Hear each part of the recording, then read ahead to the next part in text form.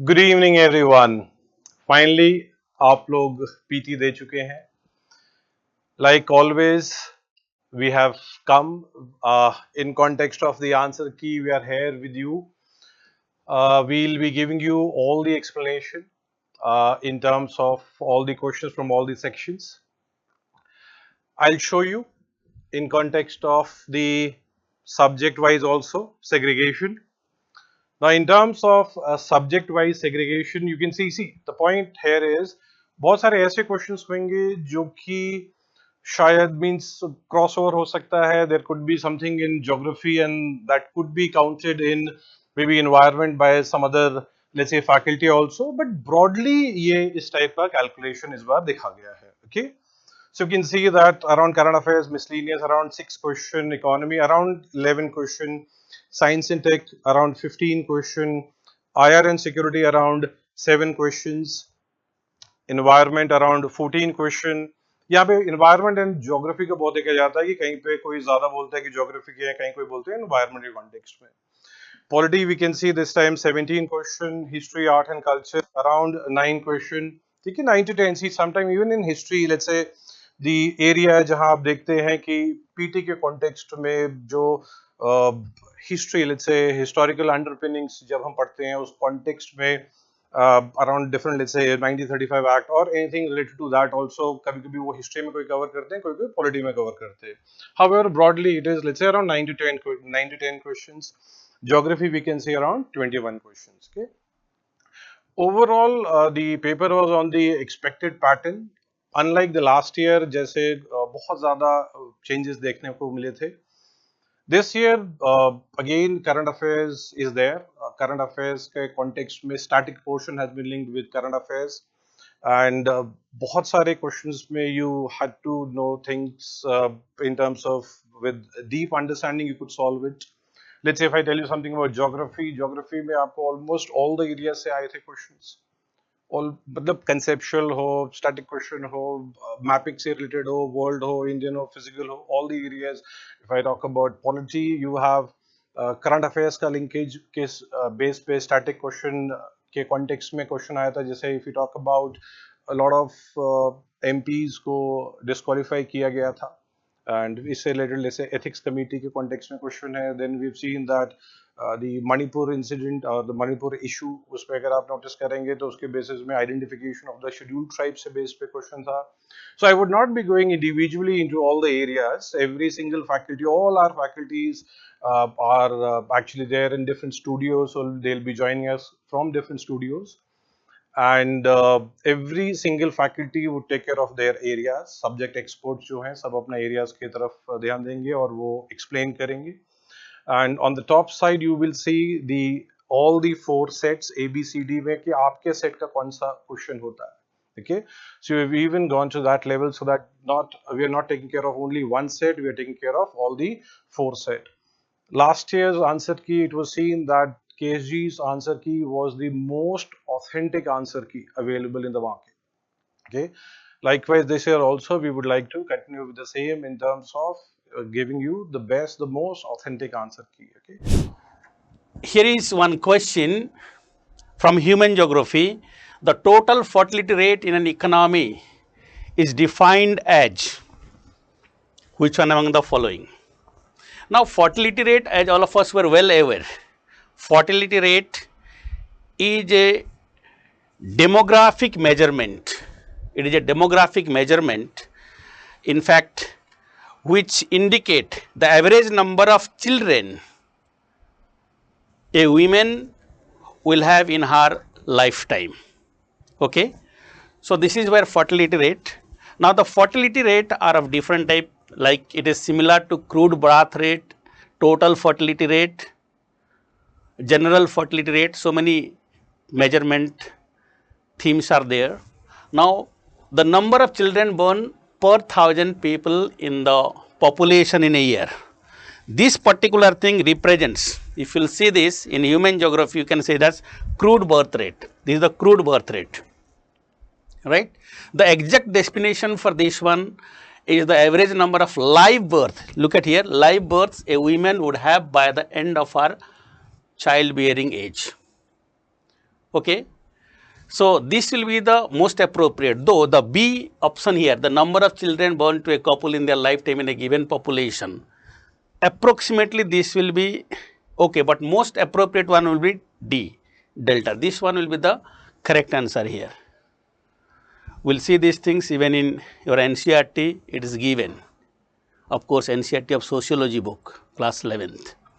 My friends, total fertility rate in an economy determines many things, which is the soul of your demographic dividend and demographic structure of a country, and country's economy depends on this. It plays a very important, very vital role. All the population policy, demographic policy is dependent on this particular theme, right? So, this is all about these questions. I hope it is clear to all of you. Now, the next question is, consider the following statements. In India, non-banking financial companies can access the liquidity adjustment facility window of the Reserve Bank of India. Now, normally, if you search on Google, you will get an article of Economic Times. There you can say that key, or you can say some of you may get confused that this statement is correct, but I'll say that this statement is wrong. Why? Because if you read that article properly, they have mentioned this thing that NBFCs, okay, NBFCs cannot take a, you can say, loan, or you can say borrowing under repo rate from RBI. Okay, so ultimately this is not, you can say the statement is wrong. And you can understand in this way also that NBFCs are of two types, deposit and non-deposit, and NBFCs comes under Companies Act. Clear? So if you can apply this logic also that they come under Companies Act, so it means Banking Regulation Act does not apply over it. So those entities on which Banking Regulation Act applies, they have to, or they can enjoy the privilege under liquidity adjustment facility. So here you have to understood this way that NBFCs are under Companies Act. So that is why statement 1 is, you can say, wrong. So if you eliminate the option, so A and C cannot be the answer. Now we are left with B and D. Okay. So if you see second, in India, foreign institutional investor can hold the government securities. Yes, they can hold. They can hold dated government securities also. They can hold, you can say, T-bills also, that is treasury bills. They can hold cash management bill, as well as they can hold, you can say, state development loans. Okay, SDL. So it means they can invest in, you can say, government securities, but they can invest up to certain limit. Clear? Although they have not asked about this thing. So this thing I also covered when I covered the topic of T-bill in my class. Okay. So there I talk about that FII, okay, can invest in government securities. Okay. So you will get the proof of the video. Okay. So second statement is correct. So automatically, without going to the third statement, you can say answer will be D only. Okay. But third statement is also correct. In India, stock exchange can offer a separate trading platform for debts. So you know about the concept of debentures, okay, which I used to cover in my class, debentures. So debentures are issued by listed companies only, and for that there is a separate portal, okay, separate portal. So ultimately this also I covered. So but in, you can say, two different topics or classes I covered. So you will get a access to the video, so you can see the proof of the video. Foreign investors, okay, but foreign investors के साथ में bracket में लिखना they can invest or they can lend up to certain limit only. Debentures are the borrowing instrument, are the borrowing instrument issued by listed companies, to raise borrowing for long term, In India, which of the following can trade in the corporate bonds and government securities? Now, no doubt, this is a topic which I used to cover in money market and capital market. Like when it comes to government securities, we talk about treasury bills, we talk about cash management bill, we talk about dated government securities, we talk about state development loans. Okay, so in the topic of treasury bills, okay, which comes under, you can say, government securities, there I mention that who are eligible to invest in government, or you can say T-bills, similarly in government securities. Okay, so if you see, banks can invest, retail investors means people like you and me, or you can say individuals can invest. Okay, similarly if you see, insurance company, pension companies, NBFC, even foreign investors can also invest. Okay, that is in corporate bond and government securities. Clear? So as a proof, I'll give you that this topic I have covered when I covered the T-bills topic in my class, that is treasury bill. Okay, so there you can see this thing, but the answer for this will be that all, that is D will be the answer, 1, 2 and 3. So you can see in the video that I have covered in under the topic of T-bills, and the same applies for corporate bonds also. So you can see the video where I talked about T-bills, okay, which is, you can say, a government security. So you can see in the video. Eligible lenders of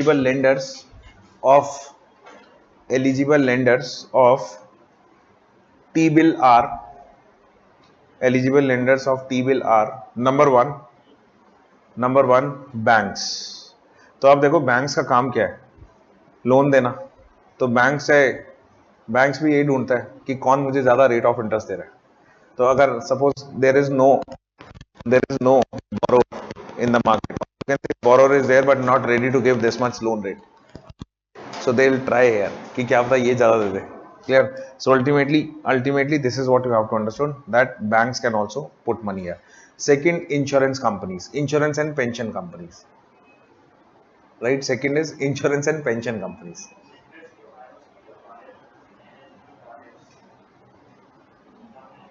buyer word इसलिए use नहीं किया ना, because they are एक तरह से इसमें अपना पैसा बोरिंग के लिए दे रहे हैं ना, लेंड कर रहे हैं ना पैसा. Okay, they are giving their money as a borrowing, तो that is why lender word is used. Buyer word is not right word to use, क्योंकि इसमें कर क्या रही है, through T bills government is taking borrowing and who are eligible they are giving borrowing. Okay, तो mechanism एक ऐसा लग रहा है आपको कि खरीद रहे हैं, बट हाँ वो खरीद रहे हैं, बट इस मैकेनिज्म के अंदर वो कर क्या रहे हैं, सरकार बोरिंग ले रही है ना शॉर्ट टर्म के लिए. ओके, और जिनके पास एक्सेस पैसा है लेंडर्स ही हो गए वो. तो this is what. Okay, so second is insurance and pension companies. तो अगर आप देखोगे इंश्योरेंस पेंशन कंपनीज के पास भी बहुत पैसा होता है. यस और no? So insurance and pension companies.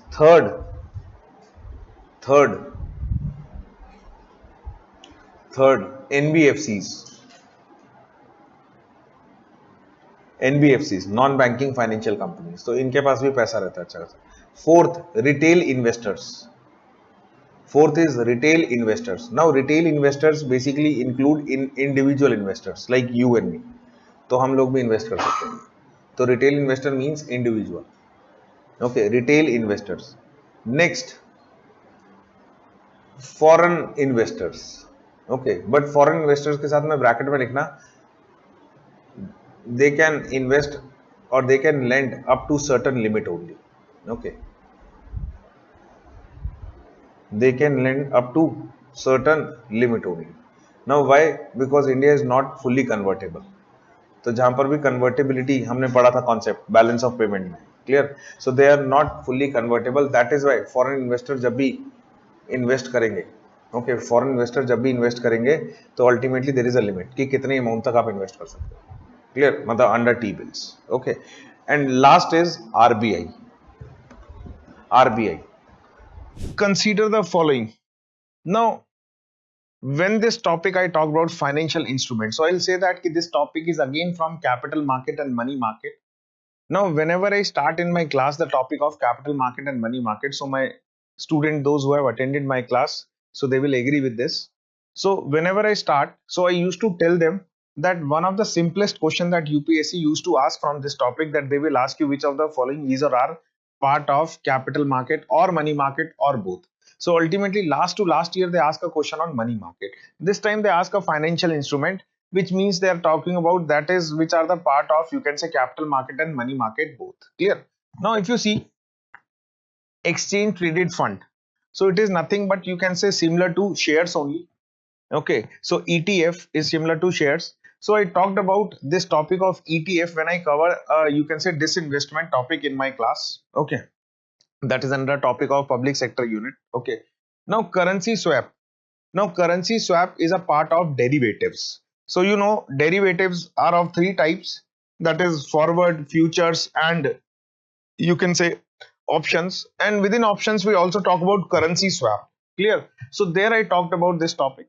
Okay, motor vehicle act or motor vehicle, sorry, motor vehicle is nothing, you can say, not regarded as financial instrument. So if you see, the answer will be D. So you can see in the video that I talk about ETF in one of my lecture. Okay, when I talk about this investment topic, that what is ETF. So ultimately whenever it comes to shares, no doubt shares are part of your, you can say, capital market. So similarly ETF, in ETF we are pooling the shares. So ultimately it is a part of capital market, and this is financial instrument. Okay, and currency swap I covered in the topic of derivatives. So you can have a proof of that this topic I covered in my class. Regulated by SEBI. ऐसे ही आपका एक और term चलती है, options का ही आगे part है, currency swap. तो कोई बता सकते हैं करेंसी स्वैप क्या होगी? खैर यूपीएससी ने अभी तक क्वेश्चन नहीं पूछा इसमें से, बट स्टिल आपको पता होना चाहिए टर्म क्या है, करेंसी स्वैप. एनीवन?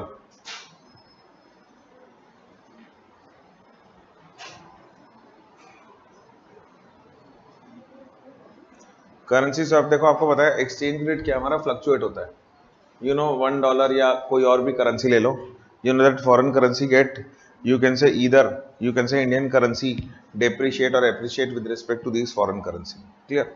अब अगर सपोज कर लो कि मेरे को नहीं पता फ्यूचर में हमारी करेंसी, मतलब इंडियन करेंसी विल एप्रिशिएट और depreciate, that I don't know, but हो सकता है कि डेप्रिशिएट भी हो जाए, हो सकता है एप्रिशिएट भी हो जाए, that depends. Clear? That depends. अब यहाँ पर अगर हम करेंसी को लेके बेट कर दें, ओके, या फिर मैं अगर आपके साथ कोई डील कर रहा हूँ, ओके, मतलब आपसे कोई एक्सपोर्ट या इंपोर्ट कर रहा हूँ, यहाँ पर हमने अगर डिसाइड कर लिया कि irrespective of what ever is the exchange rate, हम अपनी करेंसी को एक्सचेंज करेंगे इस रेट पे, उसको कहते हैं हम करेंसी स्वैप. तो अगर आज जैसे $1 ₹83 समथिंग है, क्लियर? अब हो सकता है कि फ्यूचर में और डेप्रिशिएट कर दे या एप्रिशिएट कर दे, क्लियर? बट हमने क्या किया, हमने एक एग्रीमेंट ले लिया कि हम $1 80 में ही एक्सचेंज करेंगे, clear? Irrespective of in future what ever is the exchange rate. तो जो एक्चुअल एक्सचेंज रेट होगा उसको हम कंसीडर ही नहीं कर रहे. We have our own exchange rate, okay, and this is known as currency swap. Clear? तो हम अपनी करेंसी का एक्सचेंज रेट फिक्स कर रहे हैं, this called as currency swap. Clear? तो नॉर्मली जो लोग फॉरेन करेंसी में ज़्यादा खेलते हैं, so they follow this currency swap. अब इसमें हो सकता है एक पार्टी को लॉस हो, दूसरे को प्रॉफिट हो. क्लियर? एक पार्टी को लॉस हो, दूसरे को प्रॉफिट हो. क्लियर? तो अल्टीमेटली जिसने पैसे देने हैं means the person who has to give foreign currency, और अगर फॉरेन करेंसी डेप्रिशिएट हो गई, ओके, तो मतलब इंडियन करेंसी डेप्रिशिएट हो गई, तो जिसने फॉरेन करेंसी देनी है उसको बेनिफिट होगा, ओके, और अगर एप्रिशिएट हो गई तो then he has a loss. Clear? तो करेंसी स्वैप में रिस्क भी चलता है, ओके, करेंसी स्वैप में रिस्क भी चलता है. So ultimately what government did, so in 2014-15 government came with the concept of ETF, exchange traded fund. Okay, so right. About with reference to sectors of the Indian economy, consider the following pair. This is from economic geography part. Friends, as all of us were well aware that the primary sector, secondary and tertiary sector, quaternary, quinary sector you are having. Primary sector in our economy represents all those activities, all those occupation which are associated with exploitation of the nature and the natural system, directly what depend on the nature here. So it includes mostly agriculture, animal husbandry, dairy farming or dairy, then you have fishing, mining, quarrying, etc. All these things directly associated with this. So here in this case primary sector dairy farm is correct one. This one is correct here, this option here is correct, right? And mineral exploration, it should be a primary one, mineral exploration, because directly related with the nature. So it is a wrong one here. This one is correct. Storage of agricultural produce, it should be in the tertiary one. tertiary sector, because it is storage of agricultural produce.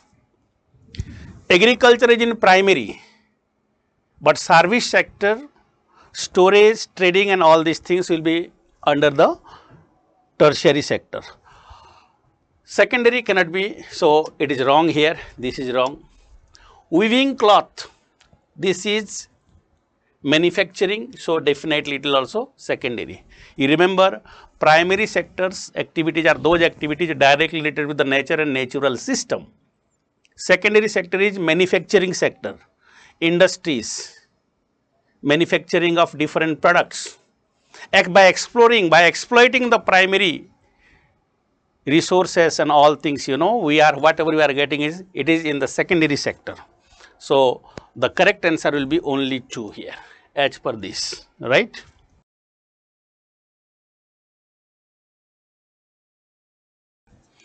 Question those UPSC has, it is the consider the following materials: agriculture residues, corn grain, wastewater treatment sludge, wood meal waste. Okay, this is the option those UPSC asked, and the actual question is which of the above can be used as a feedstock for producing the sustainable aviation fuel. Okay, so which statement right? Actually, this is the topic, it directly came from the current affairs class, even updated class, those I covered in the marathon batch. In this class, I discussed with you about what is the meaning of sustainable aviation fuel. What was the news, like current affairs updates here. In the last year, those questions directly came from the current affairs, like National Biofuel Coordination Committee has brought some targets for the blending of sustainable aviation fuel with aviation turbine fuel. What is the meaning of sustainable? Sustainable I defined with you guys earlier. It is safe for the environment and for the human health, for animals, everyone. Even neither have a problem for today, even not for the coming future. It's a meaning of sustainable. So this is the reason those fuel, as UPSC asks the question, we can use them as a sustainable aviation fuel. Okay, here many options are there, and which option we can use it. So I just told you guys, biomasses derived fuel are environmental friendly because they burn effectively, and this is the reason the emission of pollution are very, very low, and this is the reason they are considering as a sustainable. So biomasses like agriculture residues, corn grain, wastewater treatment sludge and wood mill waste. Even whenever I have taken your current affairs classes, I have given you the lot of examples. Sustainable aviation fuel, it is produced from biomass sources. That is the news in the case of SAF. In this case of SAF, there is a news guys, like many of the example we can use like cooking oil, waste animal fat, manure, sewage. Various type of organic waste include maize, food grains, waste food, waste wood, wet wood. And see the option is the last, waste mill, wood mill waste, waste, wood waste. So this option to directly you can got. But rest of the option, how you will get it, for this purpose I will help you. Agriculture residues are the lignocellulose material. Even corn grain was the news in the case of sustainable aviation fuel. In 2023, it was a part of current affairs. Wastewater treatment sludge still have a organic waste. Organic waste, lignocellulose compound, organic waste, wood meal is still organic waste. Through the help of various microbial activity, we can convert them into the biodiesel. We can convert it into bioethanol. And this bioethanol and biodiesel we can use as a biofuel. Okay, and corn still is the main source of carbohydrates that we can also convert into ethanol with the help of certain fermentation process with the help of microbial activities. And these all example we can use as for the formation of biofuel and the sources of biomasses. And this all the biofuel we can do the mixing with the normal aviation turbine fuel, and then in the sustainable manner we use it. So this is the reason in this option the correct answer should be what? So correct answer should be C here guys, because 1, 2, 3, 4 all will be correct. So kindly remember, if you people have ticked the C option, there's a maximum chances of accuracy here in this case. Fine.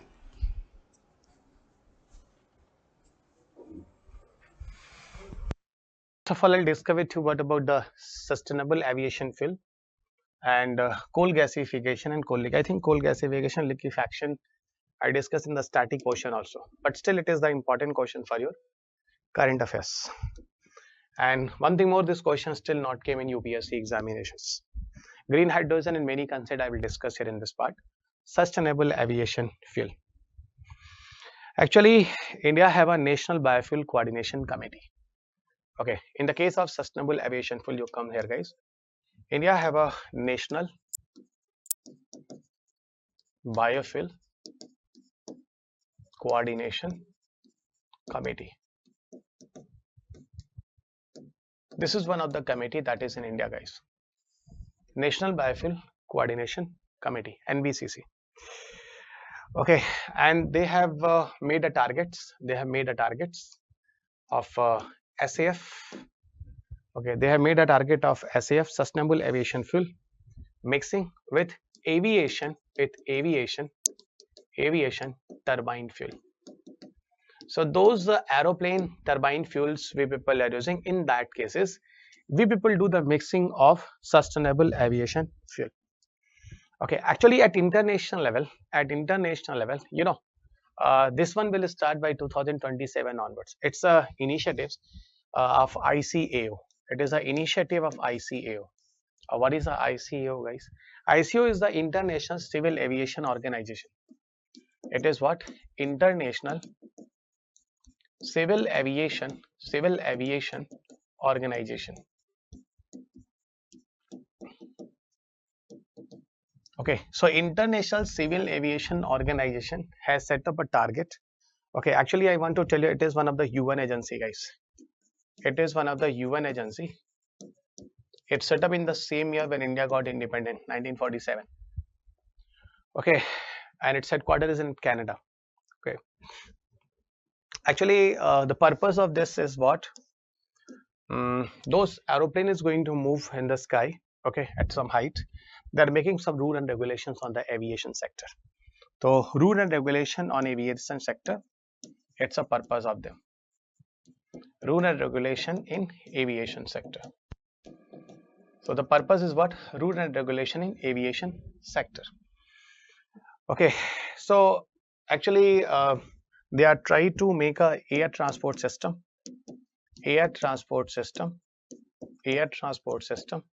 much more safe for the environment, and for that purposes this organization had make a target like okay, we will start to use this kind of mixing of fuel effective from 2027 onwards.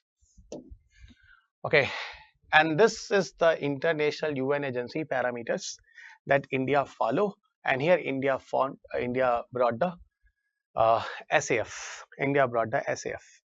And why these kind of things are very, very important, guys? Because I just want to tell you guys, when the aeroplane is going to move in the sky, guys, they also creating a lot of environmental pollutions. So in that cases, the carbon footprints and you know, this kind of problems there. So that is reason to save this. Okay, the environmental conditional to make them safe. Okay, this is the ICAO body. Okay, they are working, and India also adopted a National Biofuel Coordination Committee. Okay, they have set up it. Actually, this committee was established. This committee was established in 1960. This committee was established in 1960 under what? Under MOEF and CC. This is the main leading ministry. MOEF and CC is the main leading ministry of India. MOEF and CC. Okay, and what about the decision has been taken? I want to tell you guys. See, so what about the decision has been taken? And this decision, you just remember, guys, at international level, this kind of fuel should be a sustainable fuel. We should have to start in the aviation sector from 2027 onwards. Okay, this is according to ICAO. This is according to ICAO. But what about the India is saying under their own National Biofuel Coordination Committee? Okay, so what about the decision here? Some factual data, and see, current space, some factual data are there, and wherever concept is required, the previous discussion I will connect from there. See, the one is there, guys, like 1% mixing, 1% SAF blending, 1% SAF blending, those India will start. Okay, as a target. Okay, 1% SAF blending target 2027. Okay, but firstly it will start from initially, at international flight. Actually at international flights. Okay, international flights. And second one, 2% sustainable aviation fuel will start, okay, mixing from 2028 onwards, and initially into the international flights. Okay, into the international flights. Now the question is actually what is the sustainable aviation fuel? Those mixing that India has also made a target according to own decision, like 1% mixing of sustainable aviation fuel by 2027 onward India will start, and 2% sustainable aviation fuel blending target 2028 India will start. Sustainable aviation fuel are actually those fuel produced from biomass sources. The best part you remember, okay, they are generating from the biomass sources. Okay, sustainable aviation fuel generate from biomass sources. They generate from biomass sources. A biomass source like cooking oil, waste, manure, sewage, you know, that kind of maize, food grains, that kind of things are there. Okay, and these biomass based fuel that is going there, guys, they will be the substitutes, they will be the substitute of jet fuels. Okay, so there will be substitute of jet fuels, those will generate here from the food grains, rice, food grains, rice. I think you know very well, I'm telling you biofuel here, biomass. Now you people know very well those biomasses fuel you people have seen. Okay, now we are planning to do the mixing into the aviation sector. Okay, in the case of aviation sector. Definitely you will ask me what about the benefit of it. Okay, what about the benefit of it? The benefit of it, biofuel, you know, they are environmental benefits, but sustainable in the nature.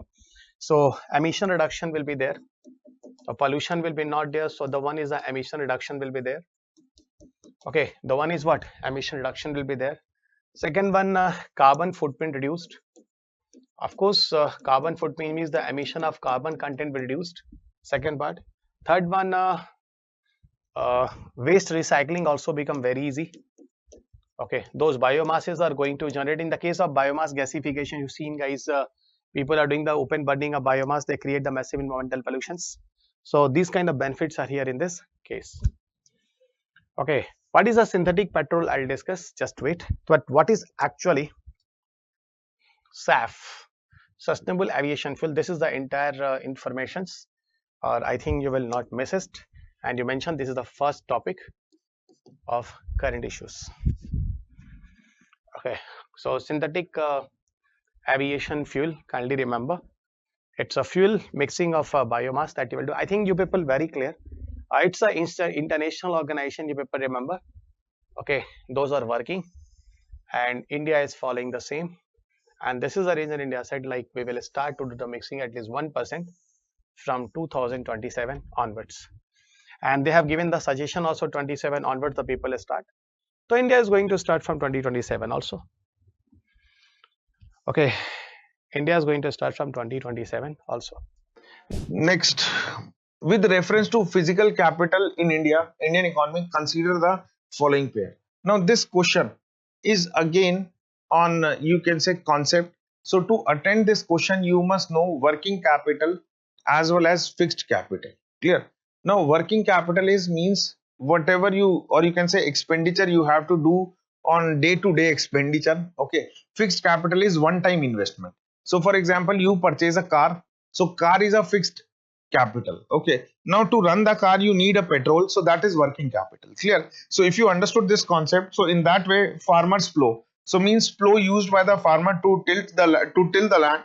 Okay, that is soil tilling. So ultimately for soil tilling, that whatever equipments you need, that is a one-time investment. Okay, so it cannot be a working capital. Clear? So it means first is wrong. Okay, computer, yes, computer is a fixed capital, so this is correct.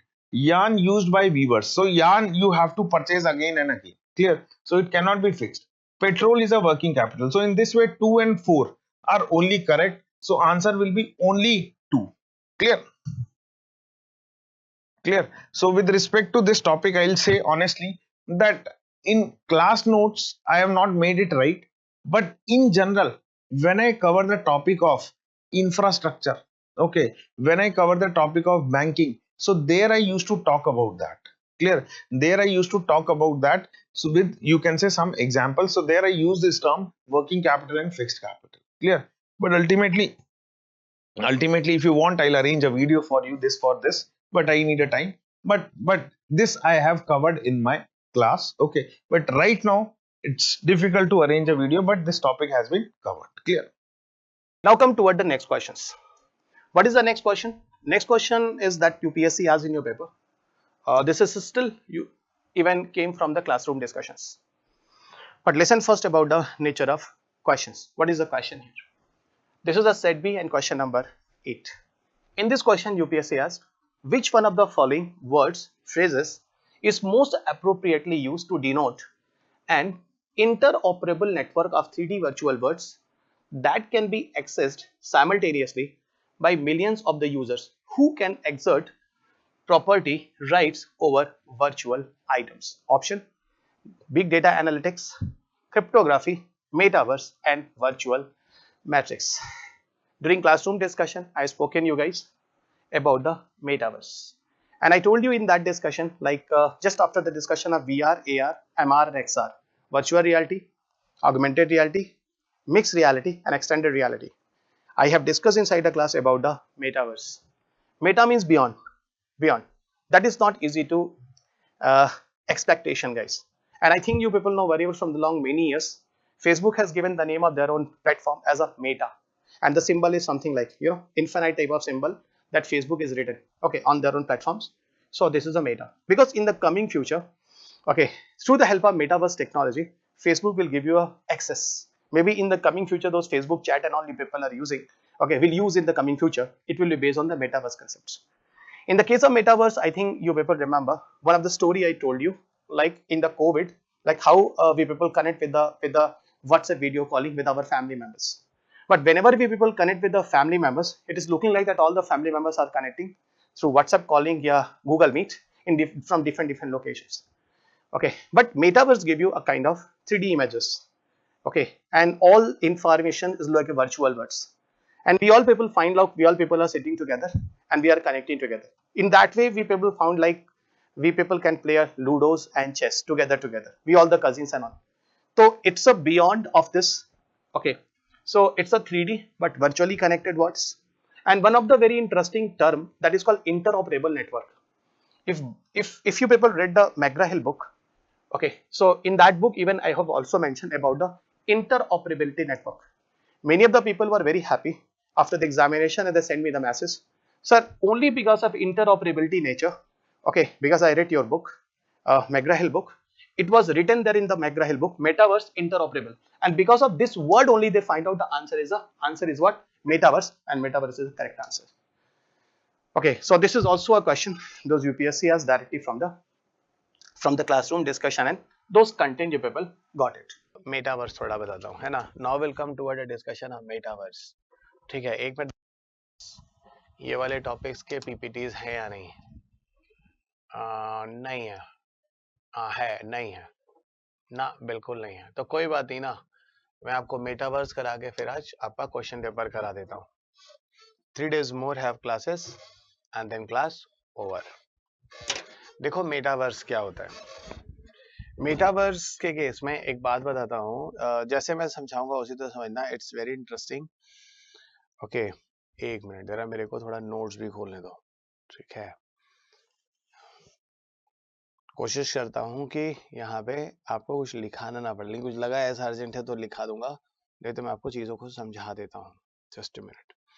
I think most of you people no very well. हाँ sir, असल में पिछले कई सालों से है ना, जो फेसबुक है वो अपना नाम मेटा लिखता है, ओनर ऑफ मेटा. आप समझ गए मैं क्या कह रहा हूँ? वो कई सालों से अपना नाम जो है वो मेटा लिखता है. मेटा में जो टर्म है वो मेटावर्स का ही मेटा है, और कमिंग फ्यूचर में ऐसा कहते हैं कि मेटावर्स के कंसेप्ट पर ही, ओके, मेटावर्स के कंसेप्ट पर ही नई टेक्नोलॉजी होगी, या कह लो फेसबुक होगा जो हम लोग एक्सेस कर रहे होंगे बाय 2027 और 28. ओके, अच्छा, you tell me guys, generally जब हम इंटरनेट वगैरह यूज करते हैं ठीक है, नहीं, you just start concepts with the help of Covid वाला एग्जांपल लेता हूँ. अच्छा, you guys no very well, इस फनी एग्जांपल बनाकर I am simplifying the concept of the metaverse. जरा समझना. अच्छा, एक बात बताओ, जब हम लोग का जैसे you people have a some WhatsApp group, तो हम लोग के फैमिली का भी व्हाट्सएप ग्रुप होता है ना. मेरा तो होता है. जैसे हम जो है, हम लोग के अपने कजिन वजिन जो है ना, सारे के सारे, उनका अपना एक ग्रुप है. और एक ग्रुप है व्हाट्सएप है जहाँ पे सिर्फ कजिन्स ही नहीं है, उसके अलावा गार्जियन वार्जियन पेरेंट्स भी जुड़े हैं. ठीक है, उस वाले में थोड़ा हम लोग डिसिप्लिन में रहते हैं. और जो है ना, हमारा अपना पर्सनल वाला ग्रुप है, उसमें हम लोग जरा खुराफात अपने वाले अपने नेचर पे रहते हैं. ठीक है, अब सपोज गाइस है ना, कोविड में we all cousin has been decided कि we all people will connect together. ठीक है, जुड़ जाओ. तो जब कनेक्ट टुगेदर वाला केस है, उसमें दिक्कत क्या है? दिक्कत कुछ नहीं है. उसमें हम लोग अपने अपने मूड में रहते हैं, अपना है ना, अपना फनी, अपना बचपन वाला सब बदमाशी, we people discuss and share it. I think आप समझ गए मैं कहना क्या चाह रहा हूँ. ठीक है, अब suppose we people have taken a decision कि in the night around 8 o'clock हम सब एक दूसरे के साथ जुड़ेंगे. 10 बजे रात में एक दूसरे के साथ जुड़ेंगे.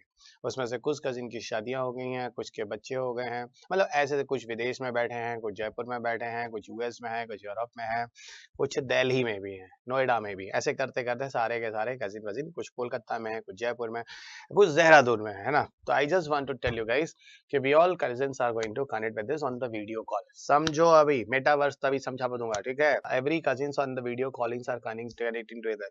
तब तक चला मेरे कजिन जो बाथरूम गया हुआ है, तब तक पता चला कि हमारे ताऊ जी ने भी phone. Oh my God. Okay, sorry, oh my god, I told you because he is very irritating in my family group. तो वो कभी भी रहते हैं तो बस कहीं भी हो तो डांटते रहते हैं ना. अब जैसे वन ऑफ माय फ्रेंड्स ने अपने वो रिबन उबन बांध रखा है, ऐसे नहीं, एक होता है आजकल लड़के उड़ के बांधते हैं ना, वो बांध रखा है, उसको डांट रहे, ओए लड़की बन के घूम रहा है, मतलब है भाई, है ना. हमने सोचा थोड़ा सा दाढ़ी बड़ी मेरी बड़ी थी, है ना, बाल बाल कोविड में बड़े हो गए थे, तो बोले राक्षस की तरह थी, मतलब सबको डांटते ही रहते हैं ना.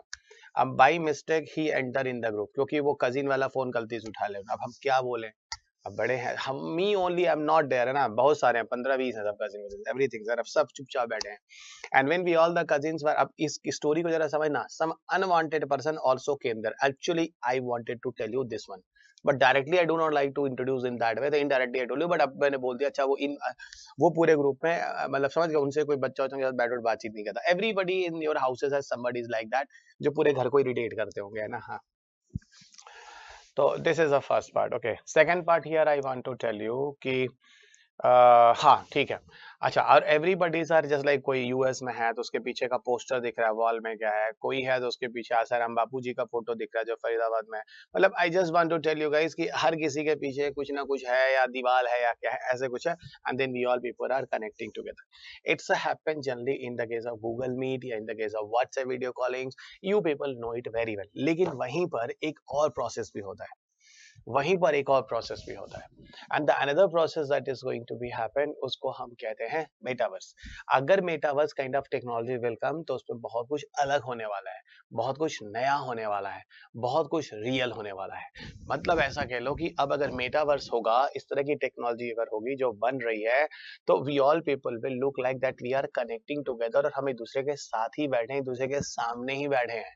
और ऐसा नहीं कि पीछे दीवार है. अरे जब सामने बैठे हो तो पीछे दीवार कहाँ दिखेगा, ये तो दिखेगा तुम ही हो ना. और इस कमरे के अंदर का सारा इमेजेस है ना, तो it is looking like that we all people are sitting together and more real. और यहाँ तक कि बच्चा हो सकता है साथ बैठ के 4 भाई बहन ना, अपना हम लोग रात को 2 बजे लूडो खेले.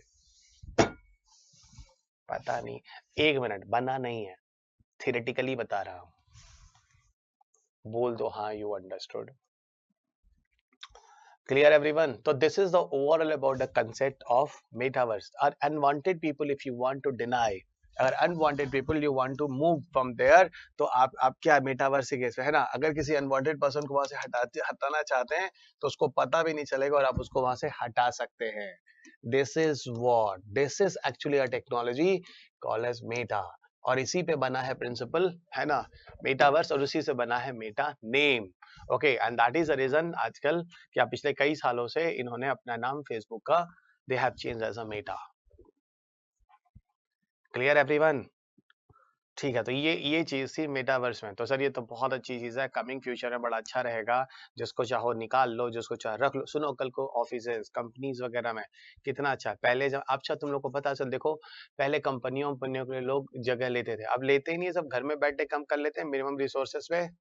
और सही है, इसीलिए अब जो मॉल वाला नई नई चीजें बन रही है ना, खत्म है ये सब, कैरियर खत्म है, सब ऑनलाइन मंगा लेते हैं और ऑफिसेज घर में बैठ के करते हैं, इनका कोई कैरियर नहीं है, कोई कैरियर नहीं है। अभी हमको बोले एक लोग एक दुकान ले लो, काहे ले ले भाई, दुकान तो बकवास है, काहे ले लें दुकान। यू अंडरस्टूड और नॉट? ओके, कुछ नहीं चलना वलना, समय के साथ साथ और कम होना है ये। Did you understand? So I know very well what is the future, तो why I will waste my money and all. Yes sir, all clear, understood metaverse sir, yes sir, clear sir, yes sir, clear, Komal understood sir, yes sir, बाकी लोग करण ने नाम लिख दिया, बहुत बढ़िया है ना, मानसिका बहुत बढ़िया, ओके बहुत बढ़िया। तो metaverse is what here, but you people will not being connect really, आप अलग अलग जगह पे हैं, आप कनेक्ट होंगे वर्चुअल इन्वायरमेंट में। ओके, एक लाइन में चाहो तो लिख लो, मैं लिखा लेता हूं। Metaverse is a network, metaverse is a network, is always, metaverse is a network of always on virtual environments।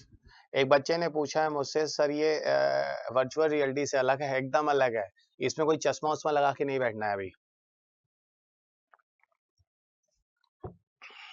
Okay रुको अभी, ठीक है, इधर आओ, पहले लिखो। The metaverse is a network of always on virtual environments in which, always on virtual environments in which many people can interact, in which many people can interact with one another, many people can interact with one another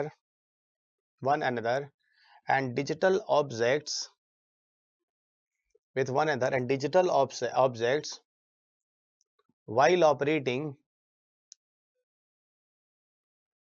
and digital objects while operating virtual representations of virtual representations, while operating virtual representations are avatars, virtual representation are avatars, avatars, avatars of themselves, of themselves।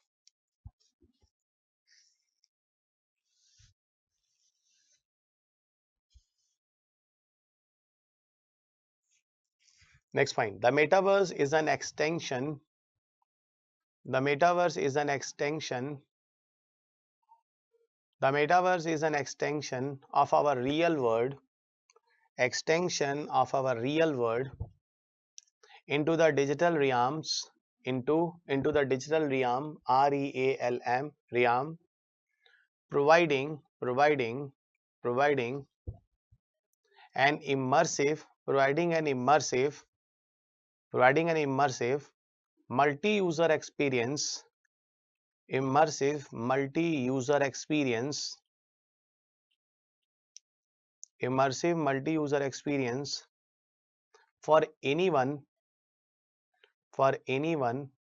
accessing, for anyone accessing it around the globe।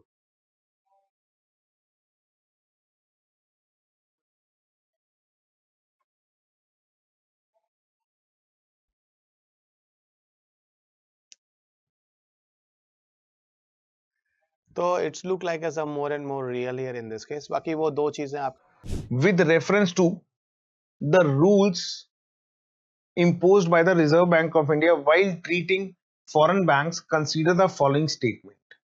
Now, if you see foreign banks in India, they are part of scheduled commercial banks. Okay, and all the scheduled commercial banks need to have at least some minimum paid up capital. Okay, so this you can see that I have this with respect to first statement I covered in my class. Okay, so there they are saying that there is no minimum capital requirement. Yes, you need a capital requirement. Clear? So if you go by this, so you can say first statement is wrong. Okay, so automatically if you see that one, you can say A and C cannot be the option. Okay, now we have to see for wholly owned bank subsidiaries in India, at least 50% of the board members should be Indian nationals. Now, here I would like to say that if you have attended my classes, so I have covered this point particularly with respect to small finance bank. Okay, so when I covered small finance bank, so there I talked about that FDI is allowed. Okay, FDI is allowed up to 74% in small finance bank. Okay, the same you can say is applicable for your foreign scheduled commercial banks, but their FDI limit is not 74%, it is more. Okay, now what you have to remember here, that they are saying at least 50% of the board members. So yes, you can say minimum 50% of the board members. Clear? So if you see, B will be the answer of this question. Clear? So you can see in the video that I have talked about the statement number 1. The minimum paid up capital needed for scheduled commercial banks. So it is minimum I am talking about. Minimum paid up capital needed for scheduled commercial bank is rupees 5 lakh. That one question is on CSR, corporate social responsibility. Now if you see, with reference to the CSR rules in India, consider the following statements. So you know that CSR is a part of Indian Company Act. Now you can say it was introduced in 2013. So the first question says that CSR rules specify that expenditure that benefits the company directly or its employee will not be considered as CSR activities. So ultimately under CSR, money has to be spent on environmental projects, or you can say social sector projects. Clear? So if you are using for the company's employees or on company, that is not a part of CSR. So this statement, if you see, says that will not be considered as CSR activity. Yes. Now I can give you a link with current affair also, like in the COVID time period.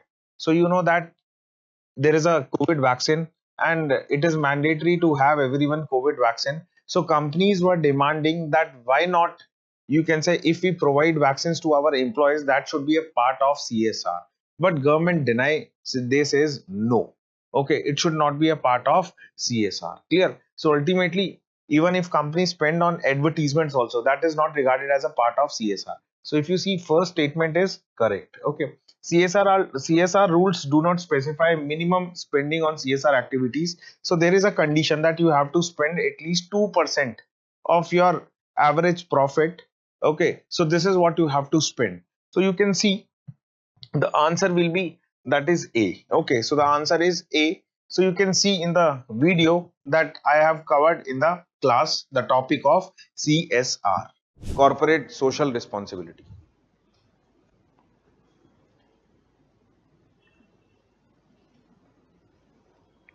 Okay, so right in under CSR,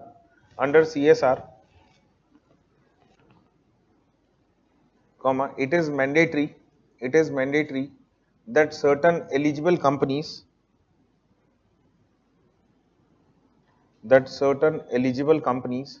must invest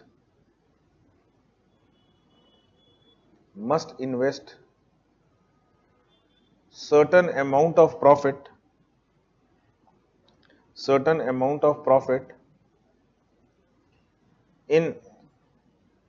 in some particular sectors, in some particular sectors. Clear?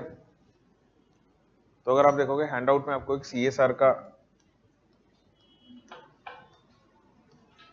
Definition दिया हुआ है मैंने. अब देखो यहाँ पर what I have made you write, eligible companies. So first of all, basically what is the role of CSR? CSR says that now some companies have to take social responsibility. That is why corporate social responsibility. Some companies have to take what? Social responsibility. And social responsibility in terms of what? That in some areas like you can say poverty, environment, hunger, etc. Clear? So some list is given to you. So अगर आप देखोगे, first of all companies does not have to go for CSR. So it is only few companies. Okay, वो कौन सी companies होंगी जिनका या तो turnover, okay, annual turnover is 1000 crore, okay, net worth, okay, is 500 crore or profit. So if any one of this condition is there, it means that company has to go for CSR or, so I'm using a word or, okay, anyone, okay, anyone. तो अगर आप ये देखोगे, if we talk about, you can say MSME, okay, MSME, हो सकता है कि उनका प्रॉफिट हो 5 करोड़, 5 करोड़, ओके, तो हमने देखा 1 करोड़ इन्वेस्टमेंट, 10 करोड़, 10 करोड़ टर्नओवर, तो अल्टीमेटली माइक्रो तो होगी नहीं, स्मॉल भी नहीं हो सकती, क्लियर, स्मॉल भी नहीं हो सकती, जिनका टर्नओवर ही अगर 10 करोड़ है तो उसका अगर 10% भी बचा रही है तो मतलब 1 करोड़ के अराउंड ही बचा पा रहा है, क्लियर, स्मॉल भी नहीं हो सकता, मीडियम हो सकती है, क्लियर, मीडियम या उससे बड़ी, okay, so ultimately either your turnover is 1000 crore. Turnover means, already I told you that whatever sales you are doing, net worth is means when you sell the company, so there is some market capitalization of the company, that is net worth, okay, जो change होती रहती है आपके turnover के हिसाब से. If you are performing more or good, your net worth will increase, if not then it will fall, okay, and this is your profit. Now you know profit, so any one of these three conditions are there, any one, so you have to go for CSR, you have to go for CSR, number one. Number two, now how much amount you have to spend, okay, so whatever is your profit in last 3 years, okay, you have to take an average of that, okay, so whatever is your profit in last 3 years, you have to take average of that, and whatever value comes, 2% of that minimum, at least 2% or more, तो 2% तो आपको spend करना ही करना है, वो भी आपके handout में दिया है, and where you have to spend it, okay, so there are some areas like education, gender equality, women empowerment, so you can say all social sector, environment and all those things, clear, so this is about, you can say, CSR, clear, तो ये factual information है, okay, अब right, in 2018 in 2018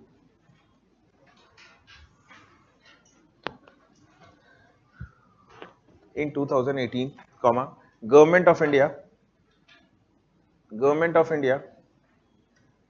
appointed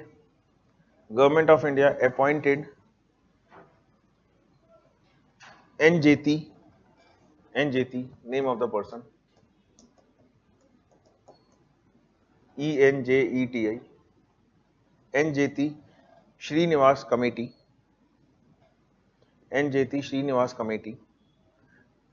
to review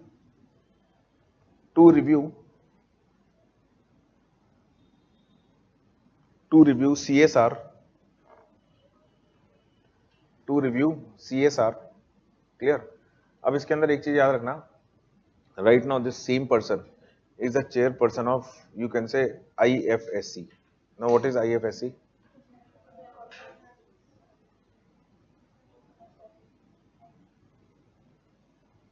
International, IFSC, yes, in Gift City we talk about International Financial Service Center, okay, so I told you that this is the core of Gift City, भूल गए ना,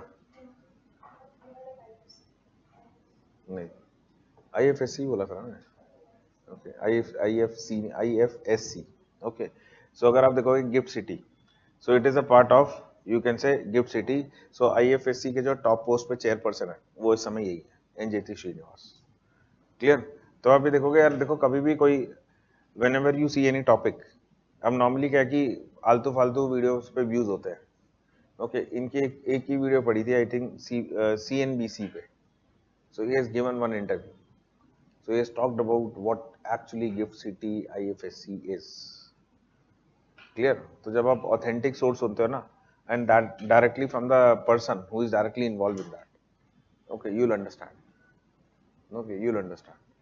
clear, तो ये चीज important है कि आप credible source को सुनो, okay, non credible source को सुनोगे, उनका क्या यार, उनको तो आधी information देगी, yes or no, तो हाफ इंफॉर्मेशन में मत जाओ, इनको सुनोगे तो देन यू विल अंडरस्टैंड, आपको जो इंफ्रास्ट्रक्चर में मैंने बताया था पूरा, तो अगर आप वो भी क्रेडिबल सोर्स सुनोगे, Nitin Gadkari, so that is a credible source, because he is the one who is doing for infrastructure ना, okay, so whatever we talk about in investment models, BOT and all those things, तो अब देखो कुछ दिन पहले news में भी आया था कि they are now promoting, so in that time I told you that we are using HA model and EPC model normally, okay अब जैसे कोल गैसिफिकेशन का भी प्रोजेक्ट आ रहा है.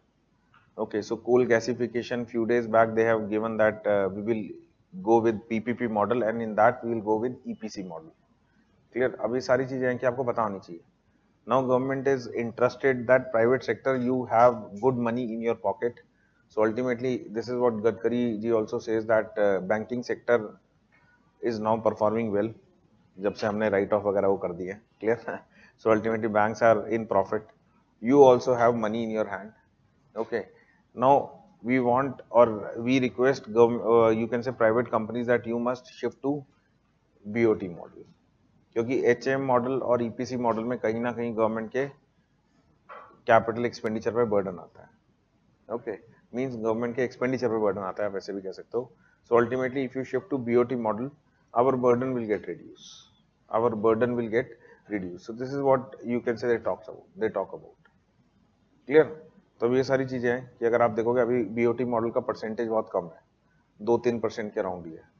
क्लियर? जितने भी हमारे इंफ्रास्ट्रक्चर प्रोजेक्ट बने हैं in last so many years that is very less. So we want to shift this situation. तो अब इसके ऊपर आपको काम करना है. तो अगर आप देखोगे तो गवर्नमेंट इसके ऊपर काम कर रही है, तभी तो और प्रोजेक्ट्स बनेंगे ना आपके. ये सुनो, तो this is what government is working. Next. Okay तो अगर आप देखोगे this committee has been you can say created by the government. Okay, that is in Jyoti Srinivas committee with respect to CSR. Now what he recommended, basically if you see before 2018, if any company is not able to utilize the CSR amount, then that company, you can say promoter of that company will be criminalized. Okay, or treated as a criminal. Clear? तो उस समय में companies used to raise this concern that see we are running a company, okay, and we have a lot of work to do. You want that 2%, minimum 2% of your last 3 years profit must be spent on these activities. So they said you do one thing, we will give you money, you do yourself. मेरे पास इतना time ही नहीं है ना कि मैं CSR पे काम करूंगा या फिर इस पे काम करूंगा. Yes or no? So this is the concern. So then this N.J.T. Srinivasan committee recommended that this clause of criminalizing that those who not able to spend money, that you criminalize it, it should be decriminalized. Okay, it should be decriminalized, and you can say this is one of the steps taken for ease of doing business reforms. Clear? So right. Before 2018, comma, if any company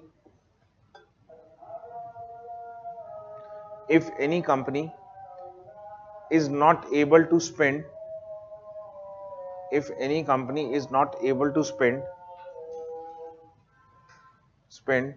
CSR amount,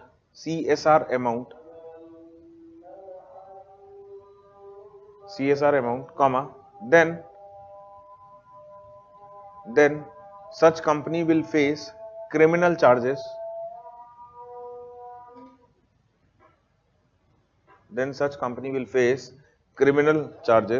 Full criminal action हो जाएगा ना.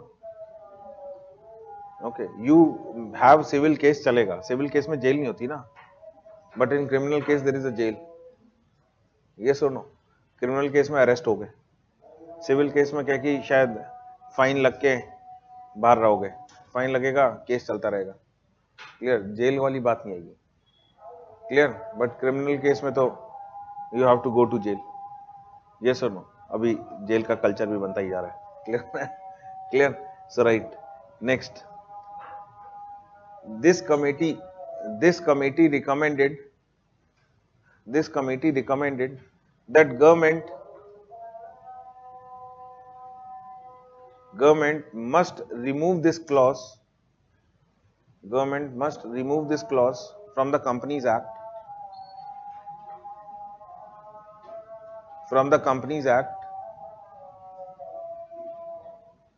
okay, and Government of India accepted this recommendation of the committee, and government accepted the recommendation of this committee. Okay. तो अब देखो कि अगर आप देखोगे GST में भी ऐसे कई सारे वो थे, there were some clause कि like if person will not or if person files a wrong GST, क्योंकि कंपनी से हो जाती है कभी कभार गलती यार.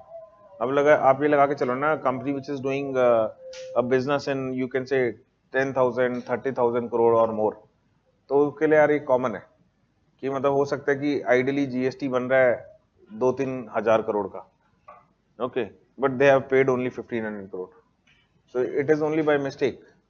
अब कंपनी ये थोड़ी बोल रही कि हम नहीं दे रहे आपको, तो उसके अंदर एक ये था कि अगर हाँ, अगर कोई कंपनी इतना जीएसटी मिस कैलकुलेशन करता है एक अमाउंट से ऊपर, okay, that should be criminal one. Okay, that should be criminal one. So this government has removed that also. तो 2017 में इंट्रोड्यूस किया था, then government realized this thing कि यार ये क्लॉज ही गलत बनाया है, ये क्लॉज ही गलत बनाया, क्योंकि कंपनीज बोलती है कि यार may be it's a part, you can से mistake on the part of CA. अब मिस्टेक तो हो सकती है ना, that can be genuine also. अब हर मिस्टेक को आप ये तो नहीं बोलोगे ना डेलिबरेटली हुई है, ये सुनो, तो सम मिस्टेक्स आर जेन्युइन, ये सर. तो अल्टीमेटली उस चीज को देखते हुए वी रिमूव्ड इट.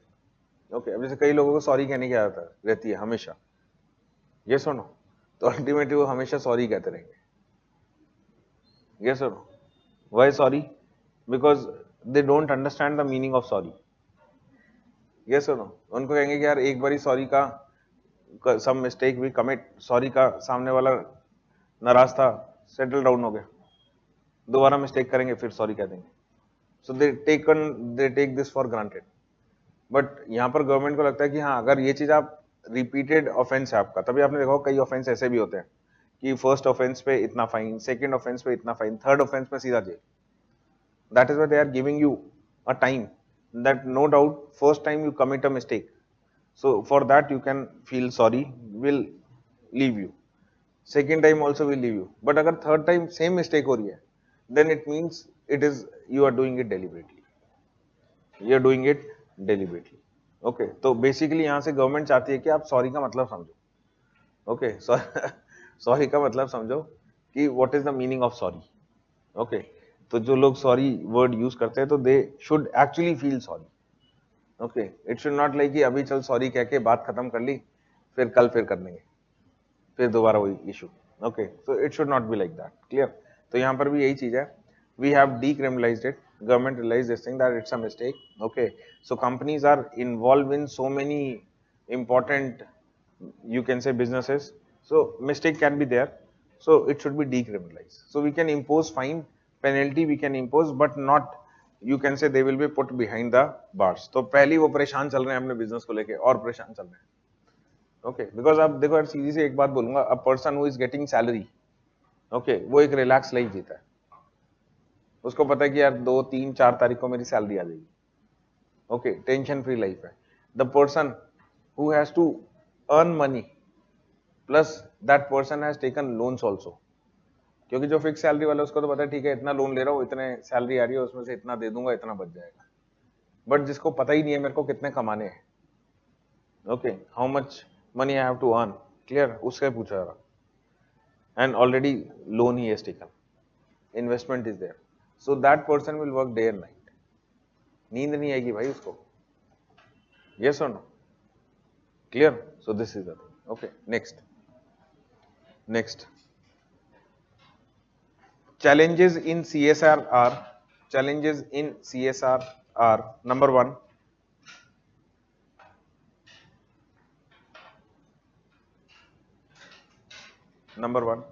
अगर आप देखोगे अब क्या करती है most of the company, okay, they use to, you can say, delay in spending the CSR amount. Okay, so right, number 1, most of the companies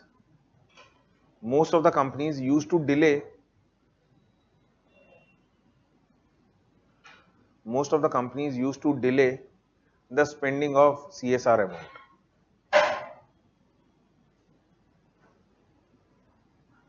Number 2, second concern क्या है? Delay the CSR amount. Second concern क्या है? If you see the second concern, like when we talk about CSR, okay, when we talk about CSR, so some companies what they used to do, they, although in actual CSR is meant for, you can say, upliftment of social sector, social as well as environmental sector. Now come toward the next question, and next question is very interesting, and it's a miscellaneous type. with reference to radioisotopes, thermoelectric generators. So radioisotopes, thermoelectric generators. Consider the following statement. Okay, actually this topic is connecting with the nuclear energy and space technology. Okay, it is a kind of interdisciplinary nature of questions. Even I discussed inside the class regarding the certain space mission like Voyager, okay, like Changi 4. And I spoken there inside the class, guys, there are few missions even sent with the help of nuclear energy, because these are so much far based distances and it is not easy to carry with the help of conventional fuels those people use into the launch vehicles. Okay, but here I want to tell you guys, just for the small level of power generation if you want inside the satellites. So for that purposes, guys, RTGS is the best technology. Yeah, it's a technology that is developed where we people utilize radioactive elements, their own isotopes, as a source of energy. Okay, now listen, what is the examples? I just want to tell you guys, if you people are going to send any of the mission in the space, okay, and from the space, guys, it is going to send certain signals. So from space to send a certain signal, and suppose this spacecraft is up to that area where there is no effect of solar radiations. Reason I discuss inside the class, like with the help of solar panel, a group of solar panel is used inside the satellites. Those solar panel is going to receive the solar radiation and charge the battery. Okay, and then with the help of this battery, you know, the signal is coming towards Earth. But the problem is there, if you people are going to send any mission where the solar radiation is not going to reach. Suppose you across the our solar system, you across the Neptune wala area, across the Pluto Kuiper belt wala area. In that area there is not a presence of the solar lights. In that area, if you want to do any experiment, so how it will work. So simple in that cases, guys, we people can utilize this kind of technology, this kind of generators. Generator means it is a place where people can generate something. Okay, and this is the thermoelectric, the temperature and electric process. But here those temperature is generating for the electricity generation. Okay, through the help of heat generation, here some radioactive isotope is used. So that is the reason the name is radioisotope thermoelectric generators. Now question is here. Okay, consider the following statement. The first statement, RTGS are miniature of fission reactor. One. Second, RTGS are used for powering the onboard system of a spacecraft. So onboard system of spacecraft, I already told you guys. Okay, onboard spacecraft, from that where you people are going to send a spacecraft, guys, from there they will send the signals. Okay, you people, it is right according to this. RTGS can use the plutonium-238 and which is byproduct of the weapons development. Of course, guys, plutonium-238 is the byproduct of the first generation. Whenever you people even listen the nuclear energy development program of India, 3-stage nuclear energy development program of India, that is developed by Homi Sahagir Bhabha. I discussed the first generation of the fuels, that is uranium. Those people use 235 and 238. This waste have a presence of plutonium-238, and this plutonium-238 we people can use here in this case of RTGS. So this is right. This is right, and this plutonium-238 is what? It is a byproduct. Yeah, it's a kind of waste of the weapons development program. About the first stage of nuclear energy development program, this waste is a plutonium. And this plutonium, we can use it as a source of energy in the RTGS system, is right. But this kind of energy is just a miniature of energy. Small level of energy is here, guys. Okay, and another one, guys. So I just want to tell you, this statement is right and this statement is right. In this case of miniature fission reactor, okay, I just want to tell you guys, actually, our nuclear energy program is based on nuclear fission. Again, I repeat, our nuclear energy development program means I'm telling you in the reference of India is based on nuclear fission. In the case of nuclear fission experiment, okay, we people are using uranium, we people are using plutonium as a nuclear fuel for the power generation. Even you can use them also for the destructive purposes, means for the atom bomb.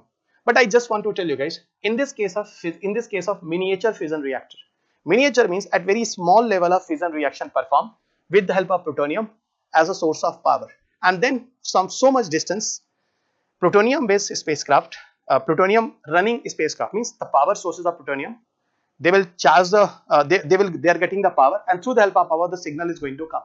Okay, but I just want to tell you guys, here have some doubts, because according to some research papers, okay, they mentioned it like those plutonium is there, okay, inside the spacecraft and all, just as a small source of energy to send a signal from so much distance. Okay, so here the answer is what? According to that generals, actually they are not involving in the fission reaction for the power generation. Okay, even plutonium involved in fission reaction, but in this case of miniature fission reactor, guys, actually they are not going to involve in the fission reaction. Okay, here they have a passive emission of radioactive elements, and in this cases of passive emissions, not active means not directly fission reaction is going to happen. They are emitting some of the radiations, and in this process, guys, during emission of radioactive elements, they are creating heat or energy, and this heat or energy is few of amount of heat or energy. Okay, and that way people use as to run the spacecraft. Okay, and this power will utilize to send a signal toward the earth. Okay, so ultimately in this case, second and third is 100% right. Okay, second and third have no doubt, but first one statement have little bit doubt. Okay, and this is the reason I told you, but still I will tell you guys, B statement, this is the B statement. B statement is second and third only. Okay, this is more accurate, but still in a small level there is a possibility one may be right. But again I'm telling you, those people have ticked the B answer, more accuracy is here. Okay, more accuracy is here. Least options is the D option is possible. Okay, so this is the statement, kindly remember. So those people have ticked the B options, so there is a maximum chances to have a correct answer. Okay, D possibilities are very least. Now one more question here. It's from general geography. After so many years we are getting this type of questions here from the universe, and it's about your different type of star, galaxy and the star. So it's about the giant star live much longer than the dwarf star.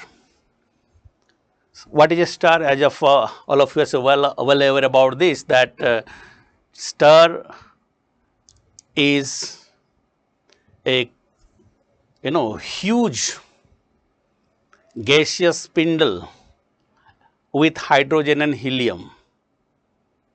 Mostly the stars, with respect to time, they changes its structure, they changes its function. In fact, a huge star, when it get explosion, there is a term known as a red shift, red giant star will develop, and the subsequently after explosion it reduces to a smaller one, and this is known as dwarf star. In case of giant star, what happened, because it is the internal part, the composition of this, in a giant star it burns fuel at a much faster rate due to the higher core temperature. At the middle part of this star we have higher temperature, that's why it burnt more hydrogen. But on the contrary, in case of a dwarf star or otherwise called as after explosion, post explosion of a giant star, this dwarf star develops, they burn fuel slowly, and due to the lower core temperature, they are more denser. Dwarf star is more denser, and it will have this dwarf star as it is more denser, it is cooler. This is giant star as you see, its temperature is more, so it will burn out quickly. So the statement number 1, giant star is much longer than the dwarf star, it is wrong. On the contrary, this one, compared to dwarf star, giant stars have greater rate of nuclear reaction because it lives long time. So this statement D is correct here. I mean, as per the statement 1 is incorrect, but statement 2 is correct. This will be the correct answer here. I hope you got it. In our PT marathon classes, I did mention about this, that from this galaxy and the universe, there is possibility of question. It is a predictive question, in fact. I hope it is clear to you. Next.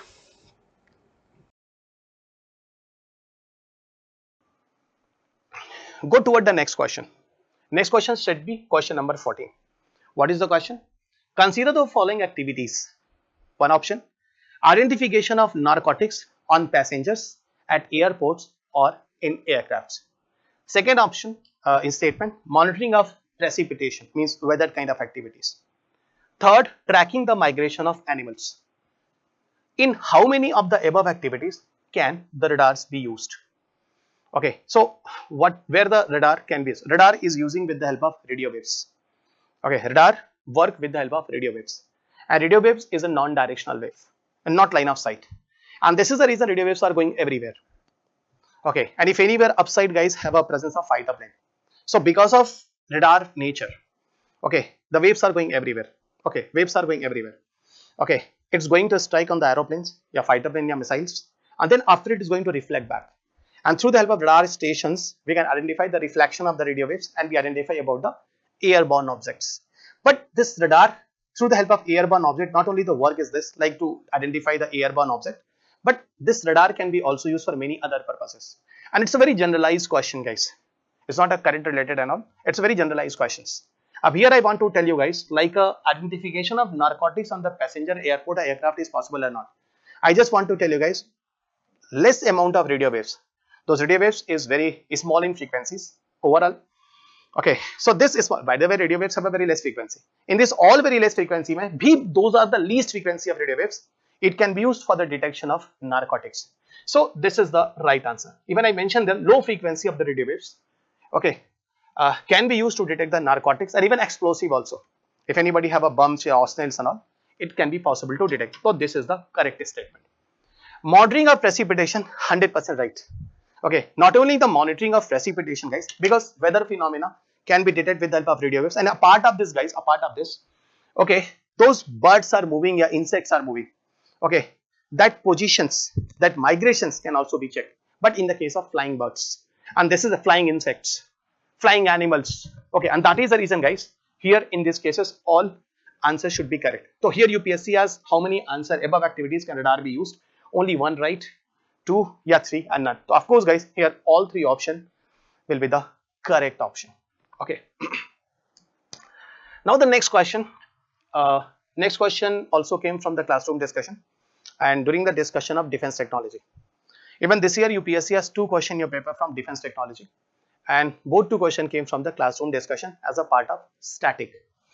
Okay, the one question those UPSC has in your paper, that is consider the following aircrafts. And UPSC asked the question about Rafale, about MiG-29 and Tejas Mk1. During classroom discussion, I discussed with you about the generation of fighter plane. Generation of fighter plane. Okay, and during the discussion of fighter plane, I discussed with you first generation, second generation, third generation, fourth generation, 4.5 generation and 5 generation fighter planes. Okay, and 5 generation fighter planes. This is a worldwide guys, this is the worldwide about the first generation, second generation, third generation, fourth generation, 4.5 generation and 5 generations. And after this discussion inside the class, I discussed with you about which fighter plane India have. Okay, in the reference of India, which kind of fighter plane we have. Okay, so here in that case, I told you guys, Rafale we have taken from other country, you know very well. Some political debates also happen earlier. But I'll tell you guys, Rafale is considered in 4 and 4.5 generations. Rafale is considered in 4, 4.5 generations. And those Tejas India have, this is the indigenous fighter planes. India itself developed. Okay, it's a kind of LCA, light combat aircraft. It is also considered as a part of 4.5 generations. So Rafale is 4.5, somewhere is called as a 4, but more accurate I told in the class 4.5. Even Tejas I also said in the class it is a 4.5. But MiG-29 is a kind of 4 generation. And then at last I told you guys, Russia, China, US, they have a 5 generation fighter plane. But still India did not have a fighter planes, 5th generation fighter planes. And here UPSC is asking you, how many of the above are considered 5th generation fighter aircrafts? Even India have all these 3. This one got other country, this one got from Russia and this one indigenous. But all are not of 5th generation fighter planes. And this is the reason guys, in many ways, you people can guess this answer very easily. And this is the question that UPSC has directly from the classroom discussion, those I have done here guys, in the static part.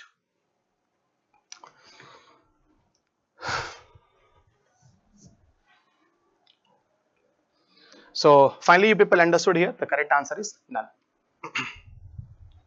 Don't go on 3rd generation, directly come on 4th generation. And Pakistan carry F-16 fighter plane, and F-16 fighter plane, F means it's a US. Okay, and that was a 4th generation fighter plane. So how interesting it is guys, the 2nd generation of fighter plane of MiG-21 destroy 4th generation of US based F-16 in the case of Abhinandan. And Abhinandan by mistake, you know what happened, his plane also crashed.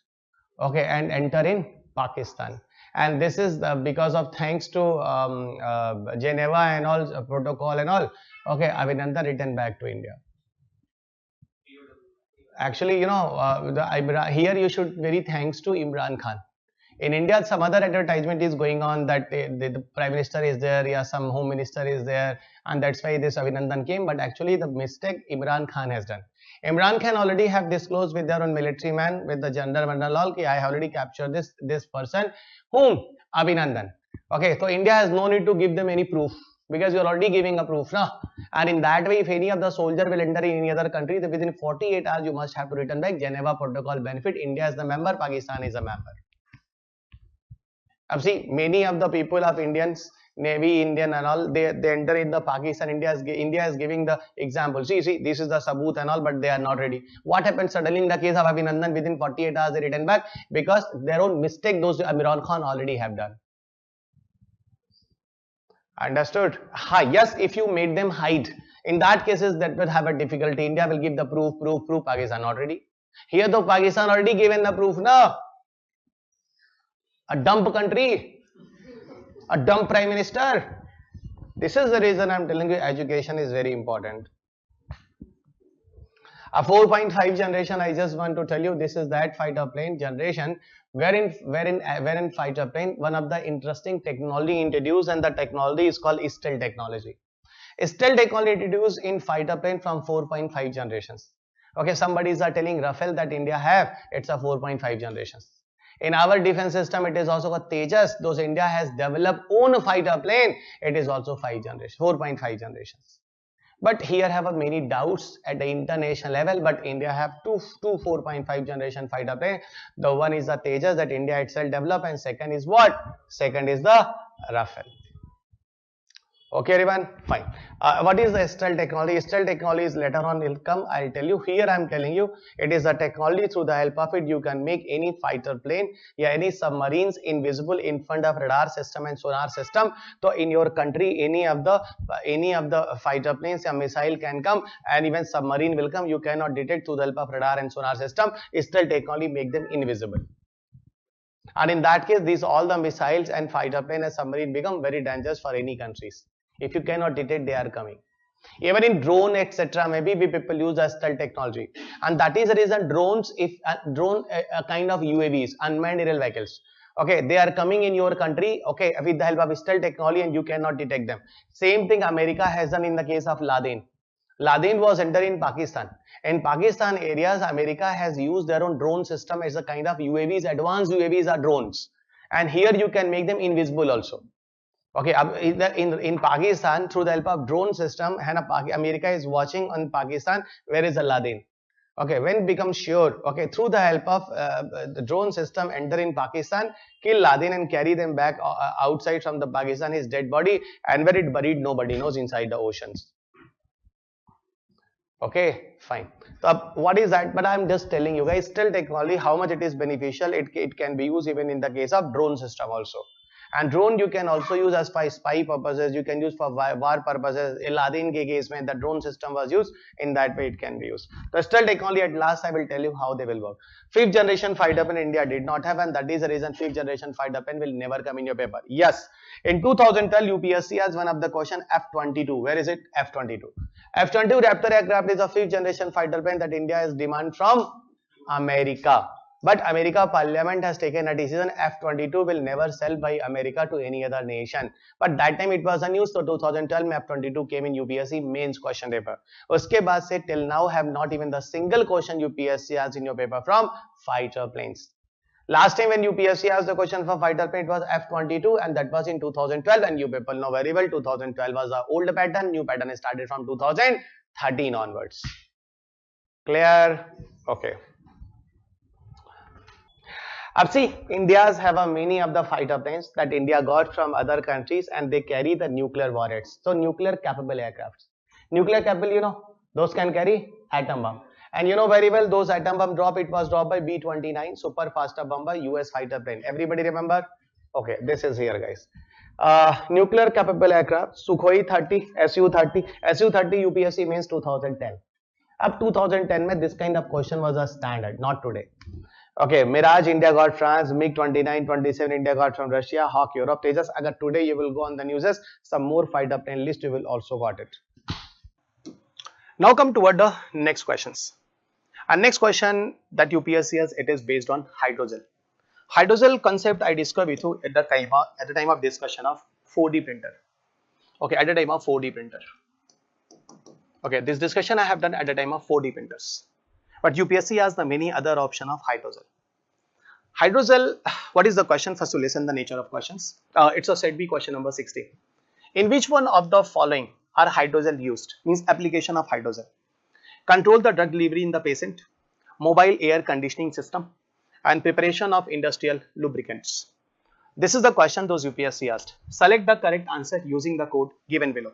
Only 1 and 2, 2 and 3, and 1, 2 and 3. Okay, 1, 2 and 3. Now hydrogel. Hydrogel is a kind of synthetic compounds. Even naturally it is also available. So there are two sources, natural sources, synthetic sources. Both are available. Hydrogel actually it's a kind of polymer materials and they are cross linked. Okay, मतलब उलझे हुए धागे समझ जाओ, बहुत है ना जुड़े हो as a polymers. Okay, there are the cross linked polymers networks and they have a nature guys, they absorb water and they swell up. This kind of property is there in the case of hydrogel. But hydrogel materials have a very specific nature, you know, whenever they will come in different atmospheric conditions, different type of weather. Yeah, I just want to tell you pressure, temperature, humidity, their structure is going to change. And further, if you keep it to the original kind of conditions, atmosphere, then again they will come in the original form. It's a nature that you will see in the case of what? In the case of hydrogel. Okay, and they're very soft in nature. And I told you guys, water retention capacity is there. They contain water. That is a property there, guys. Okay, and we people can use them. People can use them, this hydrogel, in many kind of applications. Okay, and in many field, guys, biomedical engineering, like soft robotics, environmental studies, everywhere we can use it.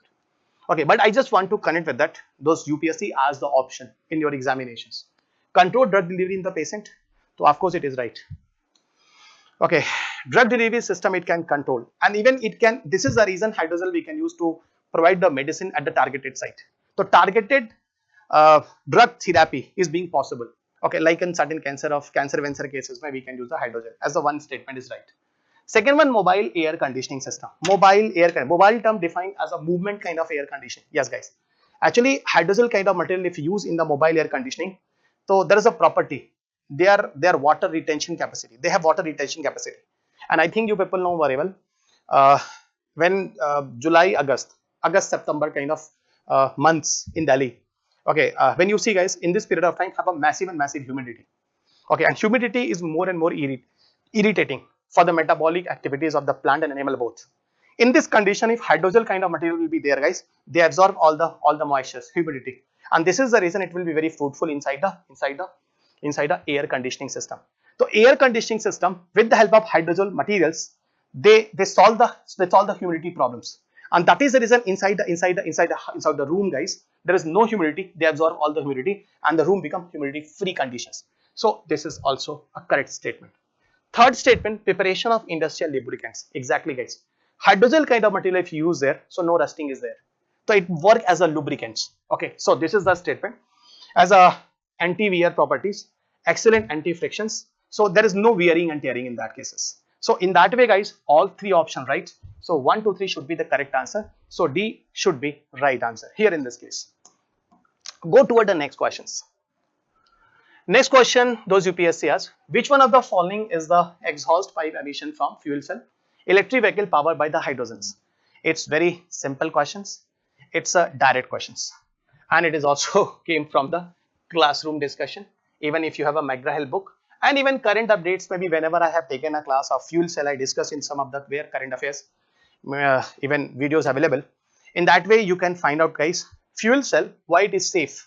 Because fuel cell, if you people use a hydrogen as a fuel, you know what is a byproduct here in these cases? Water. Okay, water and water vapor, and that is the reason, guys, it is not problem. The fuel cell, it generates heat. Okay, it generates heat.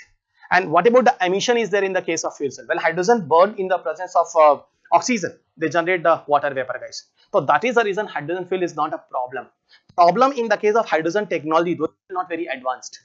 But problem in the case of when you use the hydrogen fuel is not a problem, because in that case water vapor generates, and water vapor is not the problem. Even in the case of you people guys, like you are going to take a smoke and something like it, carbon dioxide, SO2, noxious. No, this kind of problem is not there.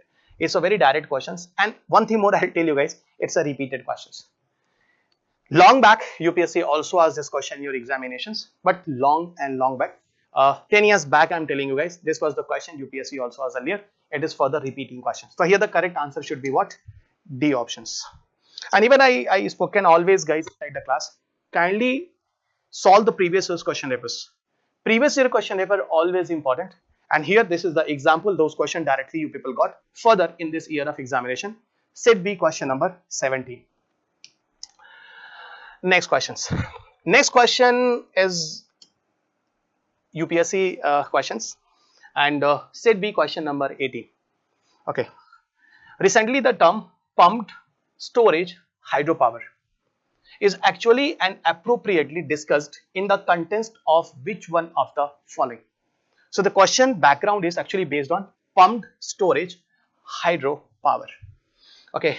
And see the option is irrigation of terraced crop fields, lift irrigation of cereal crops, long duration energy storage, and the rainwater harvesting system. It's option.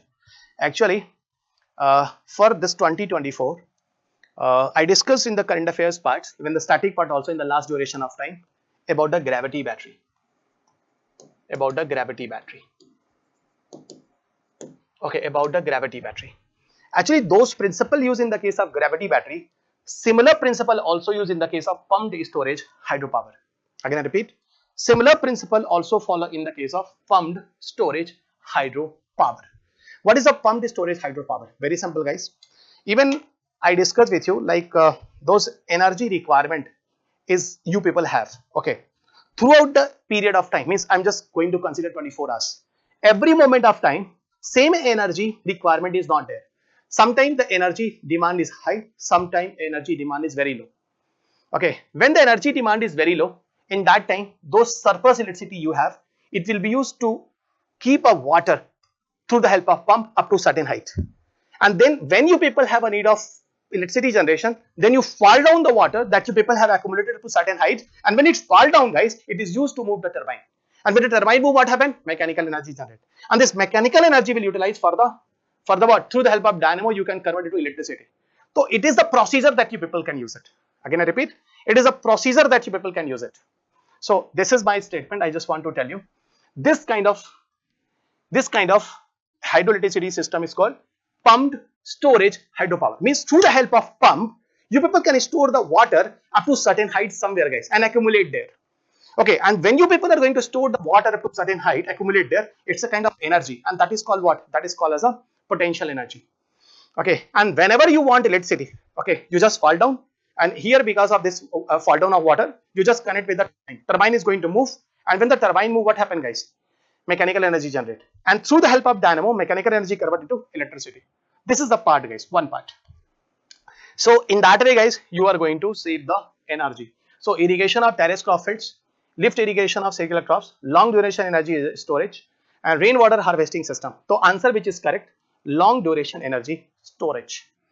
Explain here about it. The global pumped hydro capacity worldwide is more guys, and so this is the overall whatever I discussed with you, it is written here. Fine, this answer is right. It is somehow it is connecting with the gravity type of battery. But gravity battery mein EV companies, EVs, I think you people have listened my earlier classes of the current affairs. But here we are going to develop everything in the form of water storations. When the electricity is not required more, okay, through the help of this less energy requirement, those extra electricity you have, this electricity we use to pump the water up to certain height. Okay, this is here in the system. So one pumped storage hydropower, I think I explained with you, and here I just came here to discuss the answer, not like about the concepts, but little bit I just introduce. If you never listen it, so you should have to listen first. Next, membrane bioreactors are often discussed in the context of. Actually, it's a topic. Even one of my friend even work on this topic. When I have done my PhD in IIT Delhi, he has done the work in IIT Delhi in microbiology sector. And membrane bioreactors he used it, and practically I have seen it. Okay, and what is actually this? It is a mode of water purification. It's a kind of water treatment system. Okay, actually we people use certain filter here in this case. Okay, some ultra thin filters, micro filters used there to solve the water impurities. And here in these cases, guys, some bacteria, microorganism also used in this filter, and this bacteria will do the decomposition of organic waste in this filter area. Okay, and this is the reason we people are going to disintegrate the waste material, okay, and this is the concept here, guys. Membrane bioreactors are the combination of membrane processes like microfiltration and ultrafiltration. It's a different kind of filter we people use, and side by side some biological wastewater treatment process. Acha, in this cases, some biological means just like any sewage, any kind of waste is there. Okay, and organic waste is there, and here just like where this kind of waste is very common, you can see very well, guys. Municipal and industrial waste widely used for the treatments. Okay, and some bacterial activity also happen. So membrane for the filtration of water, and bio means living organism there. Living organism means microorganism, bacteria and all. Reactor means is a kind of place where we are doing the entire process. Okay, so this is the reason membrane bioreactors is the procedure is used generally, even in the case of water treatment technology. The answer should be D here in this case. With reference to the Indian economy, collateral borrowing and lending obligation are the instrument of. Now, although this term again remain in the news, CBLO, okay, CBLO, that is collateral borrowing and lending obligation. Okay, so if I go with the statements, or you can say options, stock market. So ultimately, first I'll tell you some concept, then you can say, then you will better understand. Although to be very honest, I does not use this term directly in my class. Okay, but I cover this concept in my class. In what way? Normally, I used to tell my students that there are three types of funds. Number one, your fund is investment. Number two, that is borrowing, or you can call it debt. And number three is donation. So companies used to look for, you can say, funds. So you have to clarify which type of fund you are looking for. So ultimately, in banking and capital market, money market, there are only two types of funds which we deal with, that is borrowing and investments. Now, if I talk about borrowing and investment, okay, so if you see, stock market deals with, you can say, investments. Okay, that is investments. Okay, forex market, okay, so it deals with, you can say, exchange rate. Clear? Now bond market, okay, so in bond market, you can say there is no concept of collateral. Clear? But in money market, there is a concept of collateral and lending obligation. So you study about the topic of like call money, notice money, term money, okay, you can say treasury bills, cash management bill. So there is a concept of that. Clear? Ways and means advances. So that is why answer will be C. Okay, so again, in the video proof, I have not used this term, but when I cover the topics of types of funds that are in our economy, so there I talk about these things, that banks can only give borrowing, whereas money market, okay, gives or deals only with borrowing, whereas capital market deals with both borrowing and investment. But in capital market, you read this term that they are subject to market risk. Clear? तो यहाँ पर बात हो रही है, in this question they are talking about collateral borrowing and lending obligation.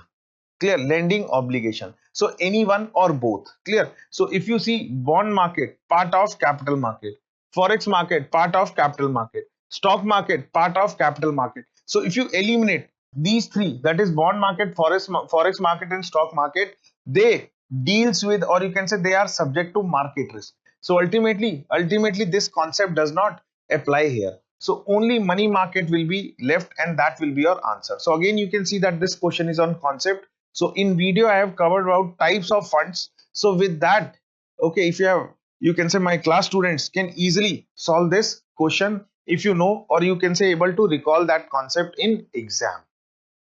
In an economy, there are three types of funds. In an economy, there are three types of funds. Number one, borrowing. Number one, borrowing, also known as, you can say, debt, or you can say loan, also known as debt or you can say loan. Number two, investment. Investment, also known as equity. And number three, donation,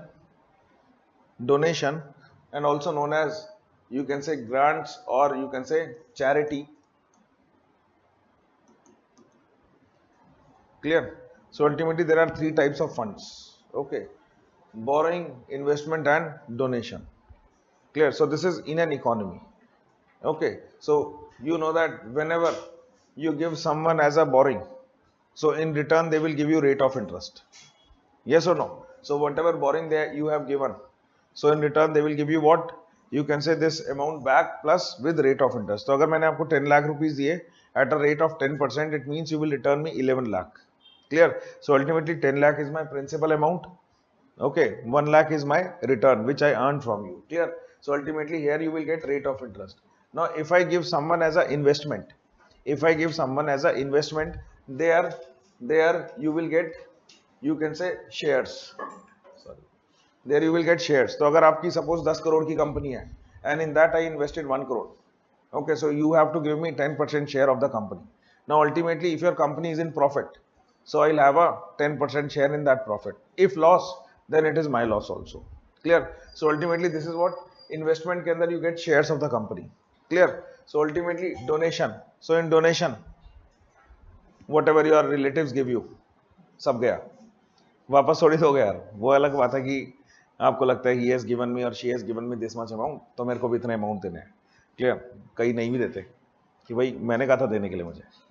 Yes. So ultimately that is called donation. So in donation, whatever money you have given, okay, it will not come. So returns तो भूल जाओ. Clear? So this is what you have to understood. So there are three types of funds in an economy. तो आपने देखा होगा sometime in newspaper the term come that this company is looking for funds. So आपका सबसे पहला सवाल यही बनता है, which funds you are looking for? Which funds you are looking for? Borrowing, investment, or donation? Clear? Because when you use only the word funds, so it is not clear कि आप किस funds की बात कर रहे हो, इसकी. Clear? So this is what. Okay, but if I talk about in the context of banking and financial market, there is no place for donation. तो कभी आप बैंक में जाके ये नहीं बोलोगे मेरे को डोनेशन चाहिए. ओके, बैंक मना कर देगा आपको कि I don't deal with this. Clear? यही आप कैपिटल मार्केट, मनी मार्केट में जाके ये नहीं बोलोगे I need a donation. So they will deny you. So they will say that we does not deal with donations. So right, in the context of banking,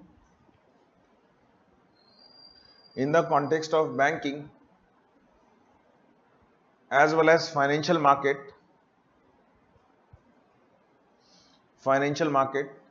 we deal only with two types of funds.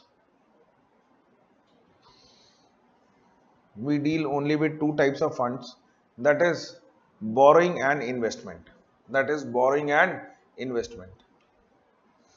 Clear? That is borrowing and investment. Clear? So ultimately there is no place for donations. There is no place for donation in this context. मैंने अब देखो इसमें क्या लिखवाया है, in economy there are three types of funds. But जब हम banking और इसकी फाइनेंशियल मार्केट की बात कर रहे हैं, so in that there is no place for donation. We deal only with this. Clear? क्योंकि जो भी इसके अंदर players हैं, means stakeholders हैं in bank and this, they are only interested in earning money. Okay, तो कहीं ना कहीं वो फ्री में काम नहीं कर रहे. Okay, they are only interested in earning money. So this is what you have to remember. Next, if I talk about banks, I'm talking only about banks. So banks can give only borrowings. तो आप कभी भी किसी भी India के bank में जाओगे, चाहे SBI में जाओ, चाहे PNB में जाओ, चाहे ICICI, HDFC, so if you ask them कि I want investment, तो भी मना कर देगा. तो banks डील करते हैं सिर्फ borrowing से.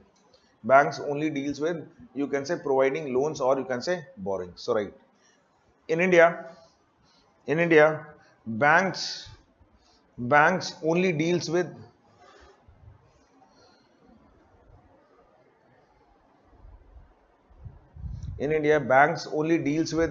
borrowing. Okay, That is they provide loans only. That is they provide loans only. Consider the following airport: Donapalli Airport, Kushinagar International Airport, Vijayawada International Airport. In the recent past, which one above have been constructed as a greenfield airport, greenfield project? Friends, there are two types of airport: greenfield and brownfield. Greenfield projects are those where in a completely new geographical area, new setup of airport, completely new places, newly constructed airport, they are greenfield airport. And among these you have this Donipolo airport. It is in fact a greenfield airport which are constructed. This airport was constructed in a new place, and this is completely greenfield. It is in Itanagar. And the Kushinagar International Airport of Uttar Pradesh is also a new one. Both are greenfield airport. On the contrary, Vijayawada International Airport is not a greenfield airport. So, the correct answer will be 1 and 2 are correct. So, this is the correct answer here. Yes friends, here is a question from climatology about the atmospheric composition and the characteristics of gases and its composition. You see here, the question is with reference to water vapor. Question is with reference to water vapor, which of the following statements are correct? It is a gas. Yes, the amount of which decreases with altitude. It is a gas which the amount of which decreases with altitude. Which one is correct? See, with increasing height, there is a decrease in temperature. And because there is decrease in temperature, the density of air also decreases significantly. And very interestingly, because of decrease in the temperature, which you call as lapse rate, because of decrease in temperature, the moisture holding capacity of the air parcel also decreases. Now, the amount of gases decreases with altitude means height, it is correct. This is correct. Definitely it is correct. But if you look at the higher latitude, like at the pole has cold air, cold and dry air. Because it is cold air, the moisture holding capacity of the air is also less. Now, percentage is maximum at the pole, it is wrong. There is less moisture in the water vapor in the air in the polar regions. So, it is a wrong statement here. So, statement 1 is correct only. So, A is the correct answer. I hope you got it. There are so many greenhouse gases whose proportion or concentration is going to change with height. And these greenhouse gases are those which are trapping, absorbing the heat, and that's why the heat absorbing capacity is going to decrease with height. जब तक कोई object या molecule heat को absorb नहीं करेगा तब तक वो गर्म नहीं हो सकता, वार्म नहीं हो सकता. और हीट को एब्जॉर्ब CO2 वाटर वेपर कर रही है किस मैनर में? कंसंट्रिक मैनर में. और इनका प्रोपोर्शन हाइट के साथ लगातार क्या हो रहा है? कम हो रहा है. और जब हाइट के साथ प्रोपोर्शन कम हो रहा है तो टेम्परेचर भी हाइट के साथ क्या होगा? कम होगा. General geography, climatology part, you see here, consider the following description, not statement, description. Annual and daily range of temperature. Annual and daily range of temperature is low. Precipitation occurs throughout the year. Precipitation varies between 50 to 250 centimeter. My friends, very interesting question, very confusing one. I know that most of you must be thinking about equatorial climate. It is fit with the equatorial climate, no doubt.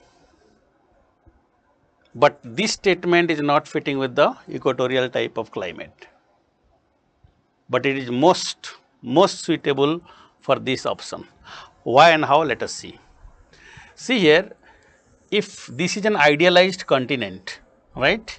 If this is an idealized continent, 0 degree, 10 degree latitude, 30 degree latitude, 45 degree, 60 degree and 90 degree latitude, right? And here you are having this different climatic type. Let us say This is the equatorial climate here. This is the equatorial climate. This is polar climate. And in between these climates, this is tropical climate. Tropical. This is warm temperate climate. I hope you are well aware about this. This will be cool temperate climate. I did discuss these things even in our preliminary classes in KSG, and we have detailed discussion about this like climatic characteristics and all. Now you look at this particular regions. This region is known as the British climate here. This region is British climate. This is the Mediterranean climate. British and Mediterranean climate. Humid subtropical climate, then marine west coast climate. Marine west coast climate is these regions. Marine west coast climate has influence of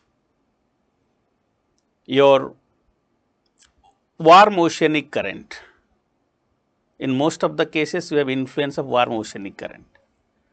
If you look at in Asiatic part, it is Kuroshio current is in the eastern part. In the western part, you are having in the western part Eurasia. What is that current? North Atlantic drift and Norwegian current. They are influencing these regions, right? In North America, you have the North Pacific drift or North Pacific current. It is striking near Alaska, known as Alaskan current. That is also warm current. So they are giving in the west coast giving more rainfall because of the influence of warm oceanic currents. So the rainfall here is comparatively more, 50 to 50 cm. Among these, if you look at, most appropriate one will be marine west coast climate. Here annual and daily range of temperature, if you see, it is there but less. As I can say from all these, equatorial climate is fit only these two, but this precipitation is not fitting. China type, it will not fit because of what? Because China type climate, summer maximum rainfall and range of temperature is there. Humid subtropical will never be, because humid subtropical area, they are like again temperature range is much high, but marine west coast climate has moderating effect, and that's the cause this will be the most appropriate answer. I hope you got it. Again I am saying, due to the influence of ocean current, warm oceanic current at the western coast, it is known as marine west coast climate. Westerly wind also is there. Westerly wind is coming from the ocean.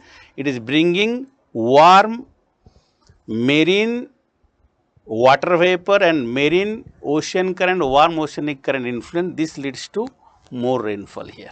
Please do remember this. With reference to Coriolis force, which of the following statement are correct? My friends, you remember Coriolis force is a false force. It is not a true force. Coriolis force, it is in fact directly proportional to the wind velocity and sign of the latitude. Wind velocity, because directly proportional to wind velocity, I said it is Coriolis force is directly proportional to wind velocity. So because of which, if the wind velocity increases, it get influence, it increases with increase in the wind velocity. And I said sign of the latitude. I mean, if there is increase in the latitude, there is increase in the velocity of, increase in the impact of Coriolis force. So it is maximum at the pole. Pole is 90 degree and absent of the equator 0 degree.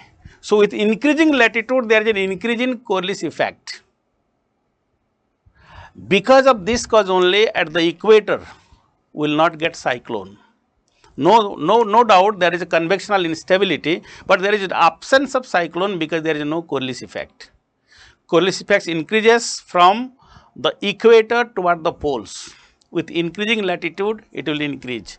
So, the answer will be correct answer. Both are correct. It is maximum at the poles and the absent. This is both are correct. This is the C. Charlie is the answer here.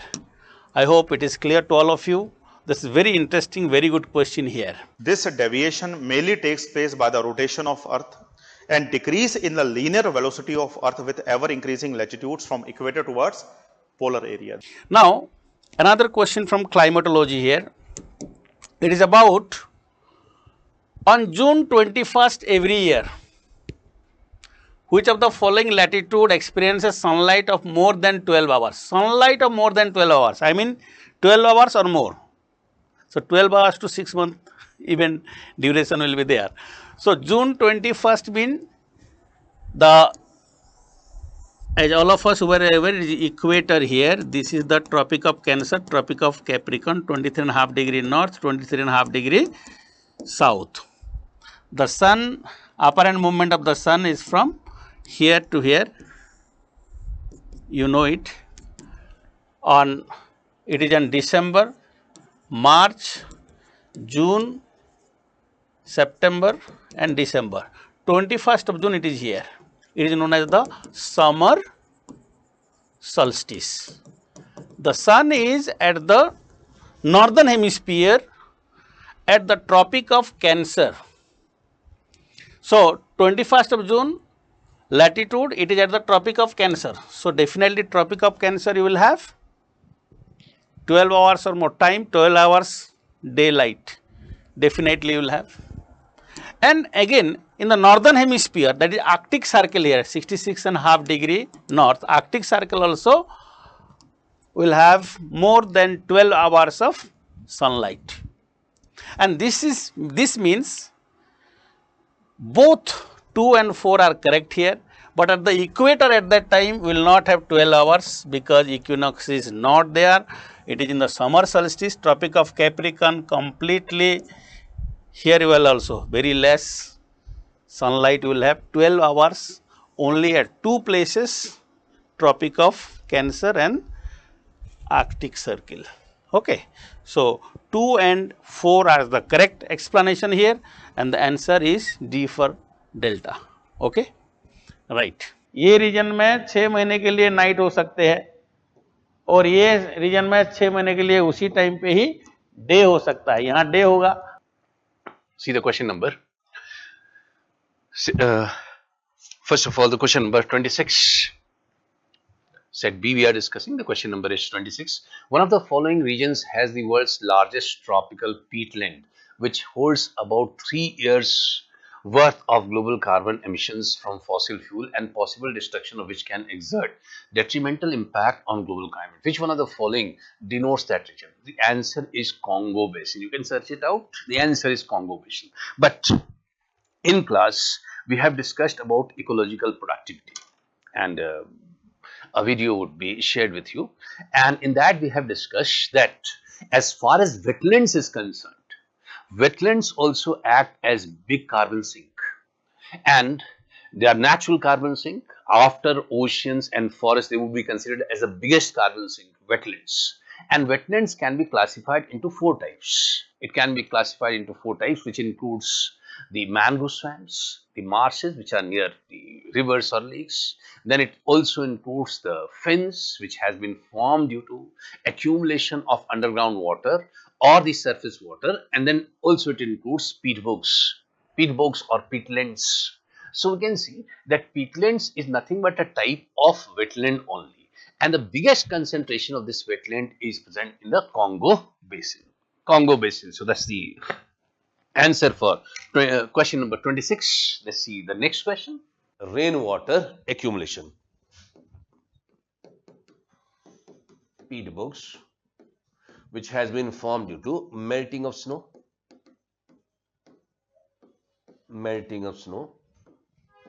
or rainwater accumulation.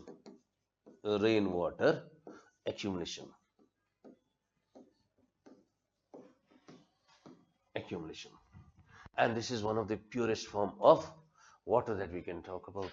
Clear lack of nutrients will be there. So the ecological productivity of peat bogs would be very less. Clear? So we can see 4 different types of wetlands. Now, with reference to perfluoroalkyl and polyfluoroalkyl substances that are used in making many consumer products, they are used in making consumer products like mattresses, furnitures. So, all these consider the following statements. PFAs are found to be widespread in drinking water, food and food packaging materials. PFAs not easily degraded in the environment. Persistent exposure to PFAs can lead to bioaccumulation in animal bodies. Certainly, this we can see the correct answer in this case would be D. The correct answer would be D. And why we are saying that? Because these synthetic chemicals which are found in many of the products, which includes clothing, carpets, and also includes fabrics, adhesives. Now, these are responsible for what? These are responsible for changes in the cholesterol level of humans and also in liver enzyme levels. So, they are certainly bioaccumulative in nature, and they also affect the birth of infants. In fact, we can see the newly born infant would be having low weight. So that can be one of the adverse impact of PFAs, and the correct answer would be D. So 1, 2, 3, all the 3 statements are correct. It was much in the news also, because you can see in the journals this was mentioned. And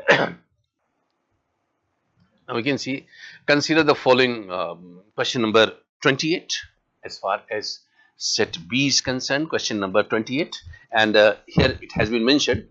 Consider the following: carabid beetles, centipedes, flies, termites, wasps. And they have asked you, parasitoid species are found in how many of the above kind of organisms? Now, there's a difference between parasites. When you talk about animal classification, some of the animals would be called as what? They would be called scavengers. Some would be called as parasites. Parasites means they would be deriving their nutrition from the host and would be responsible for causing disease to them. So they would be called as parasites. But when we talk about parasitoids, they are small insects and whose immature stages develop either within or attached to the outside of other insects, and they are also responsible for killing their host. So we can see only 3 would be the B answer would be the correct option, only 3. And in that we can see, we can put what? We can put carabid beetles are there, flies are there, and also wasps are there. But centipedes won't be classified as parasitoid, or termites won't be classified as parasitoid. Although they can ask you question on termites also. Termites are responsible for methane emission, we have discussed in the class, and they contribute greater in methane emission. They can ask you question on that also sometime in examination, but this would be the correct answer as such. So we can see 1, 3 and 5 would be the correct answers. Only 3 is the correct option. Next question is actually biology questions, and here I'll tell you directly, guys. It is a question from NCERT book. In NCERT book, whenever you read, guys, pulses group of the plant name is mentioned, and same UPSC asked which one belong from P family. It's totally biology based and NCERT based questions. This is the reason I spoken every time, even at least 6 to 10 standard of NCERT science book you should have to read, because sometimes UPSC asks the question from these NCERT books. But I just want to tell you guys, in science generally NCERT book have a biology, physics and chemistry, but there is no technology.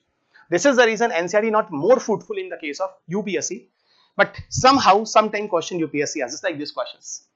Okay, so here question is like consider the following plants. Option like a groundnut, horse gram, soybean, yasobean, and how many of ever belongs to the P family? P family means legume groups. Yeah, pulses crop. Actually, I just want to tell you, groundnut, horse gram, and soybean all are actually coming under the example of leguminous crop. Yeah, Fabaceae family. Okay, and this is the reason here. How many of the ever belong to the P family? All 3. All 3 will be the correct answer. But again, I am telling you, NCERT book, general questions. Even this question you can connect with the interdisciplinary nature, like agriculture, like environment. In the case of nitrogen cycle, you can consider this pulses crop. Agriculture, because of this pulses crop, they increases the nitrogen fertility in the soil. But I will prefer this question as a part of botany, as a plant. And general studies, guys. And again, I will repeat everyone, guys. If you have done this mistake, so kindly read the 6th to 10th standard of NCERT book, because NCERT book is a biology, physics and chemistry. Somehow 1 or 2 questions UPSC as in your paper. 2-3 years back, I have seen one of the question of pressure cooker that UPSC has from the physics. It was also from the NCERT book. Now see, consider the following statement. Statement 1 is that Indian flying foxes is placed under the vermin category in the Wildlife Protection Act 1970. There's no dispute about this statement. Now, when you talk about Indian flying foxes are also referred to as mega bats. They are also called as fruit bats. They are also called as mega bats. They are also called as fruit bats.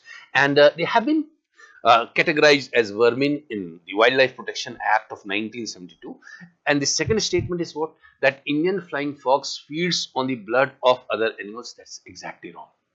Because we can see that they are responsible for feeding on what? They are responsible for feeding on plants. They are responsible for feeding on foods. For example, Nipah virus disease. Nipah virus disease spread in Kerala due to the fruit bats, which are also called as flying foxes, and they were responsible for feeding on mangoes. Clear? Although they have been classified as vermins, which would be responsible for destroying plants and foods, but it would be better to classify them as chimera. Chimera means what? Chimera means any organism which would be having multitude of genomes, more than one genetic makeup, because the feature of a flying fox or mega bat is that like of a mouse or a rat, and the wings are like that of birds. So they should have been classified as also chimera. So and these things we have discussed in the class when we discussed the chapter on diseases. That what are flying foxes? A question pertaining to this has been asked in your current affairs 2023 set 2 question number 4 in the class. That what are flying foxes? We have asked that in the class itself. You can see the test. The reference will be given to you. Next, a very interesting question again from climatology part. Statement, consider the following statement. The atmosphere is heated more by incoming solar radiation than by terrestrial radiation. My friends, from the sun, we are getting short wave insolation. Incoming solar radiation in short wave. It strikes over the surface of the earth and reflected back, and subsequently it is in the long wave radiation known as terrestrial radiation. Earth atmosphere usually get heated up by terrestrial radiation and not by the incoming solar radiation. So the atmosphere is heated more by incoming solar radiation, it is wrong, than by terrestrial radiation. It is more by terrestrial radiation. More by terrestrial radiation. So this statement is here. Statement 1 is incorrect here. Right? Remember, the sunlight which is coming, sun rays is in short wave radiation, incoming solar radiation, insolation, strike over the surface of the earth, and it again reflected back as terrestrial radiation. This is a long wave. This long wave terrestrial radiation generally absorbed by the atmosphere, and atmosphere get heated off. First. Second statement here, carbon dioxide and other greenhouse gases in atmosphere. Greenhouse gases, friends, you remember, carbon dioxide and other greenhouse gases in atmosphere are good absorber of long wave radiation. Yes, it is correct. That's why we have a global warming. It is correct here. Second statement is correct. Definitely, it absorbs these long wave carbon dioxide and other greenhouse gases in atmosphere. They are good absorber of long wave radiation. Terrestrial radiation is absorbed by them. That's why temperature is more. Greenhouse effect also there. This is D will be the answer here. Statement 1 is incorrect, but statement 2 is correct. I hope it is clear to you all. Earth's atmosphere gets heated up due to the terrestrial radiation. We'll see another question from climatology. So many questions from climatology part, so important this area in general studies for this year. You see that here is a question. Consider the following statement. Thickness of the troposphere at the equator is much greater as compared to the poles. Friends, you know our atmosphere is divided into different zones. Structurally, we can divide them into troposphere, stratosphere, mesosphere, ionosphere, exosphere like this. Troposphere, tropos mean mixing. Troposphere is the zone of mixing of different gases. And the upper limit of troposphere is known as tropopause. Pause means stop, where tropos means mixing stop. So, the tropopause is the outermost zone, outermost layer of the troposphere, and this troposphere thickness varies with respect to convectional instability, you remember. Now, what happened at, if this is the equator here 0 degree, this is 90 degree south, 90 degree north, you will find out that the height of the troposphere at the equator is more, here it is less. At the equator, in fact,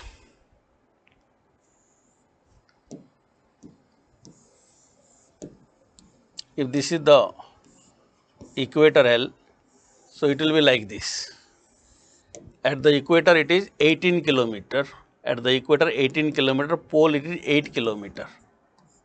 Here it is 18 kilometer, this is here is 8 kilometer thickness at the pole. In other way, another diagram which I have just shown, it's like 90 degree north, 90 degree south, 0 degree equator. This is the tropopause. The convectional instability is very high at these regions. That's why there is a rise in the height of tropopause. Troposphere height is also more for that region. Tropopause means the outermost layer. Now, convectional instability is very high because high temperature, but here sinking of the air is there because cold condition, so height is less. So, our statement here is thickness of the troposphere at the equator is much greater as compared to the poles. This is correct statement. At the equator, heat is transported to greater height by strong convectional instability, convectional condition. Yes, because of high temperature, it goes up to a greater height, there is more temperature. It is correct, absolutely correct, 100% correct. Both statements are correct here, and this statement second is explaining the first statement here. So, this is A will be the A alpha is the correct answer here. It is very simple, very easy. The questions are very easy in geography this year, you see. And I hope if you have some basic understanding, you will be able to appreciate this, that high temperature leads to convectional instability at the equator and upward rising of the air parcel. So, that is why more mixing to a greater height, and this leads to the, at the equatorial region, the height of the tropopause is more, means troposphere is more, and at the pole, because of the cold condition, sinking of the air, and this leads to lower height of the tropopause or troposphere. So, 18 kilometer at the equator and 8 kilometer nearly at the poles. It is thermally direct, thermally induced these are. Okay. I hope you got it. The convectional instability is for a greater height here. So, you know that mixing of gases is up to a greater height as a result of what is this? Convectional instability, as a result of convectional instability. Now, here is one more question. It is from geomorphology. It is from volcano and volcanism. Friends, whenever an volcanic eruption takes place, if it is comprising acidic lava, there are two types of lava, you know, acidic and basaltic, or basic lava and acidic lava. Acidic lava are more explosive. Acidic lava cannot flow quickly, so they usually develop, you know, cone shaped volcano, and the lava, while it erupts, after some time even it cool down and block this pipe in which the lava is coming, and explosion takes place. This is because of huge explosion, the material which ejected out is known as pyroclastic material. What you call? Pyroclastic materials. Pyroclastic material. These are the material which thrown up to greater height due to explosion of a volcano, mostly acidic lava cone volcano, and it forms a huge mouth at its upper part known as caldera.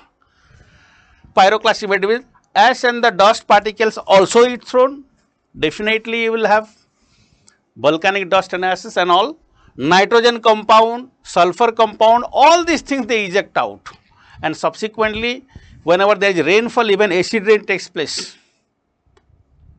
and huge quantity of these volcanic dust and ashes and all these, you know, because of heavy rainfalls, sometimes mud flow also takes place.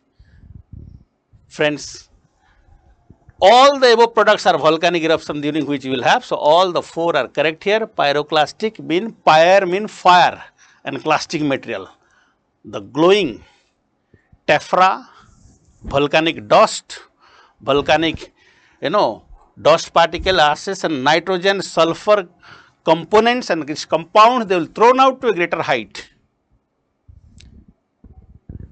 Okay. So, and this is a very beautiful scenario it gives in fact in volcanic eruption. So, this is about the explosive volcano from geomorphology part. I hope you got it, right. One more very interesting question, it is from oceanography part. Temperature and salinity in the ocean, you must have studied this. So, a direct question you can see, will get this from the NCERT also, fundamentals of physical geography. You will find out very simple thing it is given, and you can see in the atmosphere chapter also it is given, both the statements you can see. Which of the following statement, which the following is are correct inferences or inference from the isothermal map, month of January. January mean it is winter in northern hemisphere, summer in southern hemisphere. The isotherm deviate to the north over the ocean and the south over the continent.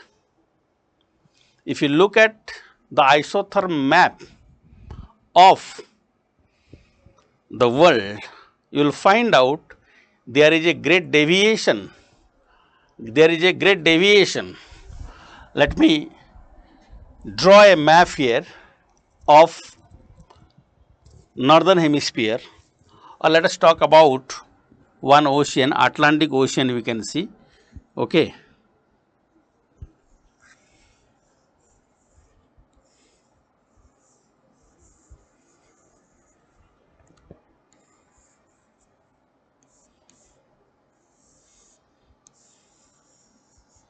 This is the North America, South America, and here you have, let us say Africa is here.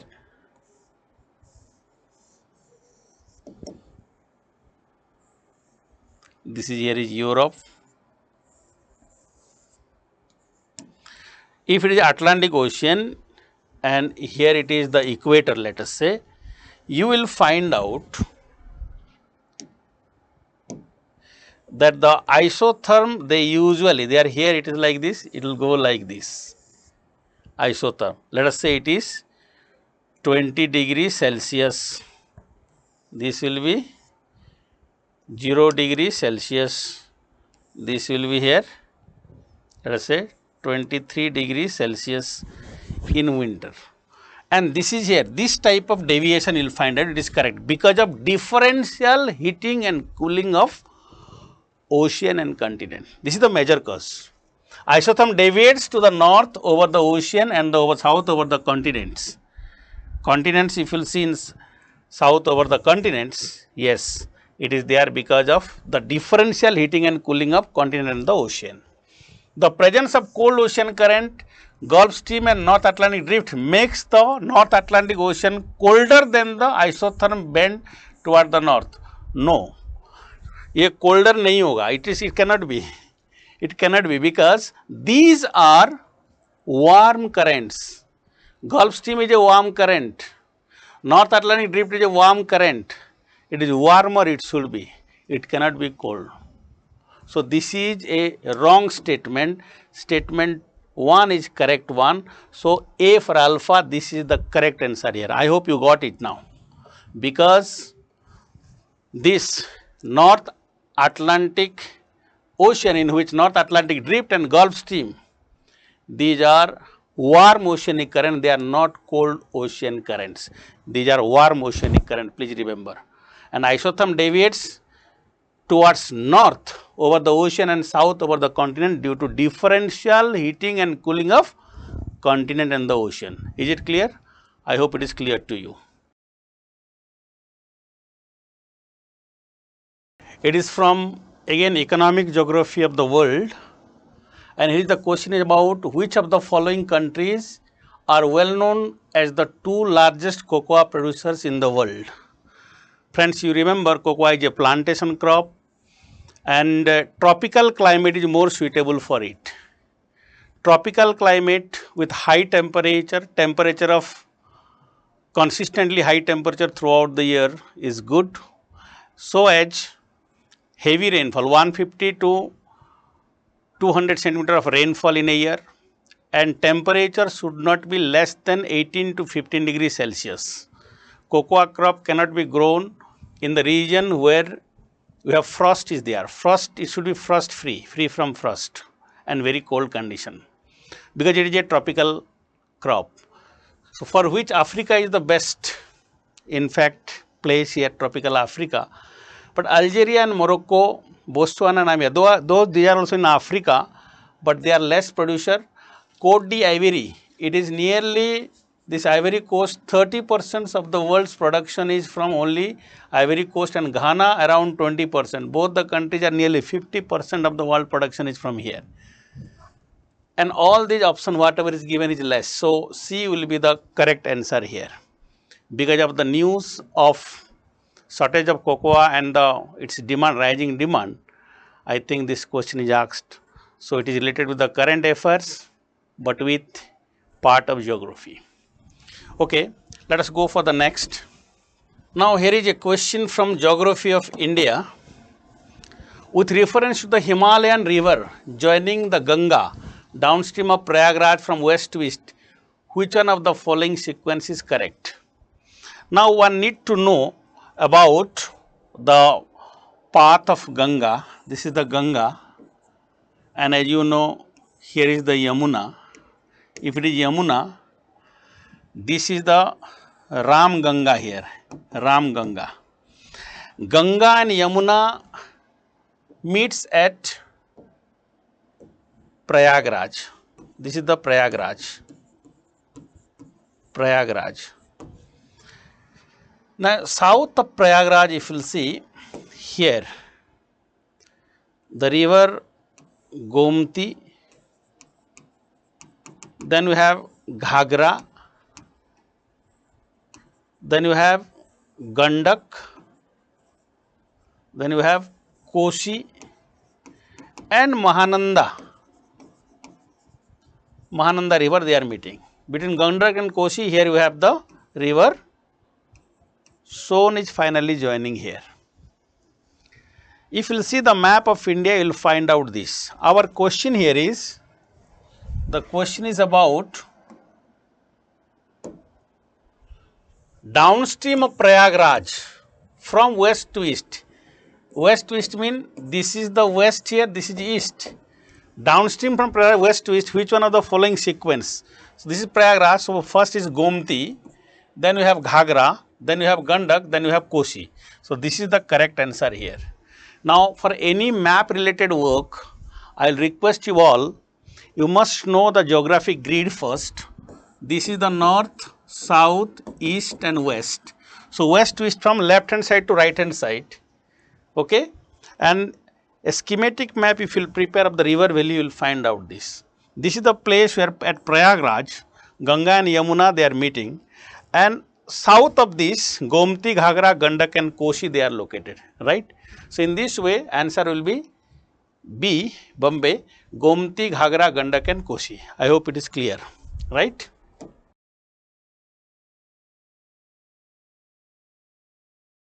Another question here, it is from geomorphology. It's about rainfall is one of the reasons for weathering of rocks. Statement second is rainwater contains carbon dioxide in solution. Statement 3 is rainwater contains atmospheric oxygen. My friends, first we should know what is weathering. Weathering is the disintegration and decomposition of the rocks in a fixed place. Again I am saying weathering is the disintegration and decomposition of rocks in situ. In situ means in a fixed place. Now there are three types of weathering: physical weathering, chemical and biological weathering.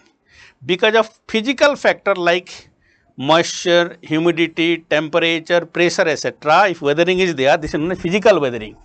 And because of chemical action, hydraulic in fact due to the presence of water, due to chemical reaction,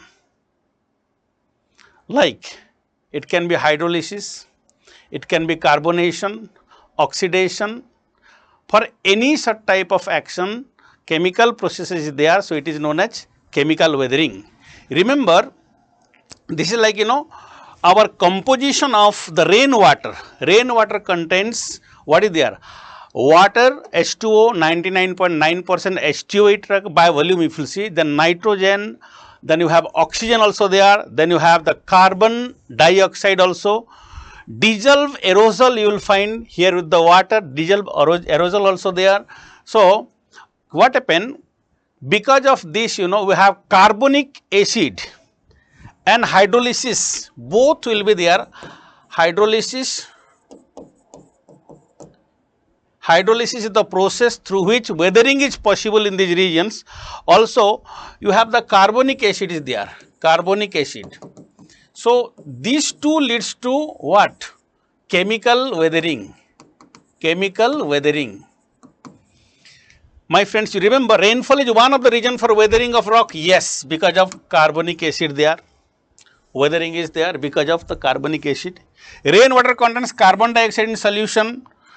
Whether it is second, you see second statement if you will see carefully, it is also correct. Second statement also correct.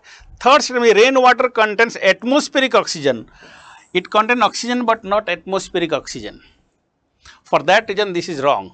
So among these, if you will see the option here, among these, one statement among these two, that is C will be the appropriate one, only one of the statements second and third is correct, and that explain the statement 1, it is correct here. C will be the most appropriate among all. Please look at here. If you look at the option carefully, you will find out C is the most appropriate among all. Is it clear to you? Is it clear? I hope it is clear to you all. So what I am saying is, this type of the question, it is a composite question. From weathering it is there, as well as it is talking about composition, rainwater is composition and its processes. So this is a very interesting question. I hope you got the answer now. I am saying again, statement 1 is correct and it is the statement 2 is correct, 3 is wrong and 2 is explaining the another one. So first, so that's why in fact only one of the statements second and third is correct and explain the statement, it is the answer here. C is the correct answer here. Next one, you find out, this is a map question. I did mention in our classes even this year, very important is the North Sea area, Red Sea area, Baltic Sea regions. I did mention this in the KSG classes. Friends, you see we got a question here. Consider following countries: Finland, Germany, Norway, Russia. How many of these above countries have border with North Sea? If you have done any map work, you might be knowing about this. But let me tell you, North Sea is bordering which country? United Kingdom. Yes, it is United Kingdom, Belgium. You can see your atlas, you will find out Belgium. Then you have Netherlands. Then you have Denmark. It is bordering Denmark. Fifth one, you can see your atlas, you will find out Germany is there. Sixth one, you have your Sweden. Seventh is Norway. All these countries are there. If it is true, now, if it is true, then as per the choice given here, Germany is here and Norway is here. You will refer your atlas, you will find out Norway and Germany, they are in the bordering North Sea. So, it is the correct answer here, only two are here. So, it is related to the current affairs again, mapping point, atlas work. I hope most of you must have done correct answer this one. Okay, fine. So, I hope you got it. Map based question is very easy question. Well, let me go for the next question here. See here, my friends, consider the following information. This is from Geography of India, Drainage chapter. Question is, consider the following. One, waterfall, Dhuandhar, Malwa region, Narmada. Dhuandhar is a Narmada river near Jabalpur. It is not in Malwa. Okay, it is not in Malwa. So, it is wrong here. Malwa, in fact, from north of Indore it ends. Indore, Ratlam, these regions we have the Malwa plateau, and that is why it is wrong here. Dhuandhar is near Jabalpur. Hundru, Chotnagpur plateau, Subarnarekha is correct. Jarsopa, Western Ghat, correct. Netravati, it is not Netravati, Saravati. Saravati river. So, here it is wrong. In this case, it is wrong. Bandeje waterfall is a Netravati.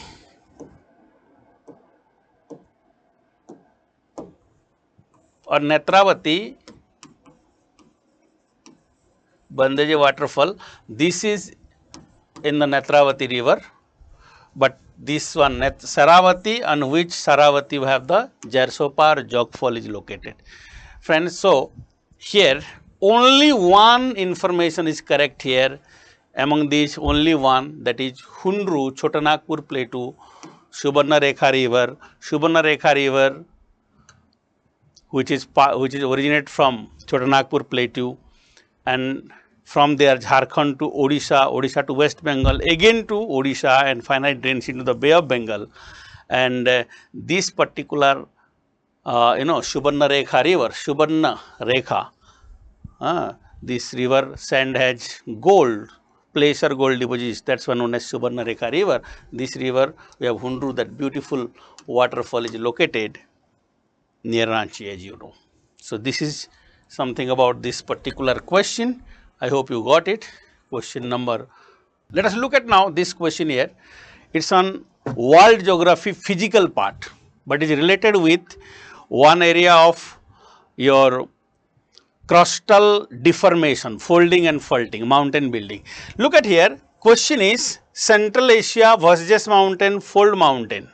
My friends, Vosges mountain is located in Europe, not in Central Asia. It is in Europe. France-Germany border, near this is located.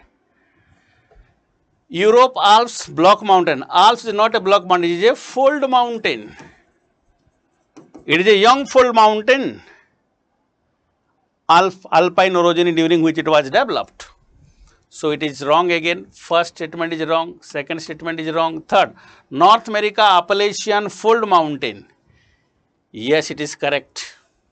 Appalachian is a old fold mountain. South America Andes fold mountain. Yes, it is correct. Andes is also a young fold mountain. So, how many of above these rows is the given information correctly match? Only two. So, Europe Alps block it is given, Alps should be fold mountain, Central Asia it should be Europe, then Vosges fold mountain will be there. Okay. So in this way the most appropriate answer is B for Bombay, only two are correct here, right.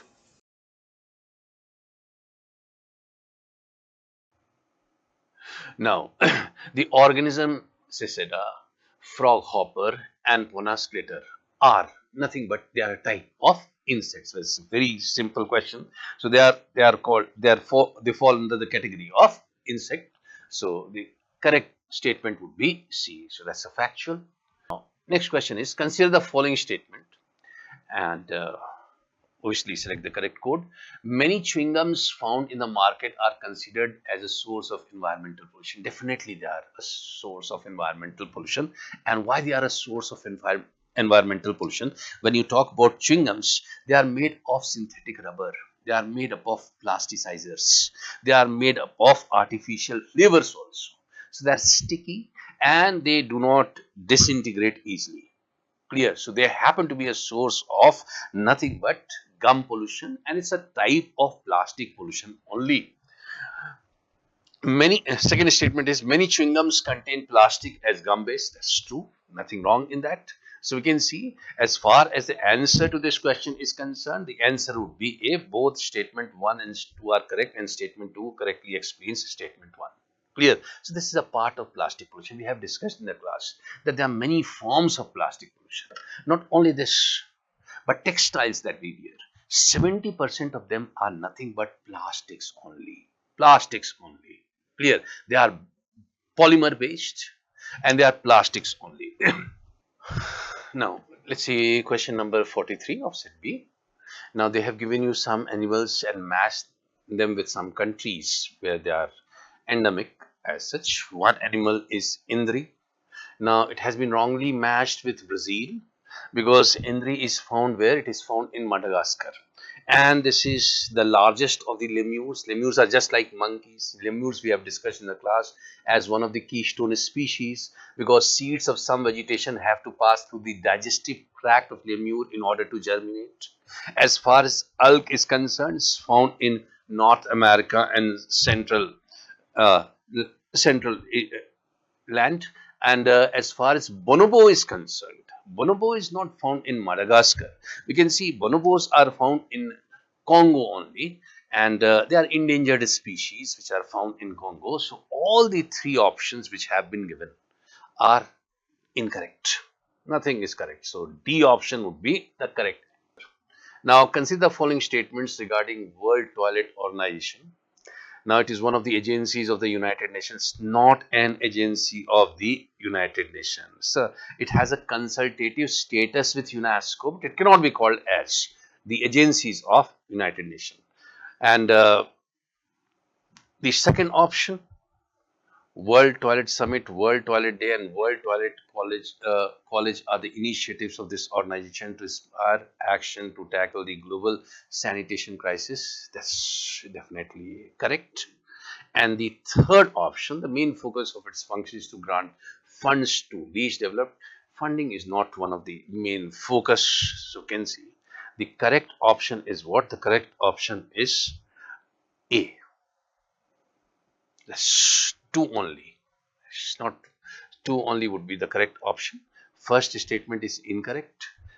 Third statement is incorrect, and only 2 would be the correct option. So option number A would be the correct answer as such. Now let's see the next question. In set for B, it is 45 that we said I have, and lions do not have a particular breeding season. That's true about lions. Unlike most other big cats, cheetahs do not roar. And that's also true about all the three statements, in fact, are nothing but correct. Unlike male lions, male leopards do not proclaim their territory by scent making. They are responsible for giving some sound calls through which they proclaim their territory. So all the three statements are correct. And this we have discussed as one of the questions in contemporary, just like a question like this has been discussed as one of the questions in contemporary issues in the class, and that's set A4 2020 current affairs environment 2024-2025, and question number is 5. Just like similar to this question, we have discussed a question in the class. Which one of the following is the correct description of 100 million farmers? Now you can see first option would be the correct option. It's a platform for accelerating the transition towards food and water system that are net zero, nature positive, and that aim to increase farmers' resilience. That would be the correct option. Now, India has one of the largest number of farmers in the world, and resilience for farmers is essential in the limelight of global warming and climate change. So, this initiative has been taken. So, first option is the correct option. And certainly net zero would be our target. Next question is set B, question number 47. Consider the following like battery storage, biomass generators, fuel cell, rooftop solar photovoltaic units, and how many of the above are considered distributed energy resources. Okay, before examinations I have discussed one of the concepts that is called mini solar grid, even battery energy storage supply. So mini grid system, battery energy storage supply, actually these two examples that I used before examination in the discussion of the part of current affairs, I discussed on the YouTube platform. You already have listened earlier. Okay, here few example I already given you. So solar rooftop photovoltaic units, as it is a part of distributed energy resources. First of all, again I repeat, what is the meaning of distributed energy resources? Then easily you can understand what kind of example will be the part of them. By the way, here all other examples and even all examples are definitely right. Okay, what is the meaning of distributed energy resources? So actually distributed energy resources are actually a small modular level of energy generations. Mini solar grid, battery energy storage system, those I discussed before examination. They all are what? A small level of power generation capacity. And here the sources of power generation is what? Solar energy, wind energy, like this kind of energy sources you can use here, guys. It's a storage technology. It's a storage technology. And this kind of storage technology will provide electric capacity or energy wherever you need it. So definitely, guys, you install the battery storage system. Battery BESS, before examination I discussed with this. Okay, battery energy storage system. Okay, and I use it, guys, like one of the state has been started this kind of energy storage system. Biomass generators, any generator, guys, diesel generator, biomass generator, any generator, but yes, at a small level, that power generation you can do. Okay, at the remote areas, this is also one of the example. Fuel cell, battery, it's a common example. Okay, for remote areas as a part of distributed energy resources. Of course, guys, it's a portable, and easily energy can be generated in your area, and you can distribute from one to other areas. And definitely, how it is possible when the all power generation and supply will be a small scale. So this is the reason distributed energy resources, where fuel cell also be correct. And solar rooftop, solar photovoltaic units. Of course, this one you can understand very well, mini solar grid system. In that way, mini solar grid system, and that I discussed with it. So BESS and mini solar grid system, I already discussed before examination as a part of current affairs.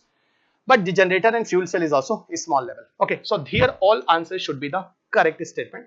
So all four will be the correct answer here in this case. Now, next question, which one of the following shows a unique relationship with an insect that has co-evolved with it, and that is the only insect that can pollinate this tree? See, the correct option is what? This question number 48. The correct option would be nothing but some wasp. Some wasps are responsible for, and the correct option is what? The correct option is fig plant. So some wasps are responsible for this, and A would be the correct answer in this. Now there are some questions in biodiversity or species which usually in the books they are not mentioned. One or two questions like this definitely would figure in your examination, for which the answers are not very easy as such.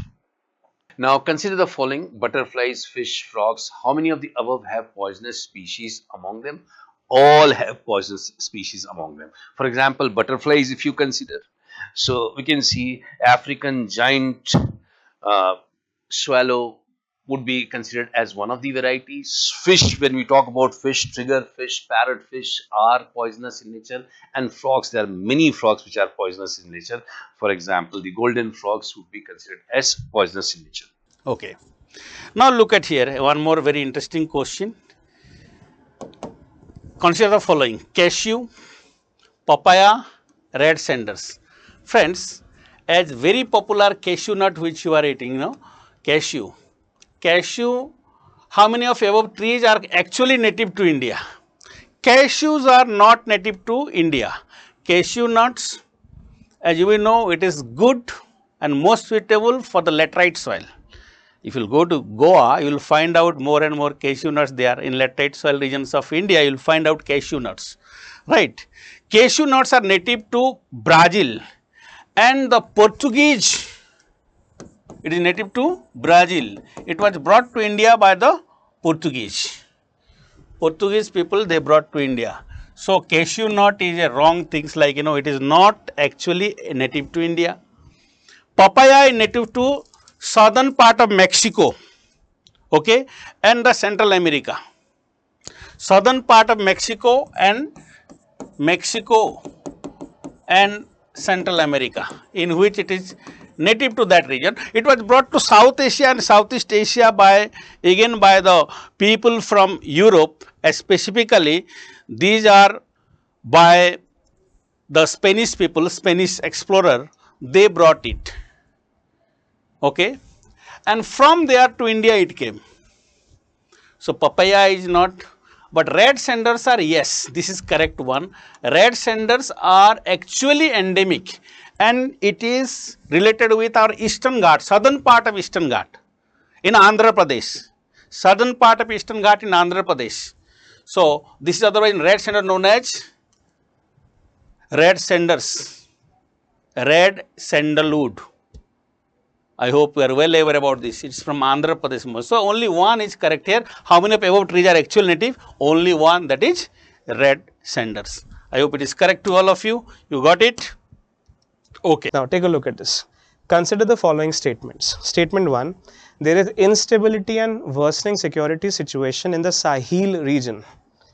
And statement number 2, there have been military takeovers, coups in several countries of the Sahel region in the recent past. Right? Now, that's the point. So, one time UPSC asks a question on Levant. Last year, there was a question on Levant, which was the area around Israel, Palestine, Jordan, the Transjordan area. This time, UPSC has asked a question very similar, very close to the Levant region, which is a Sahel region, right? And just to be sure about the identification of the Sahel region on the map, you can see this is in North Africa, and overall this region is connected to what is known as a WANA, West Asia, North Africa. And you have countries which are incredibly in a transition: Mauritania, Mali, Niger, Nigeria, Chad, Sudan, Eritrea. And these are countries which are going through a lot of turmoil in terms of their political organizations, right? And for example, Sudan, it is a matter of fact, has had a conflict in which the paramilitaries on one hand and the military forces on the other hand are fighting a civil war which has torn apart the country for some time now. Similarly, Burkina Faso itself is going through internal political turmoils which are taking a shape of the violent revolutions and resistance by the internal population. So you have a question over here from the Sahel region which says, there is instability and worsening security situations in the Sahel region, which is correct as a statement. Statement number 2 says, there have been military takeovers in several countries of the Sahel region in the recent past. It is also correct, most prominent of them being Sudan and Burkina Faso. And also, the answer to this question is somewhat, as you can see, more complicated, because not only are the statement number 1 and statement number 2 correct, statement number 2 also forms as an explanation to statement number 1. So, because there have been military takeovers in several countries of the Sahel region in the recent past, there is instability and worsening security situation in the Sahel region. It's a proper statement into itself, aligning cause and effect particularly. You see? So, that's why the correct answer over here is point number A. This is from the question number 51 in set B.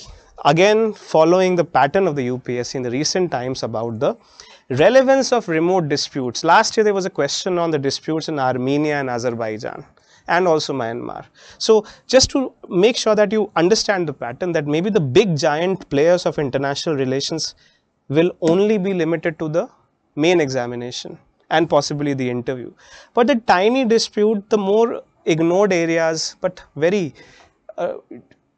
worried areas, very concerned areas where political instability has become a real fact of life. These are all the graphs of the prelims examination. So therefore you understand a very clear pattern emerging in the UPSC in this area.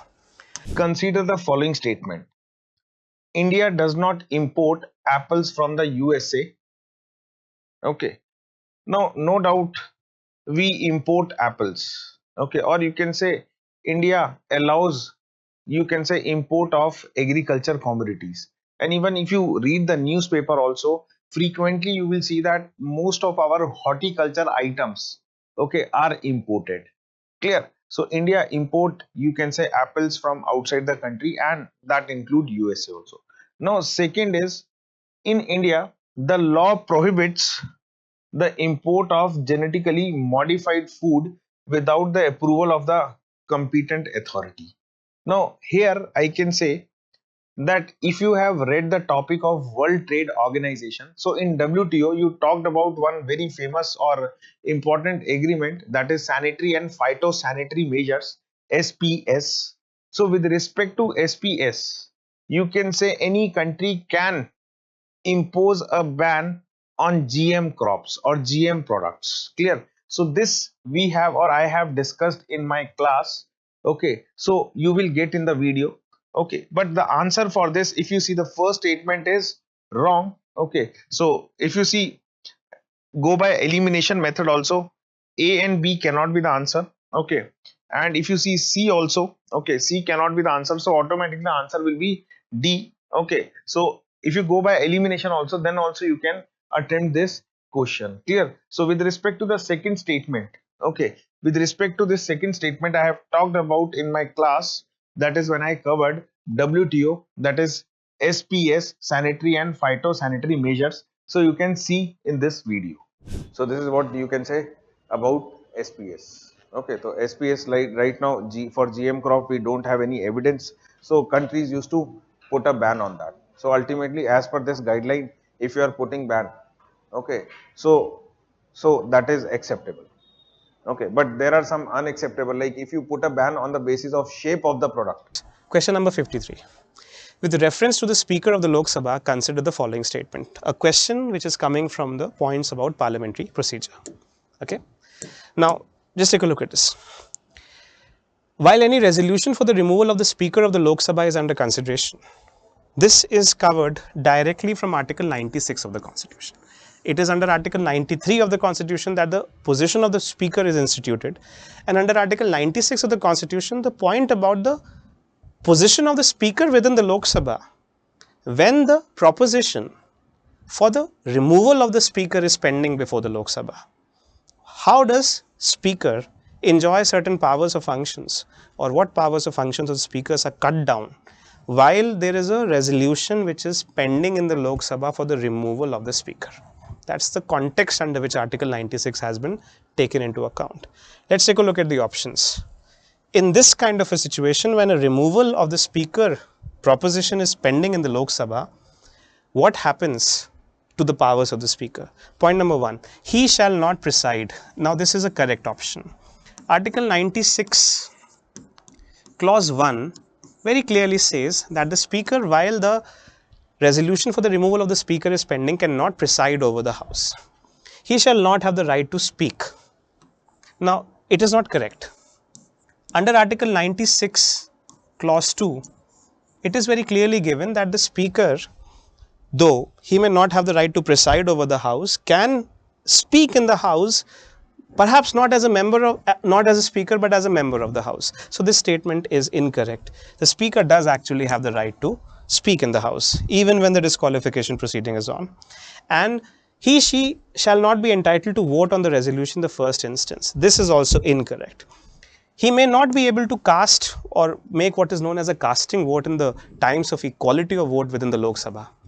But the vote of first instance, which is a right of every member of the House, that cannot be taken away from the Speaker, even when the proposition for the disqualification is pending.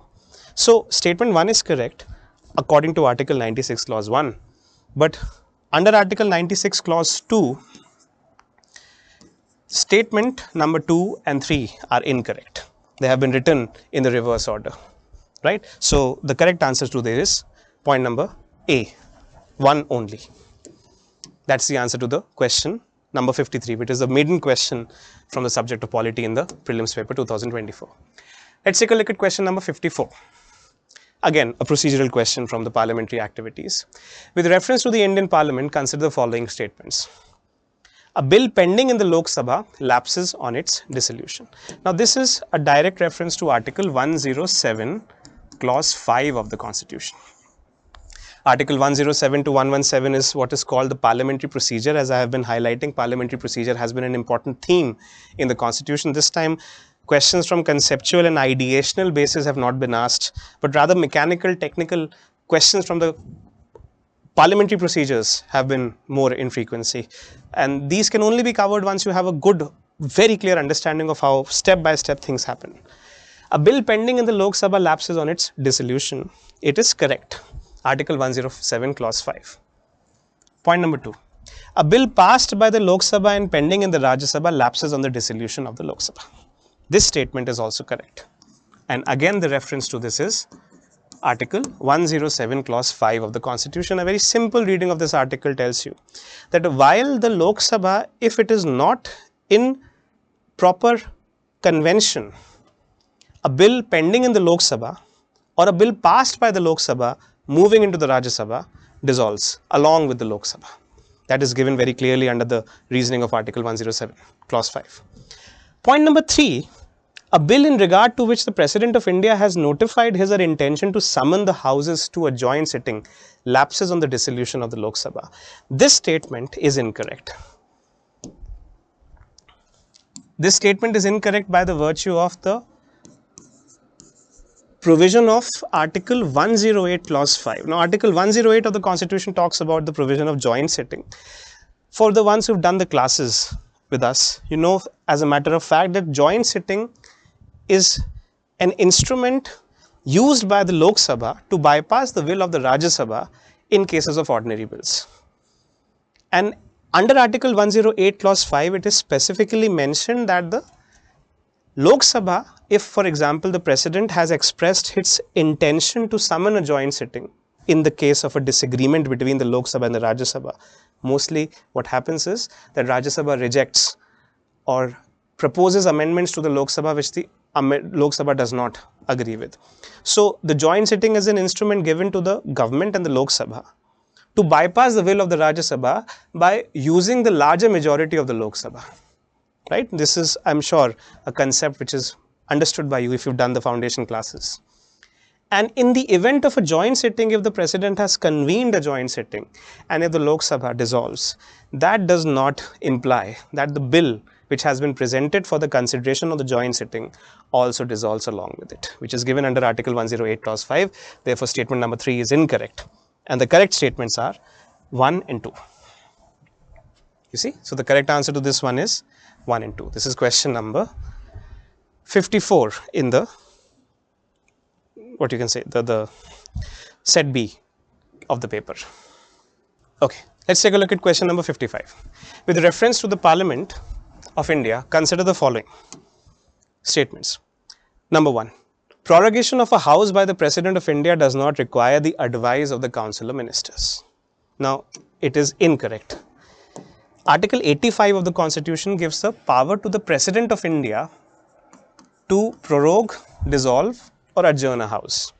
But like most of the powers of the President of India, this power is also dependent upon the aid and advice of the Council of Ministers.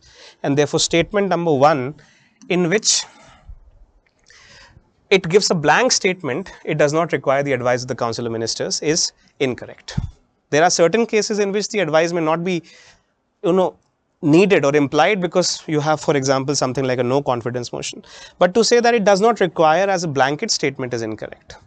Prorogation of a house is generally done after the house is adjourned sine die, but there is no bar to the President of India prorogating the house which is in session. Right? Now, when we say, for example, prorogation, you understand prorogation sine die as a natural termination of a house. So, for example, you have a session of a house, let's say a monsoon session. The natural termination of the monsoon session is what is known as adjournment sine die. But to have a what you can call Mid-session termination of a house is what is defined as prorogation. You see? And in both these cases, it is possible. Prorogation of a house is generally done after the house is adjourned sine die. But there is no bar to the President of India prorogating the house which is in session. So this is a correct statement. Point number 3. Dissolution of the Lok Sabha is done by the President of India, who, save in exceptional circumstances, does so on the advice of the Council of Ministers. Now, this is a perfect statement for the reason that it talks about exceptional circumstances. What do we understand by this? What we mean is that there are, of course, events in which the President is bound by the aid and advice of the Council of Ministers and the Prime Minister in terms of dissolving a house.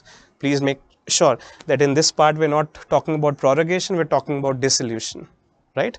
And dissolution of the house is like the end of the Lok Sabha, right? Lok Sabha ka bhang hona is what we call dissolve, which means elections have to be contested and a new election, new Lok Sabha would be formed, like the 18th Lok Sabha has been formed right now, okay? So the dissolution of the Lok Sabha is done by the President on the aid and advice of the Council of Ministers, generally speaking. But in certain exceptional cases, for example, you have a no confidence motion against the government and the government collapses. And if the parliament cannot produce a majority to produce a government, eventually the Lok Sabha will have to dissolve and re-elections will have to be instituted. Now, in this case, when the Council of Ministers does not exist, it is impossible for the President to take the recommendations of the Council of Ministers. And for that reason, it is not necessary in all cases for the President to be bound by the recommendations of the Council of Ministers. That is what we understand with the exceptional circumstances over here. So statement number 3 is also correct. C, 2 and 3 is the correct answer. Now, this question, last one more that figures in your examination, said be question number 56. First statement is the European Parliament approved the Net Zero Industry Act recently. See, generally what we say that we would be looking into the current affairs of 1 year. This was passed very recently in April 25th, on April 25th, 2024. And the first option is correct option. Nothing is wrong. The second option, European Union intends to achieve carbon neutrality by 2040 and therefore aims to develop all of its own clean technology by that time. This is incorrect. Why? Because in class what we have discussed, we have discussed European New Green Deal, and European New Green Deal has been discussed under the topic what is called as the green pandemic recovery that we have discussed. And we have discussed in that Europe would become, under this initiative, Europe would become the first continent of the world to attain net zero by 2050. Before that, an initiative has been launched by Europe also, which is called as Fit for 55. Fit for 55 means that Europe would be responsible for reducing 55% of its emission by the year 2030. But the second option would be what? This would be 2040, it would be 2050 that we have. And a video link to this would be attached to the explanation as such that we have discussed in the class. So all these are the questions pertaining to environment. I'll discuss some questions which would be coming after that. So let's include European New Green Deal. European New Green Deal. That's the first. And second, climate ambition. Climate ambition coalition. Climate ambition coalition. Clear? Now the former one is what? The former is to make Europe the first continent of the world to attain net zero by mid of this century. The former initiative is to make Europe the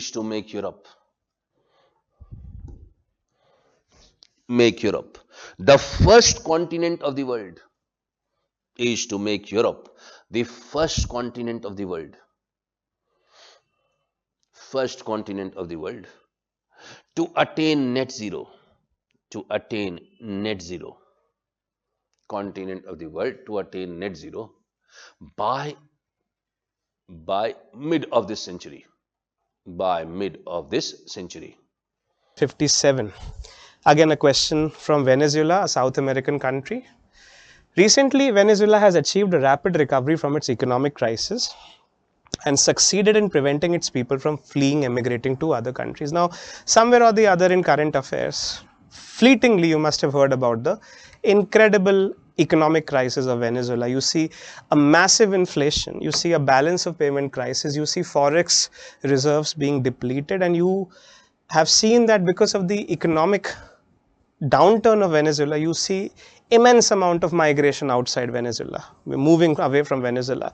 Venezuela is known for its history of accepting more and more migrants, but now it is moving outside, and it is a matter of fact that this possibility exists in terms of its crisis. Statement number 1 is incorrect because though the statement acknowledges there has been a crisis, it does not make the correct assertion in saying that the crisis is rapidly solving. No, the crisis is no near to a solution, and the migrant problem specifically persists in these points. So the statement number 1, though assumes the right facts, entirely is incorrect. So we will mark it as incorrect. Statement number 2, Venezuela has the world's largest oil reserves. Now this is an absolutely correct statement. Venezuela does have the world's largest oil reserves, right? This is a part of your human geography also, along with international relations. Therefore, it is a relevant point to understand it as a matter of fact. So the current statement is, statement number 1 is incorrect, but statement 2 is correct. And statement 1 and statement 2 are not related with each other in causality at all, right?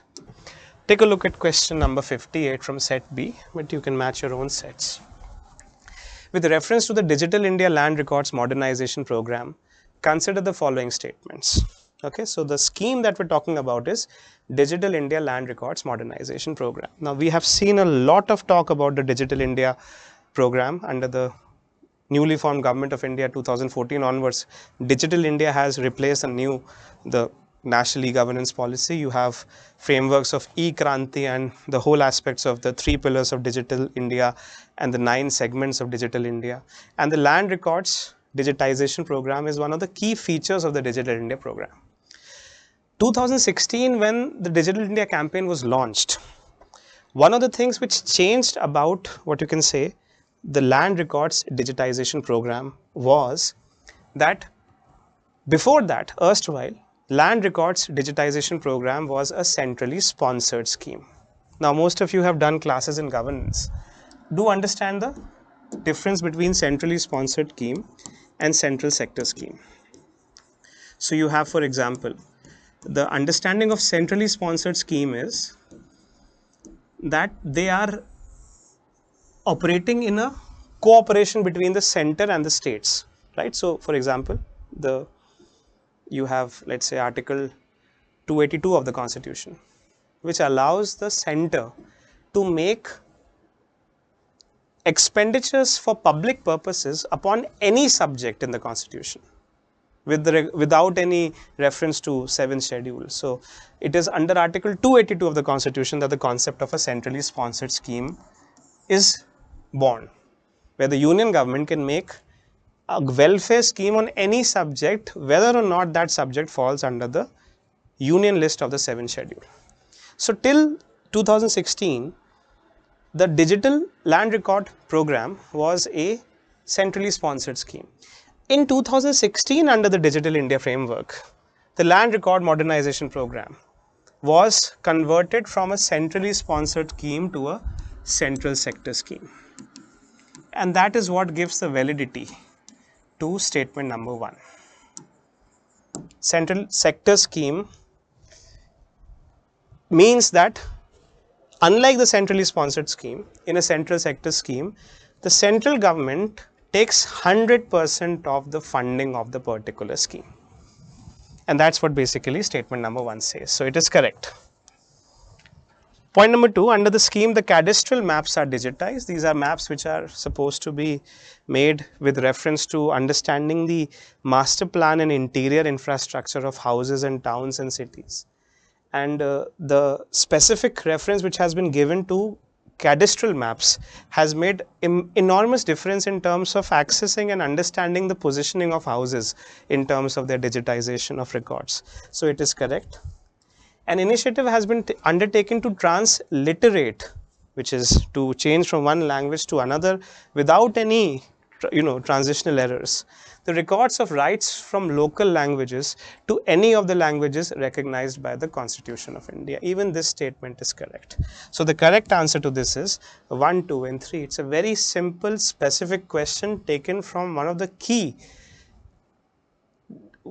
government schemes, which is clubbing with ICT, information communication technology, creating a kind of a revival of the e-governance kind of questions in the prelims examination. We have seen a lot of reference of e-governance in the main examination, but this time you are also seeing a repeat of that in the prelims examination. Then take a look at the next question with reference to the Pradhan Mantri Surakshit Maitritva Abhiyan. Now this is a scheme, as the name itself indicates.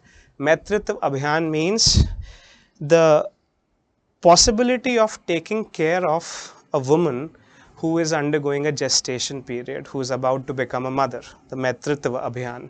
So the government scheme, which basically identifies a particular stakeholders of pregnant women and tries to give them some benefits in terms of their natal care, is what we are looking at. Let's take a look at the statement. The scheme guarantees a minimum package for antenatal care services, right? Natal care services to women in their second and third trimester of pregnancy, and 6 months post-delivery health care service in any government health facility. You see, so the statement over here that I am crossing out is incorrect.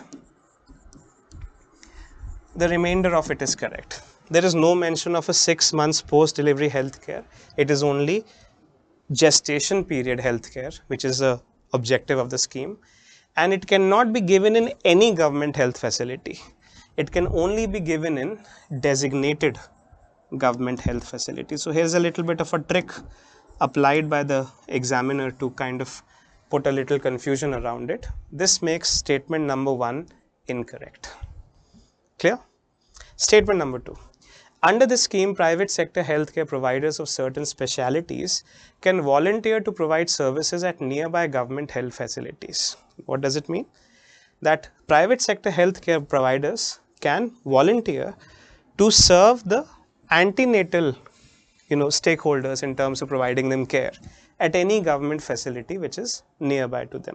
This statement under the Pradhan Mantri Surakshit Matritva Abhiyan is correct, and therefore the correct answer to this is 2 only, option number B. Question number 60. With reference to the Pradhan Mantri Shram Yogi Man Dhan Yojana, which is PMSYM, consider the following statements. The entry age group for enrollment in this scheme is 21 to 40 years. Now it's like a, what you can say, a Shram Man Dhan Yojana is a pension scheme for the laborers. That's the objective of the PMSYM. And the particular details of this scheme are discussed in these statements. However, they have been slightly, twisted to create confusion. The entry age group for enrollment in the scheme is 21 to 40 years. This statement is incorrect only with regard to one aspect, that the entry age is 18 and the exit age is 40 years. You see, so that's the only difference in terms of making the question slightly tricky by the UPSC by changing one particular fact. Second, age specific contribution shall be made by beneficiary. It is correct. A person who is older in age will be expected to be earning more and therefore will have to make a higher contribution, and a person who's younger in age will be expected to work more but earn less and would be making a lower contribution. And as you increase in ages, your contributions are going to increase. But overall, at the end of the period, your pension incomes are going to be stable. That is the arithmetic of that particular part. So each subscriber under the scheme shall receive a minimum pension of rupees 3,000 per month after attaining the age of 60 years. Yes, but as I am pointing out, that the contribution in this scheme of pension plan is to be made incrementally according to the increase of age. So lower aged people would make a lesser contribution, higher aged people would make a more contribution, and it adds into an aggregate towards the end to calculate a minimum of 3,000 pensions, which can go upward depending upon your contribution. This is a part of the scheme. So statement number 3 is correct. So statement number 2 and 3 are correct. Family pension is applicable to the spouse and unmarried daughters. Now again, there's a bit of a twist that the UPSC has done. It kind of makes one of these questions very tricky sometimes. The details of the schemes apply to spouse, but they do not cover unmarried daughters. This part of covering unmarried daughters is incorrect, and that is what makes this statement incorrect. So question number 60 in set B is with regard to a government schemes, Pradhan Mantri Shram Yogi Man Dhan Yojana. Point number 1, statement number 1 and 4 are incorrect. Statement number 2 and 3 are correct, which brings you to the right answer, which is point number B, 2 and 3.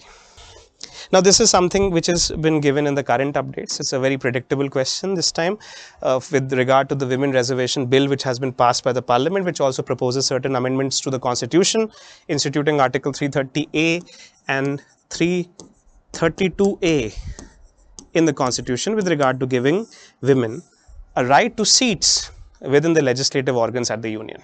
You see? So take a look at this. Nari Shakti Vandan Adhiniyam, the Women Reservation Bill, has 3 points in reference. First, provisions will come into effect from 18th Lok Sabha. Wrong. The provisions are dependent upon the readjustment of constituencies according to the census. The provisions are dependent upon the adoption of the census figures, the next census figures, and when the next census figures are adopted, then only the Women Reservation Bill and its what you can call procedural aspects are going to come into implementation. So the cutoff is not the 18th Lok Sabha, the cutoff is the next census.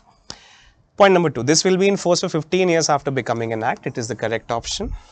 Point number 3, there are provisions for the reservation of seats for scheduled castes women within the quota reserved for the scheduled castes. Now this statement is also correct. As a matter of fact, this statement is directly taken from Article 330A, which is a proposed amendment to the Constitution under the Women Reservation Bill, which adopts the same formula as a Panchayati Raj institution with regard to giving scheduled caste women reservation within the larger pool of the scheduled castes, right? So that activity has been instituted by Article 330A of the Constitution under the Women Reservation Amendments, and therefore statement number 3 is correct.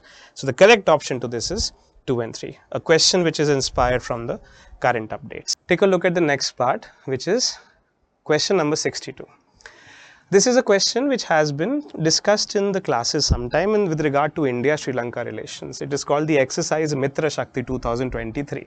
Now all of us are aware about the increasing presence of the Chinese in the Indian Ocean region, and specifically the problems that the Chinese are causing to what are known as the unsinkable aircraft carriers around the Indian peninsula, Maldives and Sri Lanka, with the Hambantota port in Sri Lanka under the Chinese influence, with Maldives signing more and more contracts, giving Chinese military spaces in its operating capacity. So the exercise Mitra Shakti 2023 comes in the what you can call background and the follow-up of India's help to Sri Lanka during its economic crisis.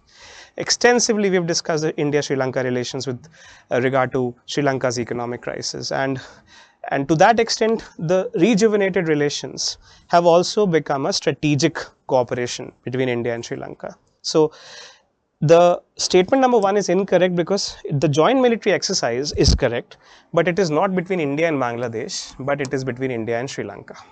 It commenced in Aundh, Pune, which is also supposed to be the base of the what you can call the NDA and the AFMC, which are 2 large military training areas in India. So this statement is correct. Joint response during counter-terrorism operation was the goal of this operation, especially in context of the Easter bombings in Sri Lanka, which was the inauguration of the radical terrorism from South Asia, the what you can call the radical jihadi terrorism made its inauguration into Sri Lanka with the Easter bombings. Otherwise, Sri Lanka has seen its own version of terrorism with the LTTE. So this also makes Sri Lanka a stakeholder in counter-terrorist activities and mechanisms, and that's what is facilitated by exercise Mitra Shakti. And of course, point number 4 is correct. Indian Air Force was a part of this exercise. So the correct answer over here is 2, 3 and 4. 1 is incorrect because it is not Bangladesh but Sri Lanka. Take a look at the next question. This is a question from the Fundamental Rights, Article 32 of the Constitution, also 226. A writ of prohibition is an order issued by the Supreme Court or High Courts.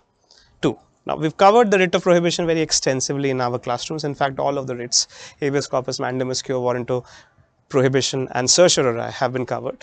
If you take a look at this question, you can approach this question 2 ways. Either you know what prohibition means.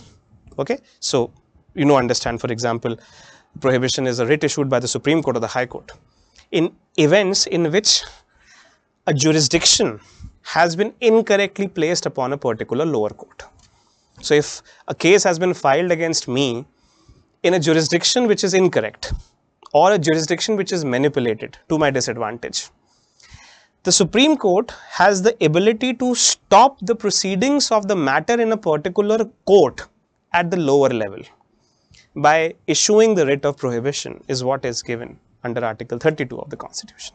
So that way the correct answer is point number C. But in the event you are not able to arrive at the correct answer, you can also use the technique of elimination of options to come to the correct answer. Let's take a look at this. A government officer prohibiting him from taking a particular action. Now you know for a fact that any writ which is given to a government officer with regard to prohibiting him can either be covered into mandamus or possibly certiorari. You see, so the better answer for this one in terms of writ is going to be mandamus, as you understand what is called V command, right? Point number 2 or B, Parliament/Legislative Assembly to pass a law on prohibition. Now, of course, this statement is itself incorrect because there is nothing in the Constitution of India which gives the Supreme Court, which is an unelected body, which is a judicial body, which is an appointed body, any kind of a instruction or a direction to a legislative body to make certain laws. That was the classic definition of judicial overreach or judicial activism. The Supreme Court or High Court has no business telling the Parliament what laws to make because the Supreme Court or the High Court do not represent the mindset of the people. They are unelected bodies. The mindset of the people is represented in the Parliament. It can take no instructions from anyone else with regard to what laws have to be made. So in and of itself, this statement is incorrect. Point number D, the government prohibiting it from following an unconstitutional policy. Now, this is a statement which can be slightly misconceived or misguiding in some certain cases. You can have government which can make unconstitutional policies, but please remember the fact that writs are not made under everything or writs are not made against everything unconstitutional. Writs are specifically given under Article 32 and in 226 certain cases to enforce fundamental rights specifically and then maybe certain legal rights under Article 226. So the only kind of unconstitutionality that writs can remedy are the violation of fundamental rights and in certain cases the violation of legal rights. Not everything unconstitutional can be remedied by writs. So being a generic statement with regard to unconstitutional policy, this statement does not stand on its own 2 feet and therefore is incorrect. Without giving reference to anything outside itself as a statement, this is incorrect. So you can easily eliminate this statement and arrive at the correct answer, point number C. Please take a look at this video we've discussed in the class of understanding the concept and the questions of what is known as prohibition under Article 32 of the Constitution. तो मैं ये नहीं कह रहा हूं आपसे कि case फर्जी है, हो सकता है केस ठीक हो, लेकिन jurisdiction फर्जी है. The jurisdiction in which the case is being tried is made in such a way that it is manipulating the outcomes of the case, because the police will do the investigation according to the influences and possibly the magistrate is going to do the judgment according to the influences. You see? So in this case, the writ of certiorari or prohibition can be filed. You get the point? So a writ of certiorari or prohibition are filed. I'm making a technical statement over here. A writ of certiorari and prohibition is filed specifically to correct a manipulated or incorrect jurisdiction by the Supreme Court of India. If a case has been filed in a wrong jurisdiction or jurisdiction has been manipulated in some way or the other, or influence is being made under a particular jurisdiction, then the Supreme Court can interfere the matter and change the activities a little bit. अब Supreme Court क्या कर सकता है? पीलीभीत में FIR करा दी, ठीक है, वो बेचारा जा रहा है कार पकड़ के, कहाँ उसको पता भी नहीं मैप में कि कहाँ पर है Pilibhit, right? The idea is to make sure that the person has to do a to and fro, and in that to and fro only is a person harassed. You see, so the what you can call solution to this kind of a manipulation of jurisdiction are the writs of certiorari and prohibition. The most important part of what you can say both of these writs is to be able to point out that a complaint has been made against you in incorrect jurisdiction, definitely to be able to manipulate the result of a case in that jurisdiction. You know what I mean? अगर मैं अपने क्षेत्र में filing कराऊंगा और अपने क्षेत्र में मेरे को वकील भी पता है, पुलिस भी पता है, MLA भी पता है, सब लोग पता है, ठीक है, और कोई बाहर का व्यक्ति मेरे क्षेत्र में आएगा, तो मैं यहां पर चीजों को अपने हिसाब से कंट्रोल करके जजमेंट को भी अपने अनुसार ला सकता हूं. You get the point? In cases of divorce, this happens very much. That, for example, if the man is from one area and the woman is from one area, and if the marriage goes bad, then all forms of sections are filed against the man or the woman in their respective jurisdictions.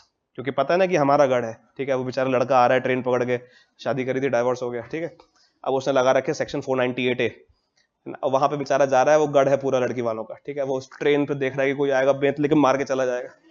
You see, so the terror that you feel basically is that you're entering into an area. पहले आपने सोचा था बड़ा romantic है, Chennai express खेलेंगे हम लोग, ठीक है, अब आप जा रहे हो उत्तर प्रदेश से चेन्नई ट्रेन में बैठ के, ये सोच के कि मारे कहाँ जाएंगे, right? So the idea is that when you're entering into the area of another person where language is different, culture is different, you don't have any connections whatsoever, you can be put under 1,000 pressures, including the fact that the local administration can be prejudiced against you, can be motivated against you by the locals. You see? So, anytime a complaint is made with incorrect jurisdiction or a manipulated jurisdiction, the solution to that problem is the writ of prohibition and certiorari. अब इस case में क्या होगा? Let's say for example in our case over here, Mr. A. Now Mr. A, what he has to do basically is, he has to go to the Supreme Court of India under Article 32 of the Constitution and say that the filing of this case has been done deliberately to manipulate the jurisdiction. The jurisdiction is manipulated, which means that first of all, I was not present on that date when the FIR was filed. Meaning they said that the crime has happened, but I was not even present on that date. And second, these people have local control over this area. Therefore, the people, the police authorities, etc., are reasonably suspected to be acting in the interest of the local politicians or the local gundas, whatsoever. Okay.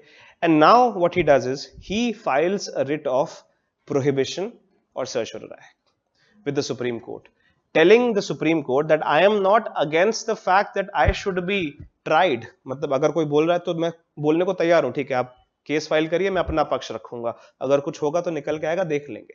तो मैं ये नहीं कह रहा हूं आपसे कि case फर्जी है, हो सकता है केस ठीक हो, लेकिन jurisdiction फर्जी है.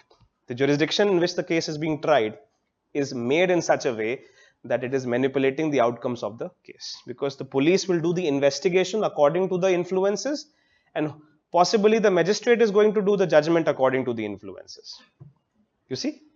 So in this case, the writ of certiorari or prohibition can be filed.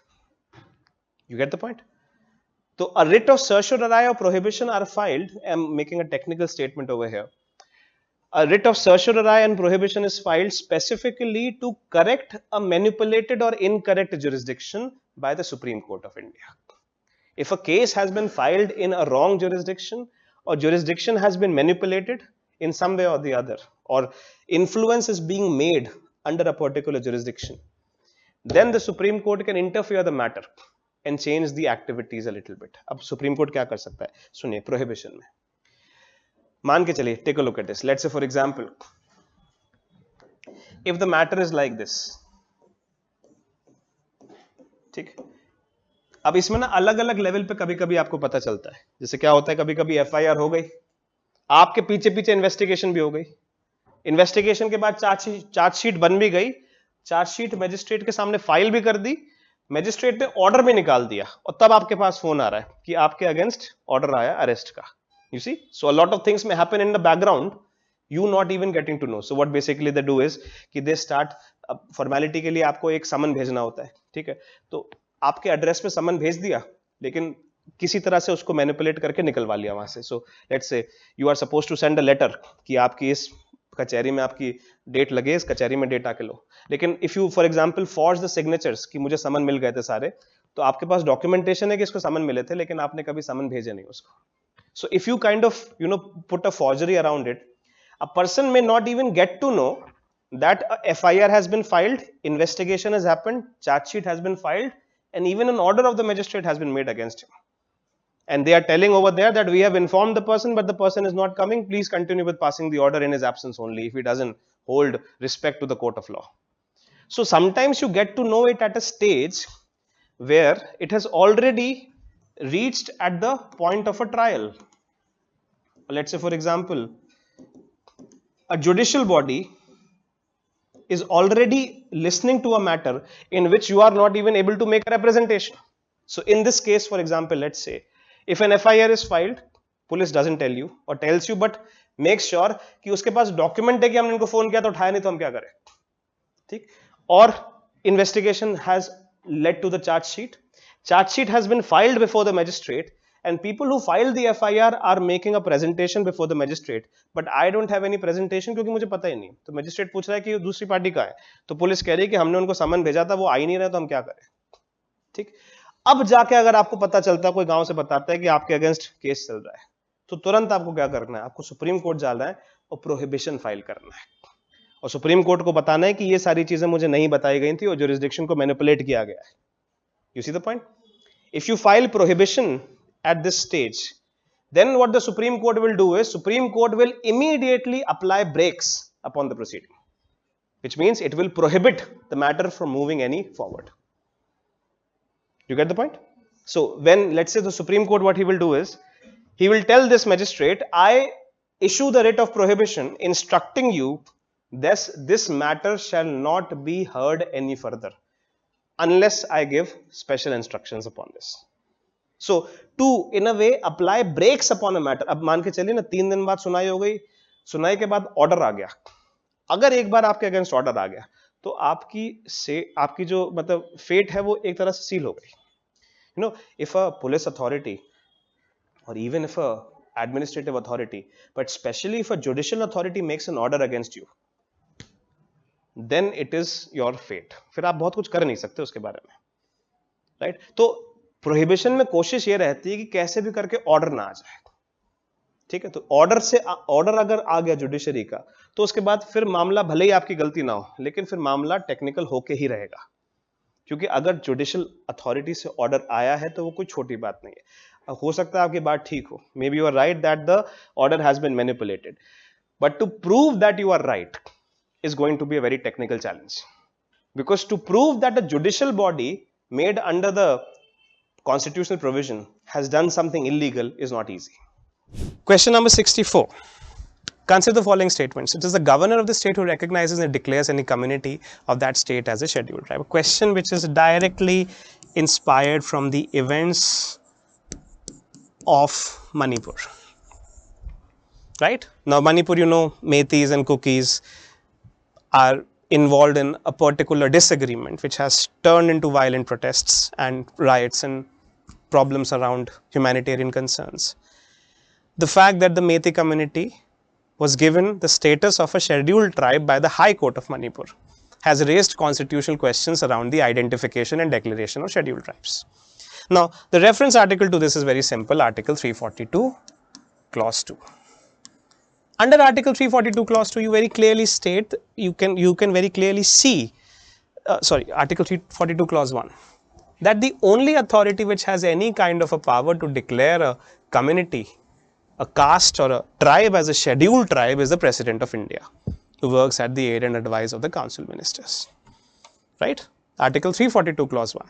It does not give power to the High Court, it does not give power to the governor, it does not give the power to the chief minister, no one except for the President of India, and then the list given by the President of India can be modified by the Parliament. So no other authority except the President and the Parliament can have the ability to enlist any particular set of people as a scheduled tribe, is what is given under Article 342 clause 1 of the Constitution. Millen versus State of Maharashtra 2000, a case that we have discussed in the class, again was given by the Supreme Court to the Manipur High Court and the Manipur government, telling them that they have no business identifying a scheduled tribe. You see? And that is the inspiration behind this question. So, obviously the first statement is incorrect. The governor of the state who recognizes and declares any community of that state as a scheduled tribe. It is completely incorrect. The answer is President. And the basis for that answer is Article 342 clause 1. Point number 2. A community declared as a scheduled tribe in a state need not be so in another state. This statement is absolutely correct. Article 342 clause 1 says that the President may, in respect of any state, now this statement itself is suggestive, that each state can have its own exclusive list of scheduled tribes, which may or may not overlap with other states, making statement number 2 correct. Just one thing to note over here is that though the governor does not have any deciding authority, it is given under Article 342 clause 1 that the President may consult the governor. But as you know, consultations in these cases are not binding. So that is a simple element of the power of governor given under Article 342. Statement number 1 is incorrect. Statement number 2 is correct. And the correct answer is B. Take a look at how we have discussed the concept of scheduled tribes and how the ways that the prelims questions are framed was in a way discussed in the classroom with regard to the same problems of the cookies and the metis and Article 342 clause 1 in this video clipping. Politics is the basis of this kind of activity. Clear? But please notice that the Constitution was wise enough to not let politics be created out of this at the regional level. Which means to say the fact that if he wants to get himself listed as a scheduled caste in the state of MP, he cannot go to the Chief Minister of MP. The Chief Minister of MP, the state of MP, does not have any power with regard to listing scheduled castes. You get the point? So you know what I mean to say? The politics has been created, but politics has not been created at the regional level. Let's imagine a situation. For example, instantly, just imagine that there is a state in India, hypothetically speaking, that there is a state in India, let's say for example, in which you have a large population of people who identify themselves from a particular scheduled caste or a scheduled tribe. Let's imagine a tribal state in India. Okay, majority population of that state is a tribal population. Okay, now because they are the majority population of the state, they form the they form the political party in power. Let's say in this state, let's say 79% is of tribes, right? Remaining is what is of non-tribes. Now because it is a 79% population in a democratic setup, will they not come in power in the Vidhan Sabha, in the state legislative assembly? Will they not form the chief minister and the council of ministers? Right?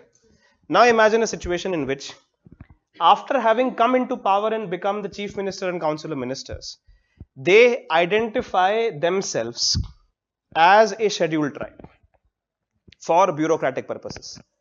What does it mean? That the same tribe is going to sit in the political power and the same tribe is going to sit in the administrative power. You will have chief minister from the same tribe and you have IAS officers from the same tribe. What does it mean? That the entire state apparatus, the political apparatus and the administrative apparatus has been taken up by one tribe. Both the permanent and the non-permanent executive is one tribe. What do you think is going to happen in a case of a problem? This tribe may tomorrow pass a resolution that we want to secede out of the Union of India. You get the point?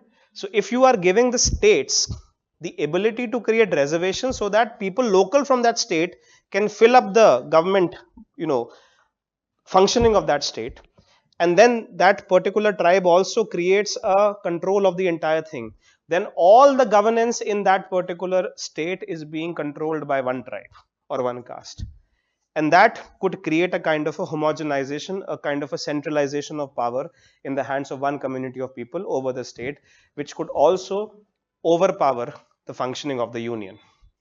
Therefore, to avoid the caste politics, at least at the scheduled caste and scheduled tribe level, no power has been given to local or what you can call regional governments, state governments, to identify caste or scheduled tribes. Now, if a question comes to you very simply, because this is all current updates and this is going to be a question in my understanding, very simply. When I am taking a list of, I just explained to you the background of this, that the nature of enlisting scheduled castes and scheduled tribes is determined by politics, but it is not determined by regional politics. It is determined by national politics. Therefore, there is nothing in the constitution which remotely gives the power to the state government in matters of scheduled castes and scheduled tribes to enlist groups in these lists. Neither the state government nor the state high court, nothing. They don't have the power to do it. The only where the power exists is with the President of India, with the aid and advice of the Council of Ministers. Now, if this kind of a perception has to be created, then the question is, does the state government or the high court, for example the Manipur High Court, have any constitutional authority to make an order like this? If, for example, I take a look at the order made by the Manipur High Court.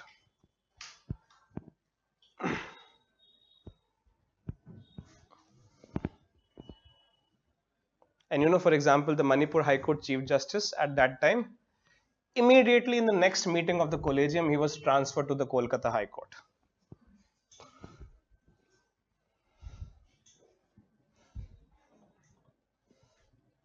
And a judge from the Delhi High Court was made the Chief Justice of Manipur High Court immediately.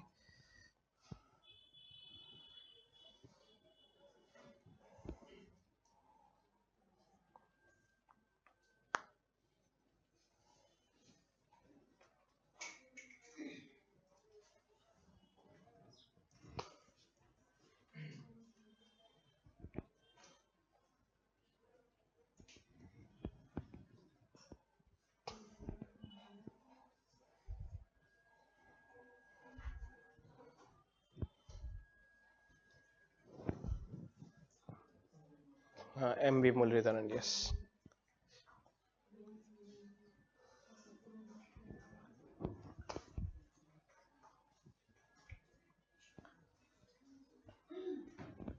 Take a look at this.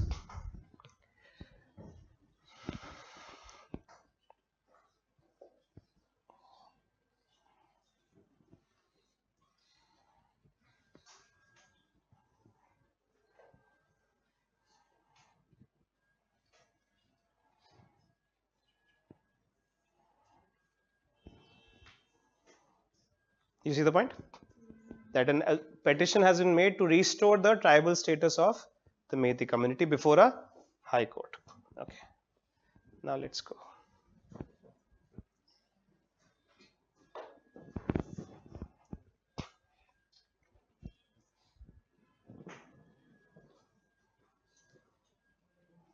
Just read this sentence again.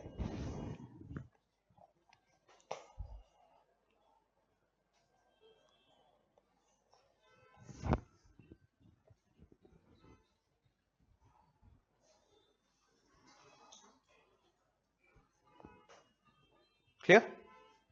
Take. Now let's take a look at the order.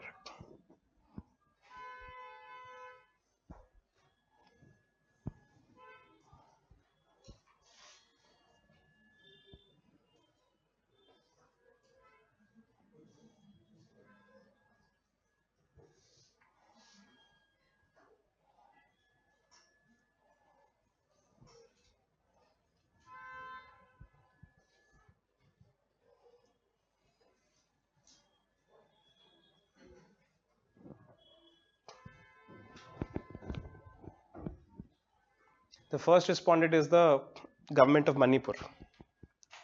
The first respondent is directed to submit the recommendation in reply to the letter dated of the Ministry of Tribal Affairs, Government of India. Meaning, the High Court says to the government of Manipur, directs the government of Manipur to send the recommendation for Metis to be listed as a scheduled tribe to the Ministry of Tribal Affairs, Government of India. Okay.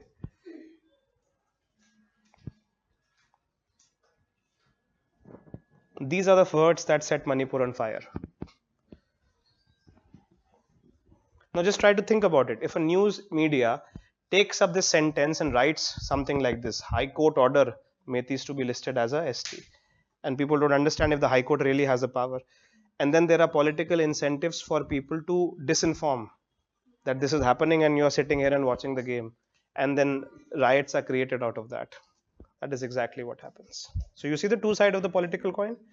Why is the judge of the High Court doing it in the first place? Kuch to piche se hoga na haath. And then why are the people trying to even more, rather than calming down the situation and informing people, even more trying to incite the judgment? क्योंकि फिर दोनों लोगों में ठन गई कि अब देख ही लेते हैं क्या होगा. एक इंसान ने बोला, one of the side said कि we are going to do this. Let's see what you can do. And the other one said, I'm going to show you exactly what is going to be done if this happens. And this is where the situation breaks down completely. Read this. Now the question is very simple. The High Court here says, the government of Manipur shall consider the case of the petitioners for inclusion of the Meitei community in the scheduled tribe list expeditiously, preferably within a period of 4 weeks from the date of receipt of a copy of this order in terms of the averments, etc., etc. Now, first of all, the first respondent is the government of Manipur. Government of Manipur is being told by the High Court of Manipur that you do this as soon as possible. Question: what does Article 342 say?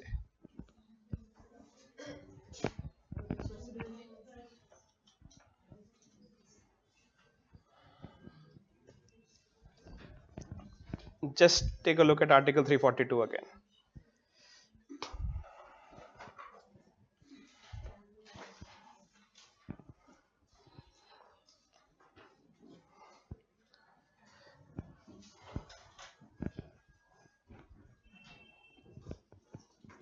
Now, just 1 second. Just correlate this to this and imagine the constitutional gap, that this power does not exist for the High Court. And that is what the Supreme Court is asking, what are you doing? Which means that we have to deduce that there is something else going in the background. What else can we deduce? Question number 65. Again a question from parliamentary procedure. With reference to the union budget, consider the following statements. The Union Finance Minister on behalf of the Prime Minister lays the annual financial statement before both the Houses of Parliament. Now, this is a question from Article 112 Clause 1 of the Constitution, which deals with what is known as annual financial statement, also known as the budget. Now, annual financial statement as defined under Article 112 Clause 1 says that the President of India on behalf of the Government of India shall present before the Parliament of India an estimate of expenditures and receipts for one financial year. So, the authority undersigning the annual financial statement is the President.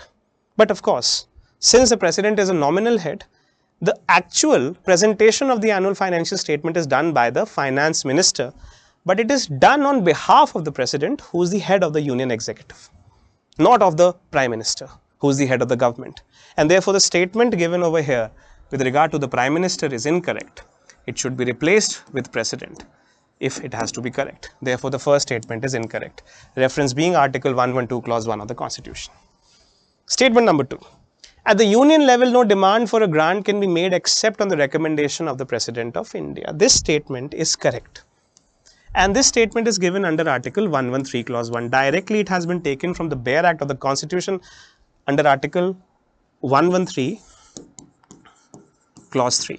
You see, demand for grants is the non-charge expenditures which are given by the Constitution with regard to the ability of the Government of India to take money from the Consolidated Fund of India after the consent has been given with regard to it by the Lok Sabha. This format is known as a demand for grants, and a bill or a proposition for demand for grants cannot be presented before the Lok Sabha except by the recommendation of the President. Is a part of the annual financial statement procedure as given under Article 113 Clause 3, and therefore this statement is correct. You see, Point number 2 is the correct answer. So you see the point over here, the questions in polity are not underlined as much about the ideational, the conceptual, the abstract points of preamble and secularism and freedom and liberty and equality and dignity, all of these things, but you see very technical, mechanical questions which are coming from detailed and meticulous understanding of the parliamentary procedures, and that kind of gives you an understanding that polity is not a subject which is made of only abstractions and cloudy stuff. It has an engineering to it that you have to understand to be able to take care of these questions. So I am the Prime Minister, head of the government.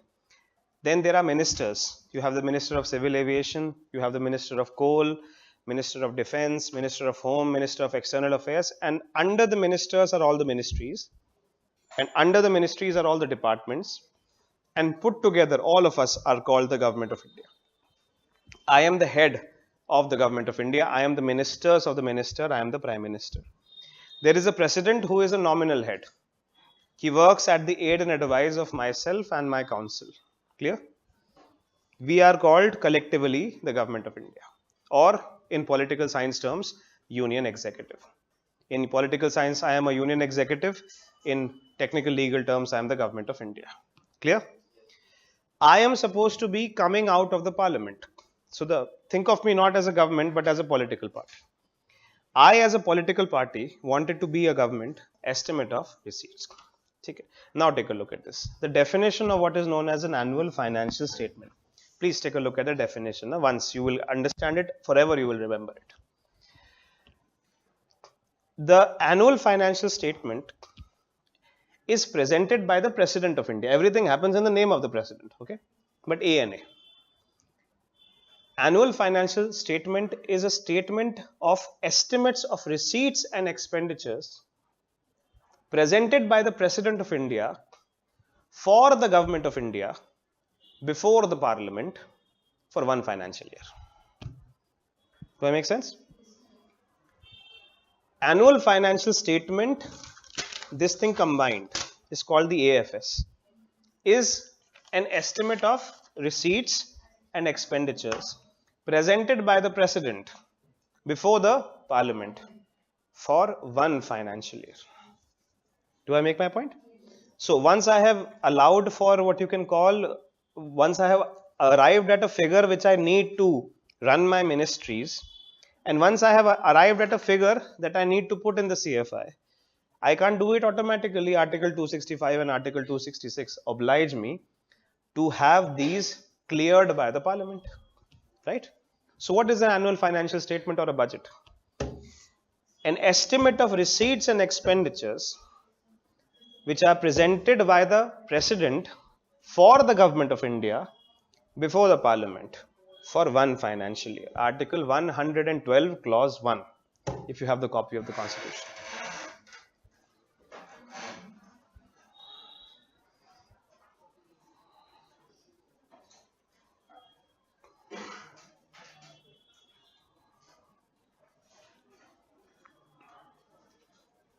Article 112, Clause 1 on the board.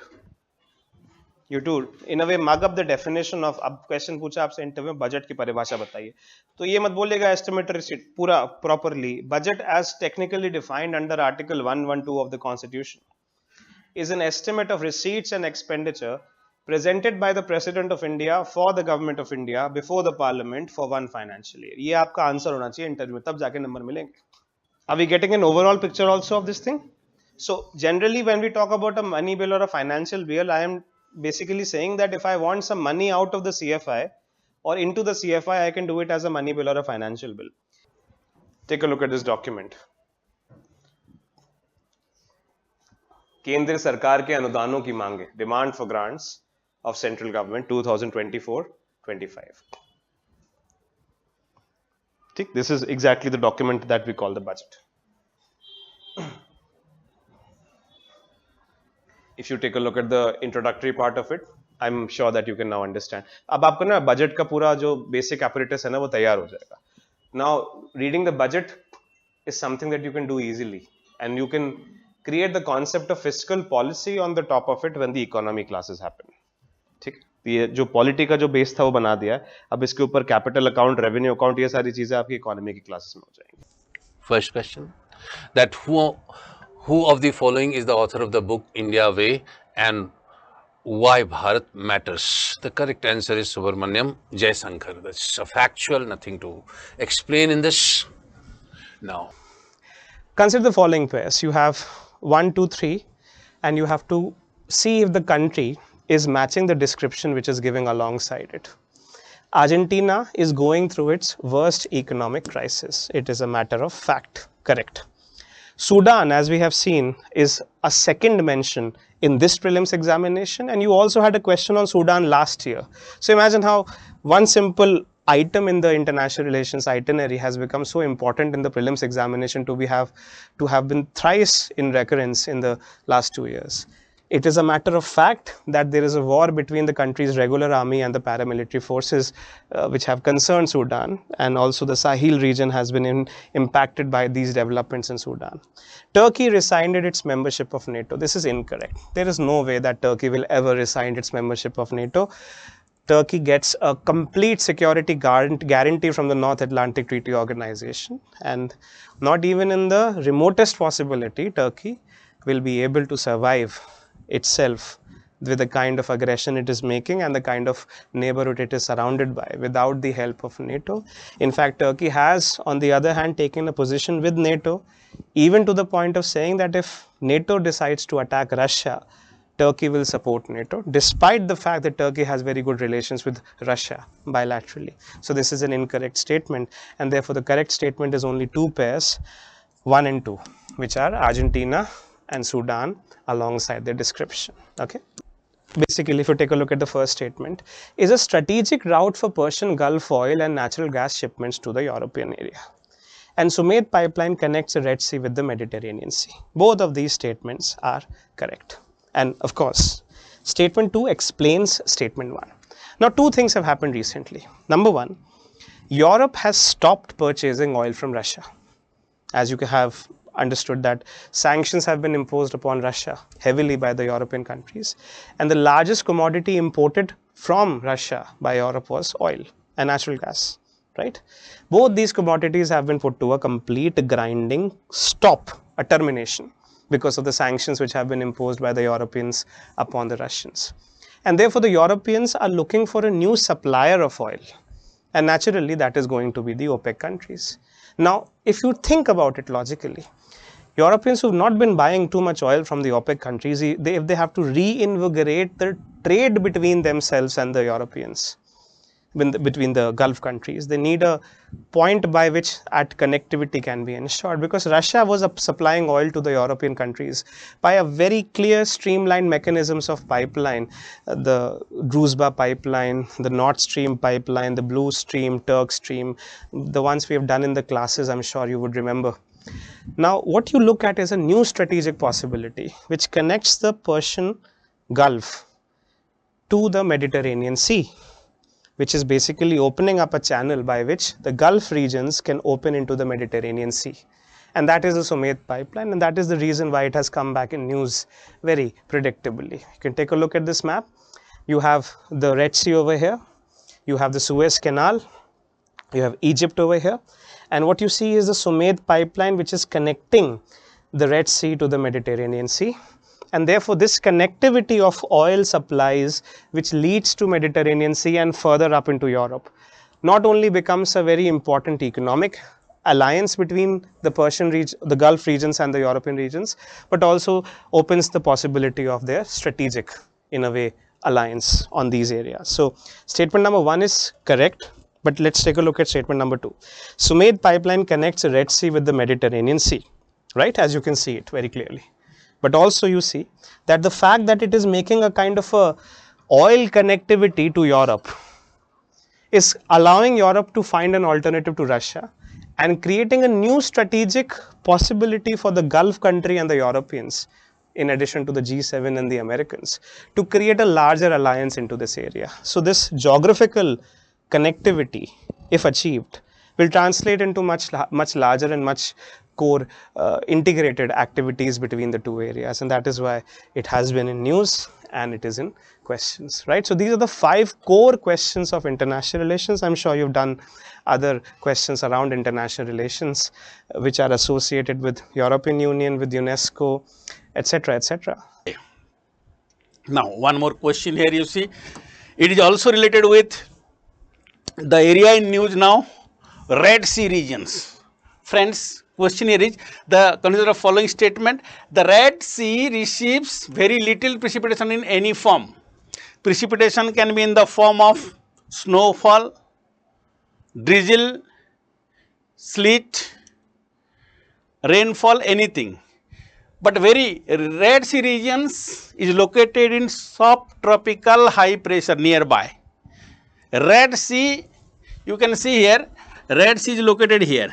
Let me draw the map and you will find out.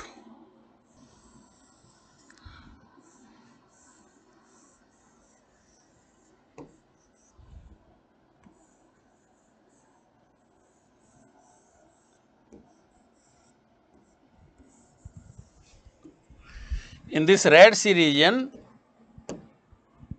this area, this is the Red Sea here, rainfall is very less, or there is very little or no precipitation. Very little or no precipitation here, because here you have the subtropical high pressure belt is located. No water enters the Red Sea from the river. Yes, there is no such any perennial river. Here is a plateau, here is the desert, this side you have desert. So there is no such any major river. It is true. Both the statement are correct here. Red Sea receives very little precipitation in any form, very little, negligible, less than, it's around 6 centimeter of rainfall. 6 to 26 nearly. There are few areas where 60 centimeter also received, but very less rainfall or no rainfall, you can say. No water enters Red Sea from the river. Yes, it is true. So both the statements are correct here.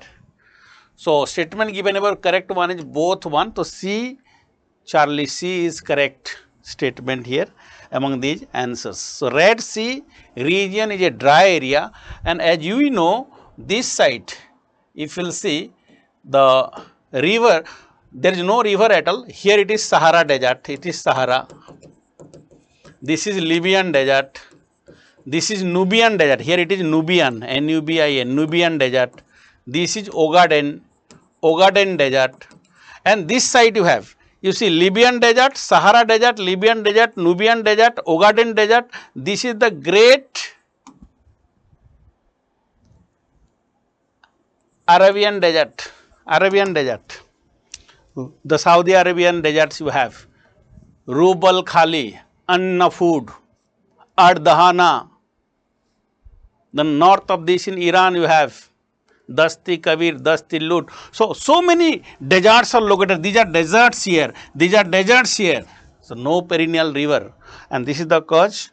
Geophysically, it is an area with maximum deficiency of moisture and there is no river. I hope it is clear to you all.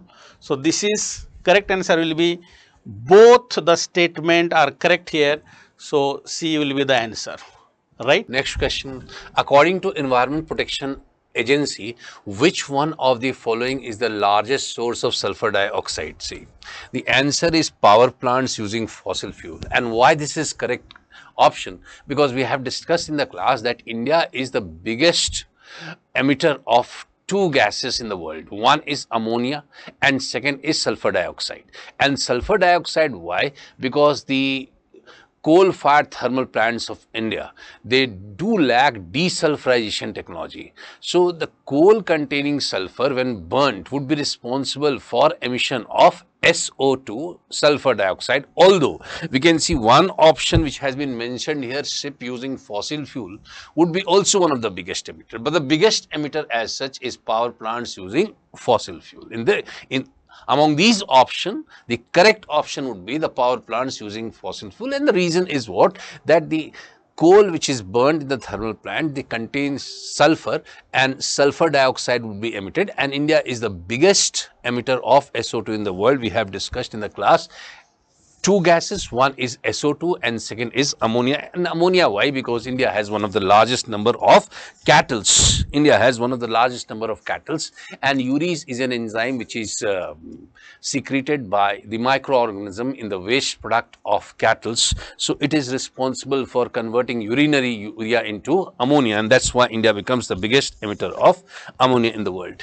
One of the question which was asked in Prelims 2024 today, that question was, who was the provisional president of the Constituent Assembly before Dr. Rajendra Prasad took over? Clear?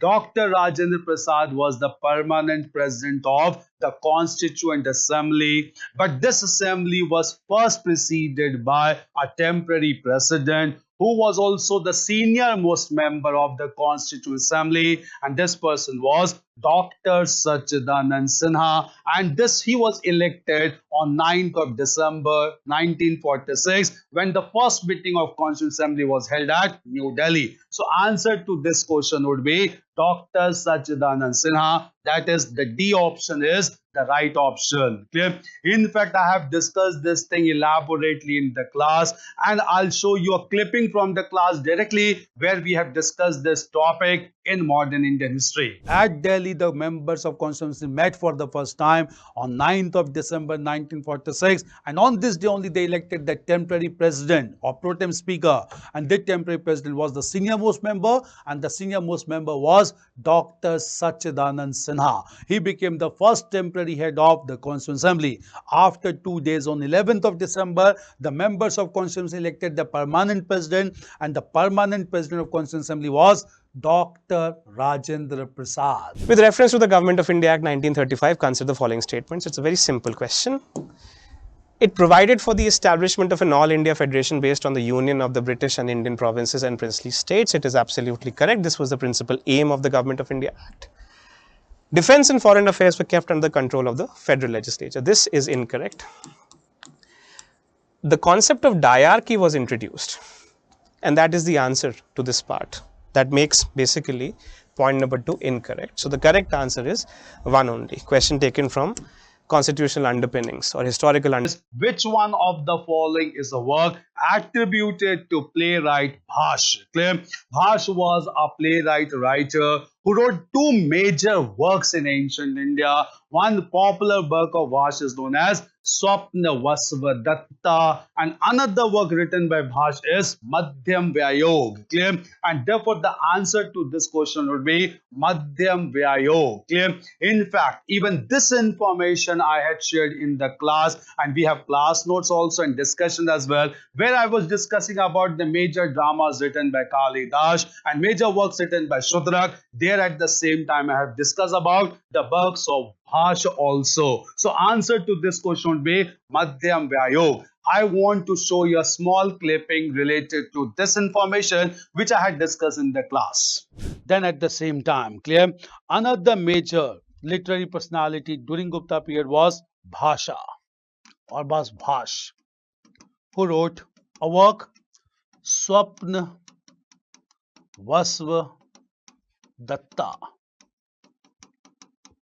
The work Swapna Vasvadatta. Clear? The next question which has been asked in prelims today is Sanghabhuti, an Indian Buddhist monk who traveled to China at the end of the 4th century AD, was the author of a commentary on, the answer is Sarvashti Vada Vinay. That is, answer would be C. So answer to this question would be answer C, that is Madhyam Vinay. In fact, clear, you must be knowing that several Chinese pilgrims came to India also to study Buddhist scriptures, especially at Nalanda University, which included scholars like Fahian and then Yuan Sang. Clear? Some Indian scholars also went to China, and he was a very popular one known as Sanghabhuti, and at the same time wrote a commentary. This commentary is titled as Sarvasti Vada Vinay. The next question is very important, which has been asked, expected in fact. Clear? Consider the following properties included in the World Heritage List released by UNESCO. All these sites are included in tangible category of World Heritage Site released by UNESCO. From India, 42 sites has been included, which I had been discussing in the class regularly. Clear? And in the year 2023, in 2023, the complex which were included are Shanti Niketan in West Bengal, and second is Sacred Ensembles of the Hoysalas. Clear? So this has been included recently in the world list of UNESCO. Clear? Rani Ka Vav Mahabodhi Temple has also been included, but not in this year, 2023. We had Shanti Niketan from West Bengal, and we had sacred symbols of the Hoysalas, that is temples constructed like Chenna Kesava and Keshava temple in the state of Karnataka. So obviously answer would be 1 and 3, that is 2 options would be right, answer would be B to this question. Clear? 42 sites included, 43rd has also been proposed, that is 12 sites of Marathas in the western part of India. Very much information, very much expected this time. The question is on expected line. Clear? Okay, and I have discussed this in our classes also, and I want to show a small clipping from the class where I have discussed this topic. Tangible category after Sundarban National Park and Darjeeling Mountain Railways. Clear? Now this university, that is Shanti Niketan, this University of Shanti Niketan was established by Rabindranath Tagore. Clear? So Rabindranath Tagore established Shanti Niketan as a very prominent institution, and Shanti Niketan was established in the district of Birbhum in West Bengal. Clear? So it is presently located in the district of Birbhum. That is Nataraj structure. Keshava temple also constructed, devoted to Lord Vishnu. Keshava basically means Lord Vishnu, constructed by Somnath. All these temples constructed in soapstone, and all these temples has been recently included as the 42nd World Heritage Site declared by UNESCO. Underpinnings of the Indian Constitution. Again, a very easy question. Article 368 of the Constitution of India. The Parliament may amend any provision of the Constitution. Of course, the power of the Parliament to amend the provisions of the Constitution is what is known as constituent powers. The ones who have attended the classes here would understand the constituent powers are given to the Parliament by the Constituent Assembly itself to be able to amend the Constitution almost in entirety without any limitations. And the mode in which the Constitution can be amended by the Parliament is by adding something to the Constitution, modifying something within the Constitution, or repealing something from the Constitution. So addition, modification and deletion. Addition, variation and repeal. These are the three modes by which Constitution can be amended, and therefore the correct answer is 1, 2 and 3. A direct statement taken from Article 368 Clause 1 of the Constitution of India. Take a look at this video of how we have covered extensively Article 368, including the content of this question. Right? It can change the fabric of the entire society altogether. You create a GST and you completely alter the fabric of the Indian society. So to put that foundational block at the center of things is to alter the Constitution or to start the Constitution making in the first place. And those powers are known as constituent power. अब आप Article 368 Clause 1 पढ़िए दोबारा.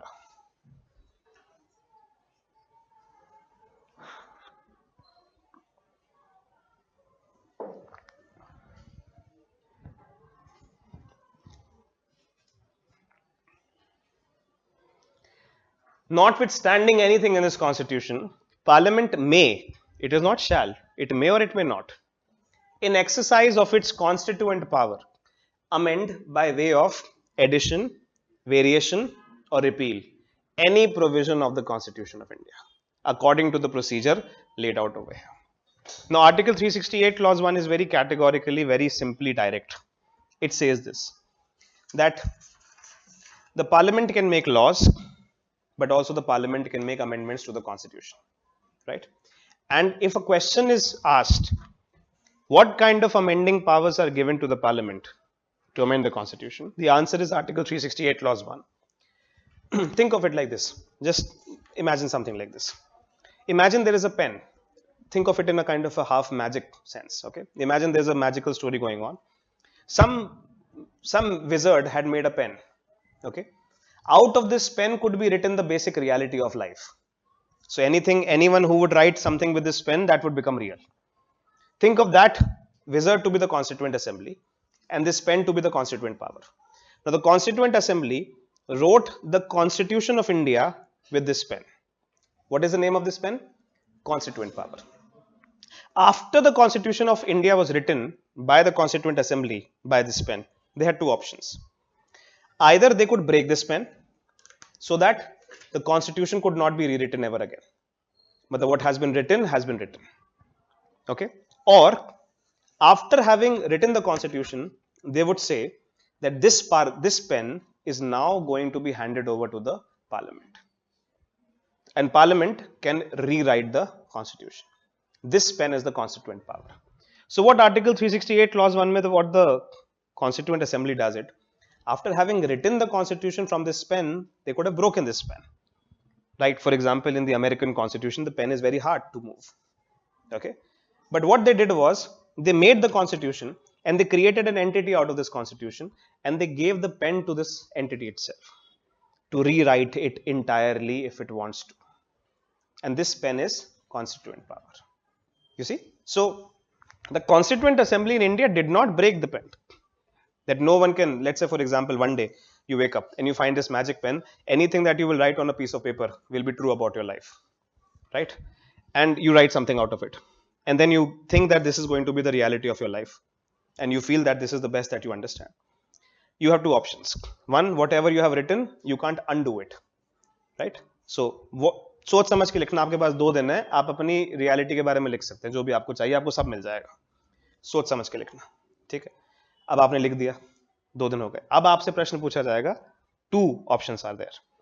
Either you can keep this pen and maybe 10 years down the line you would want to change something, or you break this pen and this is going to be the reality of your life. The Constituent Assembly chose the first option. It gave the pen to the parliament under Article 368 clause 1. Which is to state that the amending powers of the constitution of the parliament are equal to the constitution making powers of the Constituent Assembly. It can take the pen, cross out everything and write new things. This was what Article 368 clause 1 had instituted. John, read this again once.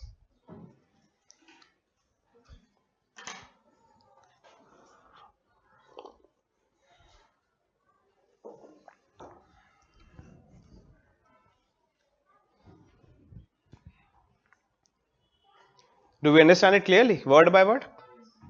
Nothing in this constitution may stop the parliament from exercising its constituent powers. Amend by way of addition, variation or repeal any provision of this constitution. So, what does it mean? If there's a provision of the constitution, with the help of this pen, parliament can amend it. Let's say it can say, comma and this and this. Okay? Or let's say, vary it, modify it somewhat, or repeal it. I can completely take out Article 15 clause 5 from the constitution entirely. So let's say for example, if a day comes and people says EWS judgment is wrong, maybe a parliament can come and take out Article 15 clauses of the constitution. It can repeal it. So by way of adding, by way of modifying, or by way of deleting, any provision of the constitution can be amended by the parliament by the use of its constituent powers. Next one. You can see a very interesting question of human geography. It is also related to the currently, it is in news in fact. This particular theme is in news. Remember, consider the following countries: Italy, Japan, Nigeria, South Korea, South Africa. Which of the above countries are frequently mentioned in the media for low birth rate or aging population, declining population? My friends, if you look at the demographic profile of this region, very different. Italy has nearly 23% of total population. They are aging population. Italy. Japan has nearly 28% of the total population of that country. They are aging population. Another one is South Korea. 17.5% of the total population. They are aging population. But in case of these two countries, one is you have your Nigeria and South Africa, the young population is more here. So if you look at the population pyramid of this region, population pyramid of these regions, if you will see South Africa and Nigeria, base is more wider. Population pyramid will be like this. in case of your, this is female, this is male, like population age group wise, if you will see, it is comparatively like this, South Africa and Nigeria. But in case of South Korea, Japan, Italy, it is not like this, it is like this. So it shows that the aging population is also more, and this leads to, in fact in some cases bell shaped, ऐसा है, bell shaped aging population is more, and this is this particular thing 23%, 28%, 17.5 is much high. So these countries are in news because of the aging population. So 1, 2 and 4, these two countries are mostly in news because of this, like dependency rate is much high, it is increasing, and the productive population is less, young population is declining, and there is no demographic dividend. They are facing a lot of problem because of this. We Indians are really blessed that we have better demographic dividend. We have like young population is more, 64.8% of total population is less than 35 years. So it is not Hindustan, it is Youngistan. Okay, fine. So the answer here will be of course A alpha, correct answer. Okay, question number 78.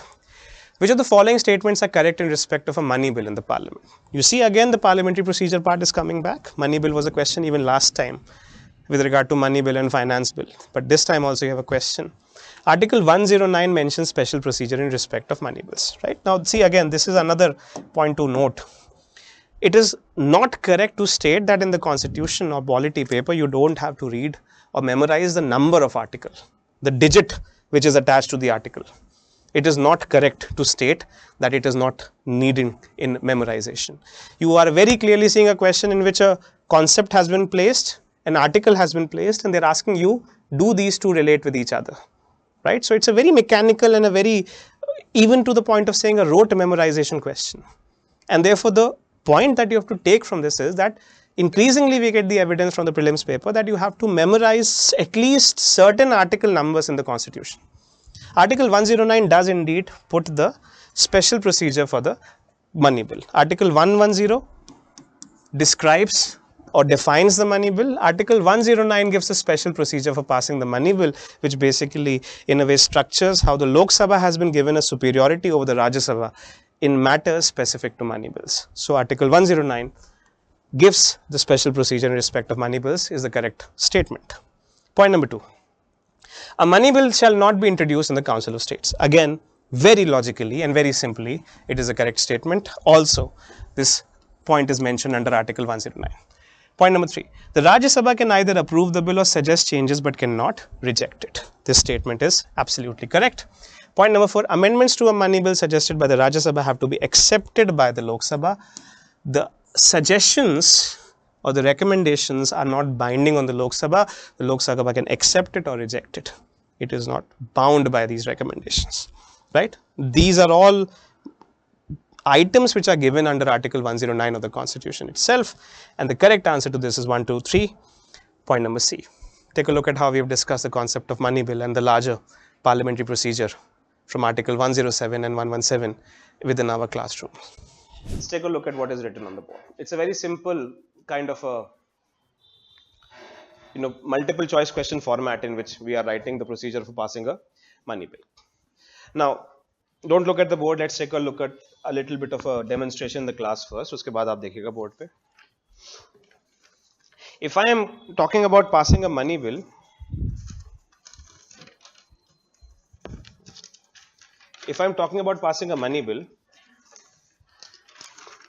now the government of India introduces a bill. If it is declared a money bill, the Speaker of the Lok Sabha has the power to certify a bill as a money bill. Okay, the final power to certify whether a bill is a money bill is given to the Speaker of the Lok Sabha. Since the Speaker of the Lok Sabha is naturally under the influence of the political party which is majority in the parliament, more or less the decision to identify or certify a bill as a money bill is with the political party which has a majority in the parliament. Okay, so let's start the procedure. the government of India gives me a bill. I am the Speaker of the Lok Sabha. The party has told me I am the Speaker. I am under the influence of the political party in power in Lok Sabha. The party has told me to certify this bill as a money bill. So I have certified this bill as a money bill. This is supposed to be dealing with the provisions given under Article 110, Clause 1, A to F only. Clear? Now, if for example, let's say I ask the question, what is the procedure that I have to follow? Lok Sabha, Rajya Sabha. Okay, just take a look at it step by step and then you'll take a look at the board and you'll memorize it in the class itself. The procedure to pass a money bill, step number 1 is that a money bill cannot be introduced in the Rajya Sabha. A money bill can only be introduced in the Lok Sabha. Right? So where do I introduce the money bill? Lok Sabha. So Lok Sabha के सामने money bill आ गया. Now, Lok Sabha की power money bill में वही है जो बाकी सारे bills में होती है. That Lok Sabha can debate a bill, discuss a bill, have a argument over the bill, and then eventually pass the money bill. ठीक है. Once the Lok Sabha has passed the money bill shall be transmitted to the Rajya Sabha. The transmission, you understand? So the money bill, after having been passed by the Lok Sabha, is transmitted to the Rajya Sabha. Once the Rajya Sabha receives the money bill, here the procedure becomes slightly complicated. Okay? Rajya Sabha cannot vote upon a money bill in such a manner that it can fail the money bill. The Rajya Sabha does not have the power to fail a money bill. Okay?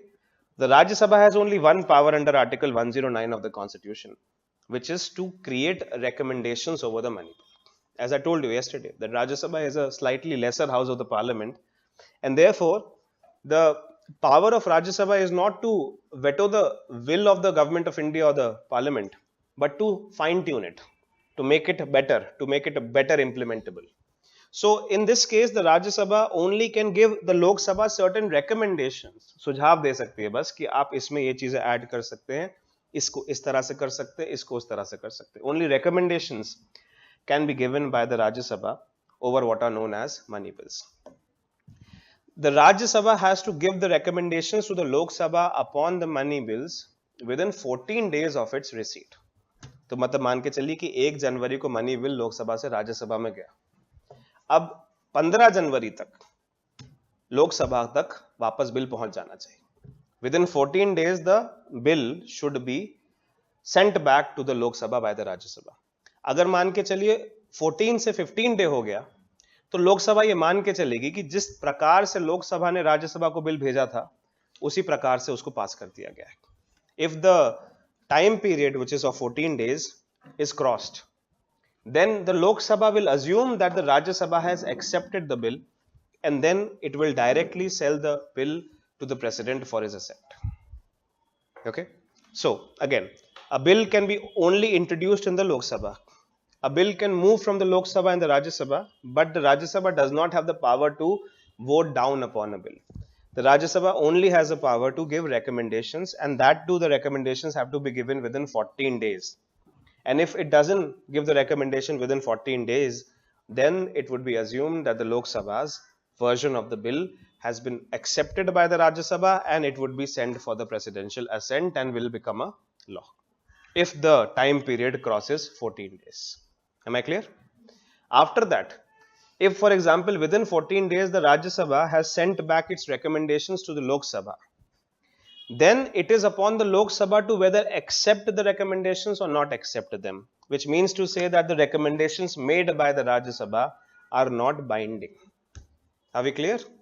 It is upon the Lok Sabha to accept the recommendation or not accept the recommendation, but it is not binding upon the Lok Sabha.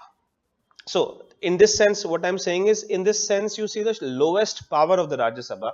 You see, for example, compare Rajya Sabha to a National Commission of Backward Classes. It is exactly that in matters of money bill. It's a commission which is made of experts. The Lok Sabha can refer a particular matter to the experts. Experts can give some recommendations to the Lok Sabha. Lok Sabha may accept the recommendation or not accept the recommendation at all. You see the point? And these recommendations are not binding upon the Lok Sabha. So, in matters of money bill, it is entirely up to the Lok Sabha whether to engage the Rajya Sabha or not. So, the Rajya Sabha becomes like a committee. It's like a finance commission or a CAG or a NCBC. which is not even a parliamentary legislative body but a group of experts who are only trying to make it better for the Lok Sabha to implement its bill, but the recommendations of these group of experts are not applicable upon you at all. Okay, and once you have either accepted or rejected the recommendations, then these recommendations would be sent to the President of India for his assent. President of India then will take a protocol under Article 111 of the Constitution to understand what kind of assent can be given to it, right? So just hold on at this moment and try to see, if I ask a question on money bill, there are two aspects to the question. The definition of a money bill. Go. What is the definition of a money bill? What is the definition of a money bill?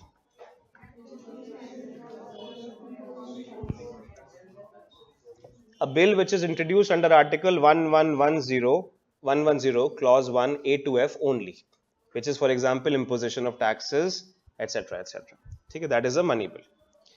The procedure for passing a money bill: step 1 cannot be introduced in the Rajya Sabha. Step 2 can be moved from the Lok Sabha to the Rajya Sabha, transmitted, but cannot be voted down by the Rajya Sabha.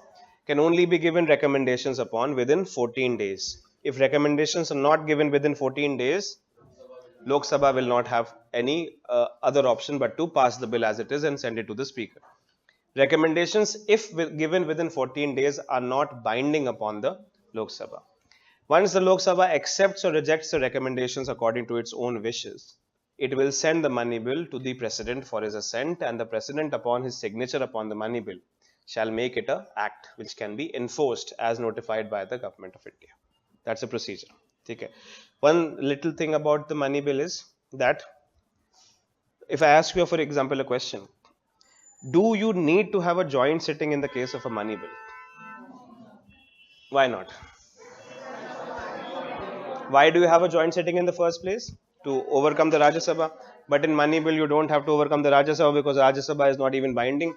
So one simple line about this is that there is no need for having a joint sitting in a money bill. So the President under Article 108 cannot have a joint sitting in the money bill. Do we understand this point clearly? Which one of the following are correctly matched in terms of equivalent rank in the three services of Indian Defence Forces? The correct option is 3 only. That's a factual: Major, Squadron Leader and Lieutenant Commander. So that's a factual. Question number 80. The Northeastern Council was established by the Northeastern Act 1971. Subsequent to the amendment of the NEC Act in 2002, the Council comprises which of the following members? Now, this is one of those questions which are slightly unpredictable. You can't really trace as to what is the logic that the examiner has used to give a question like this, and you always find questions like these in the UPSC. Nonetheless, the answer to this question with regard to the composition of the Northeastern Council, which was a statutory body created under the Northeastern Council Act 1971 for the economic and social development of the northeastern states. The composition of this council is the governor of the constituent states, meaning the states which are members of the Northeastern Council, the chief minister of the constituent states, 3 members to be nominated by the President of India, and the Home Minister of India serves as the chairman of the Northeastern Council, right? So point number 1, 2, 3 and 4. It was recently that the Home Minister of India, Mr. Amit Shah, had made statements with regard to the position of Northeastern India in India's integrity and special relevance of Arunachal with regard to India's sovereignty in the Northeastern Council as a chairman of itself. So therefore, this was in highlight to some extent. So the correct answer is 1, 2 and 3. 1, 2, 3 and 4. Point number D. Consider the following statement. If the United States of America were to default on its debt, holders of the US Treasury bond will not be able to exercise their claims to receive payments.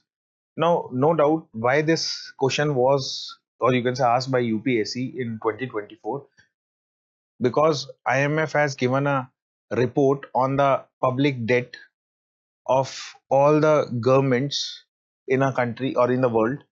Now, this topic I discussed in my class with respect to Indian government, that whenever any Indian government, or you can say whenever Indian government take a borrowing, okay, that is by either issuing T-bills or you can say dated government securities or state development loan. So we call them you can say zero risk okay, or you can say risk-free bonds, okay, or zero risk in that. So it means that government can never default.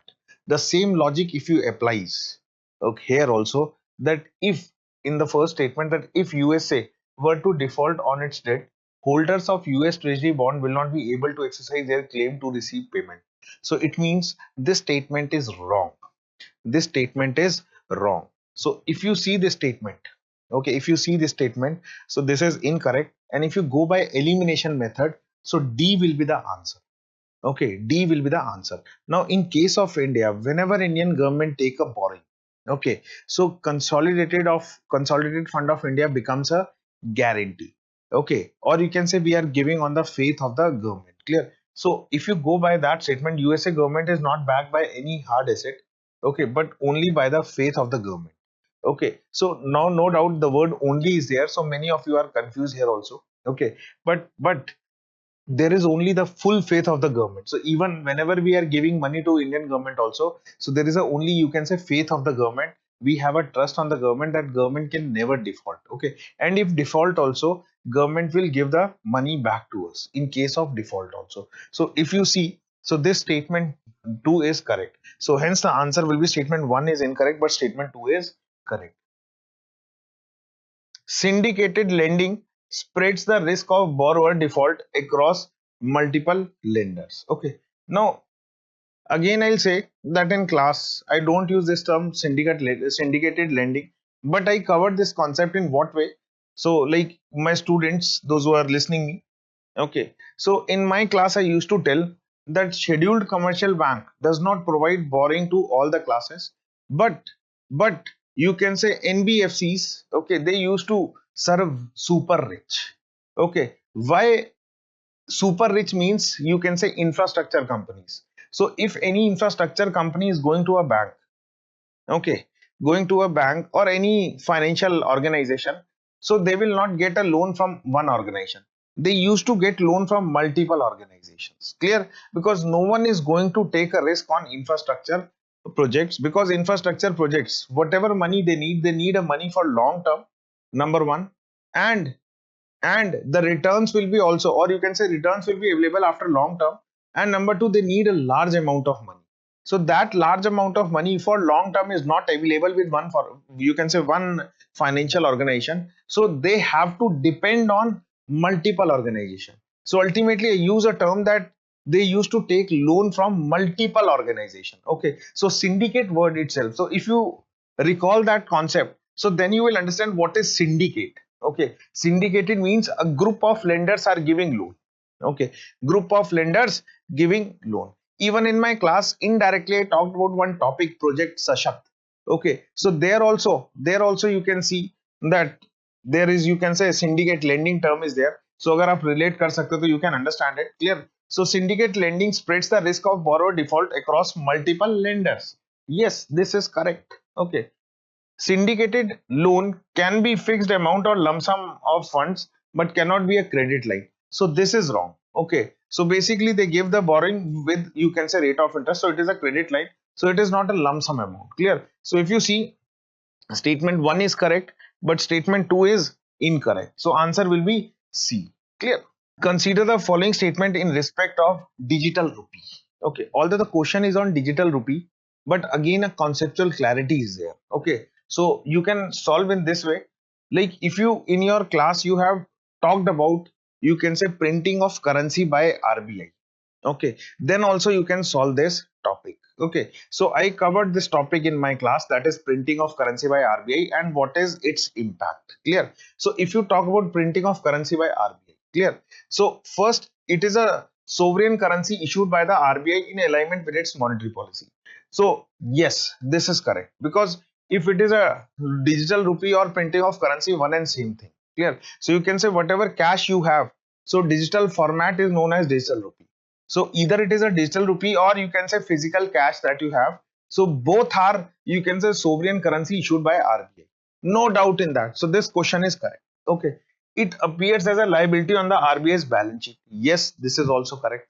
Clear? Because if you see the note, okay, so this question is not on digital rupee. This is on printing of currency by RBI. Clear? So if you see the note, So on note, RBI governor has given a sign that where they have mentioned that RBI is liable to pay you.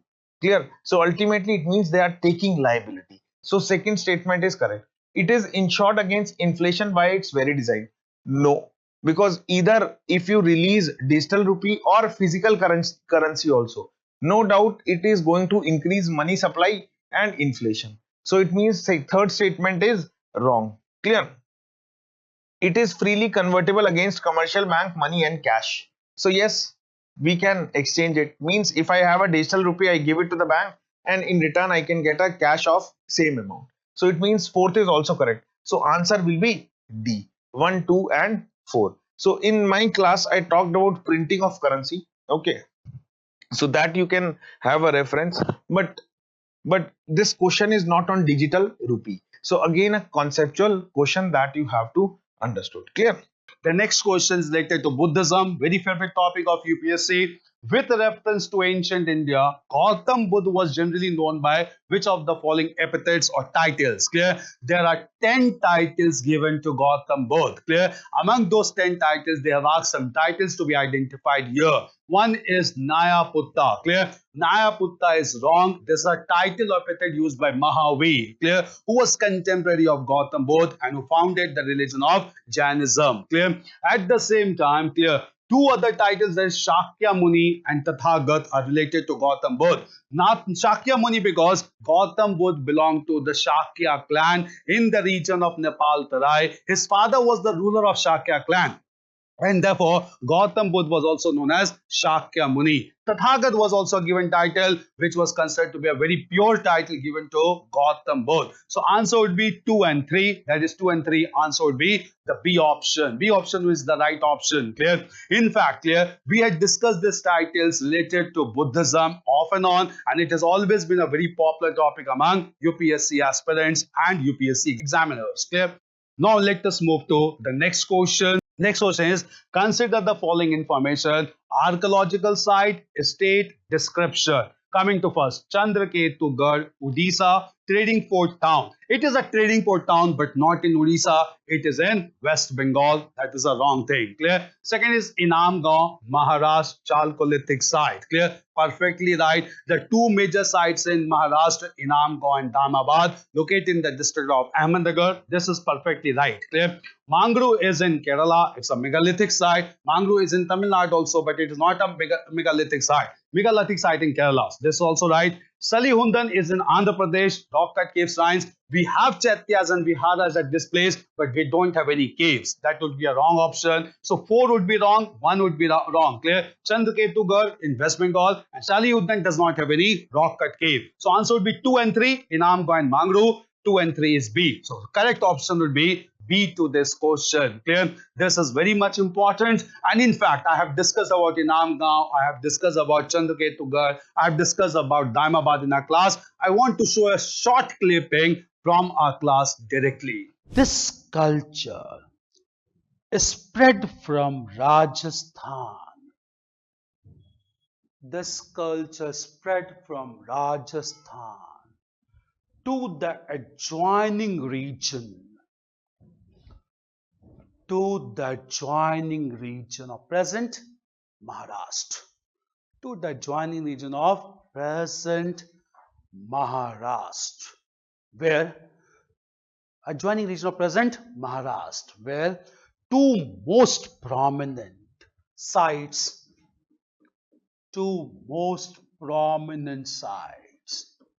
of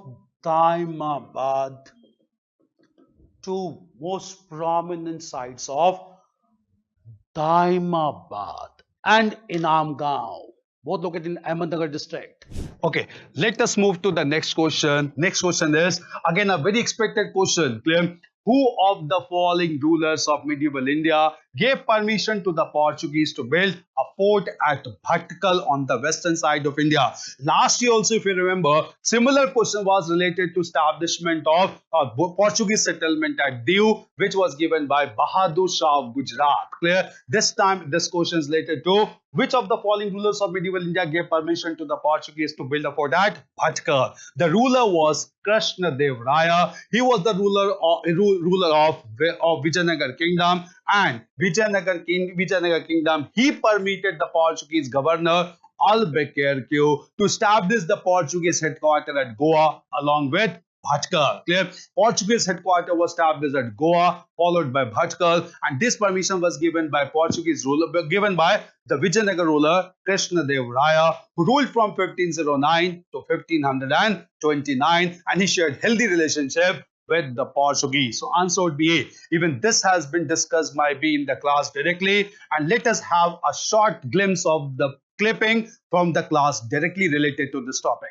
Krishna Dev Raya, Portuguese established their trading headquarters. Portuguese established the trading headquarters at Goa. Trading headquarters at Goa. Now let us move to the next one. The question from modern India and economic history. I keep on saying in the class, you will get question on economic history, which is very important. We have got question on land revenue settlement. Clear? With reference to revenue collection by Cornwallis, consider the following statements. One, here, under the Rayotwari settlement of revenue collection, the peasants were exempted from revenue payments in case of bad harvest or natural calamities. First of all, clear? Rayotwari settlement was not implemented by Lord Cornwallis. Rayotwari settlement in provinces of Bombay and Madras were implemented by Reed and Monroe. So as soon as you read Rayotwari settlement, the option is wrong here. Clear? And moreover, peasants were not given exemption from revenue payment in case of bad harvest or natural calamities. So first statement is obviously wrong. Clear? Coming to the second one. Under the permanent settlement in Bengal, if the zamindar failed to pay his revenues to the state on or before the fixed date, he would be removed from his zamindari. Perfectly right. Clear? In fact, they introduced the concept of sunset clause even on old zamindars as well. And just because of strict collection of land revenue, old zamindars were replaced by new zamindars in province of Bengal, and permanent settlement therefore also came to known as zamindari settlement. So this statement is perfectly right. That is true only. So answer would be B, as first statement is wrong. In fact, I had elaborately discussed about these features of permanent settlement in the class itself. We'll have a short clipping for you to understand how I had discussed permanent settlement, from where the question has been asked. Confiscated and sold through the process of auctioning. Clear? So in case any peasant failed to pay land revenue on time. Now, moving to the next question, consider the following statements related to Upanishads. Clear?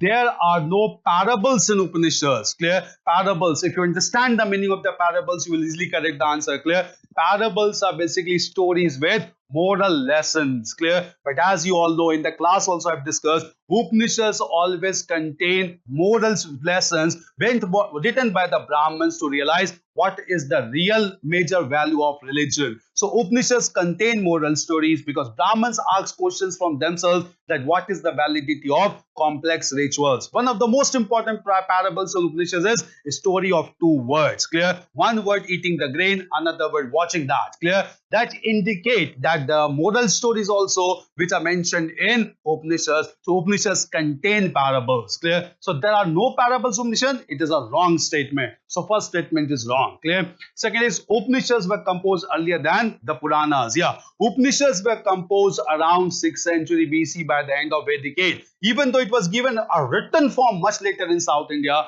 but the word is composed. So obviously Upanishads were composed by the end of Vedic age, and therefore Upanishads are also known as Vedanta. Clear?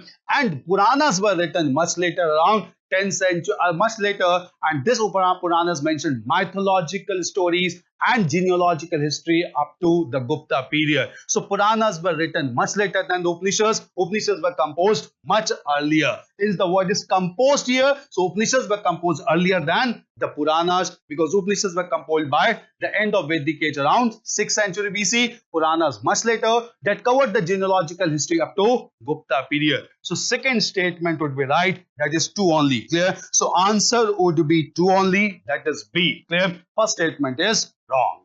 We had discussed this in class also. I just want to show a small clipping from the class directly related to this topic. Therefore, these two texts combined together, they are known as Gyan Kand. Clear? So it is known as Gyan Kand. Okay. Now let us move to the Now, consider the following statement. That's question number 89. India is a member of the International Grains Council, and a country needs to be a member of the International Grains Council for exporting or importing rice and wheat. The correct option is what? The correct option is only one. Statement 1. We can see membership of the International Grains Council consists of all the parties of grains trade convention, and this convention is of 1995. The GTC is a the GTC is the only international treaty covering trade in grains, and also the latest in a series of multilateral cooperation that has operated since 1949. So first option is correct, but the second would be absolutely. next question. Next question is, which one of the following was the latest inclusion in the intangible cultural heritage list of UNESCO? UNESCO releases list on tangible cultural heritage site, intangible cultural heritage site, and natural sites as well. Clear? And in all the three categories, we have representation in the list. Clear? Till now, we have 15 major intangible cultural heritage included in the list of World Heritage Site. And in this category, the 15th and the latest one, which has been included recently, is the Garba dance from Gujarat, clear, which worships goddess Durga, and it is celebrated in the festival of Navratri. Clear. So in the festival of Navratri, Garba is celebrated in Gujarat, which has been included recently as the 15th and the latest intangible item in the list of World Heritage Site. Clear. So questions has been asked from tangible list also, intangible list also. Clear. So Garba dance from Gujarat. Last year we had the dance from Durga Puja from West Bengal. Even Kumbh Mela has been included in the list of intangible category. So latest inclusion is Garba dance from Gujarat, and I had an elaborate discussion on Garba dance in the class itself earlier, and I just want, and I told at the class also, this is an expected question. Clear? I just want to show you a clipping from the class to realize that how much importance I had given in the class on this topic, which has appeared in the paper in 2024. Let us have glimpse of this small clipping. Intangible cultural heritage. Clear? So it was added. Garba has been added in the list of intangible cultural heritage stars under the provisions of 2003, under the provision of convention, under the provision of convention for the safeguarding of convention for the safeguarding of Convention on the Safeguarding of Intangible Cultural Heritage 2003. Convention for the Safeguarding of Intangible Cultural Heritage 2003 during the 18th meeting 2003 during the 18th meeting during the 18th meeting of Intergovernmental Committee, during the meeting of 18th Intergovernmental Committee, Intergovernmental Committee IGC, clear? Intergovernmental Committee which was held Intergovernmental Committee which was held at Kasan in Botswana. Held at Kasan in Botswana recently. Clear? And at the same time, Garba is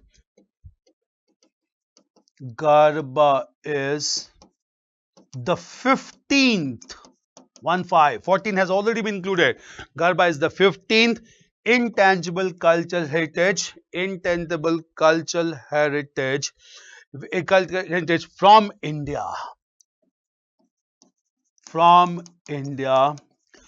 Garba is the 15th intangible cultural heritage from India to join this list. Clear? So obviously out of intangible cultural heritage, clear? So 42 from India for under tangible category, 15 from India in intangible category. So this is the 51. We'll come to 14 also that are included from India under intangible cultural heritage site. Clear? That's one thing. Now coming to about Garba. Clear? Garba is a ritualistic and devotional folk dance that is performed during the festival of Navratri. Question number 91. How many delimitation commissions have been constituted by the government of India? It's a very easy question. The simple answer is 4. The latest delimitation commission being constituted in 2002. Delimitation commission was somewhat in news because of what you can say the delimitation of Jammu and Kashmir constituencies and certain questions and controversies around it, and also with reference to Article 329. So the correct answer is 4. Question number 92 in set B. The Constitution's 71st Amendment Act 1992 amends the 8th schedule of the Constitution to include which one of the following languages? And the correct answer, the languages which were added were Konkani, Manipuri and Nepali. Again, a very factual, almost untraceable question as to why the UPSC is asking this question, but it's a matter of real luck if you can get a question like this right, if you happen to remember the right information at the right time, and you will have to be able to take some margin out for questions like these which are very heavily factual in terms of answering the question. So the question is correct 1 to 3. Maithili is the incorrect answer. It was actually in 2003 that Maithili was added to the 8th schedule as the official language, right? So you have the correct answer as 1, 2 and 3. First option, the first pair as such, Bharatiya, you can call it a question of post-independence also.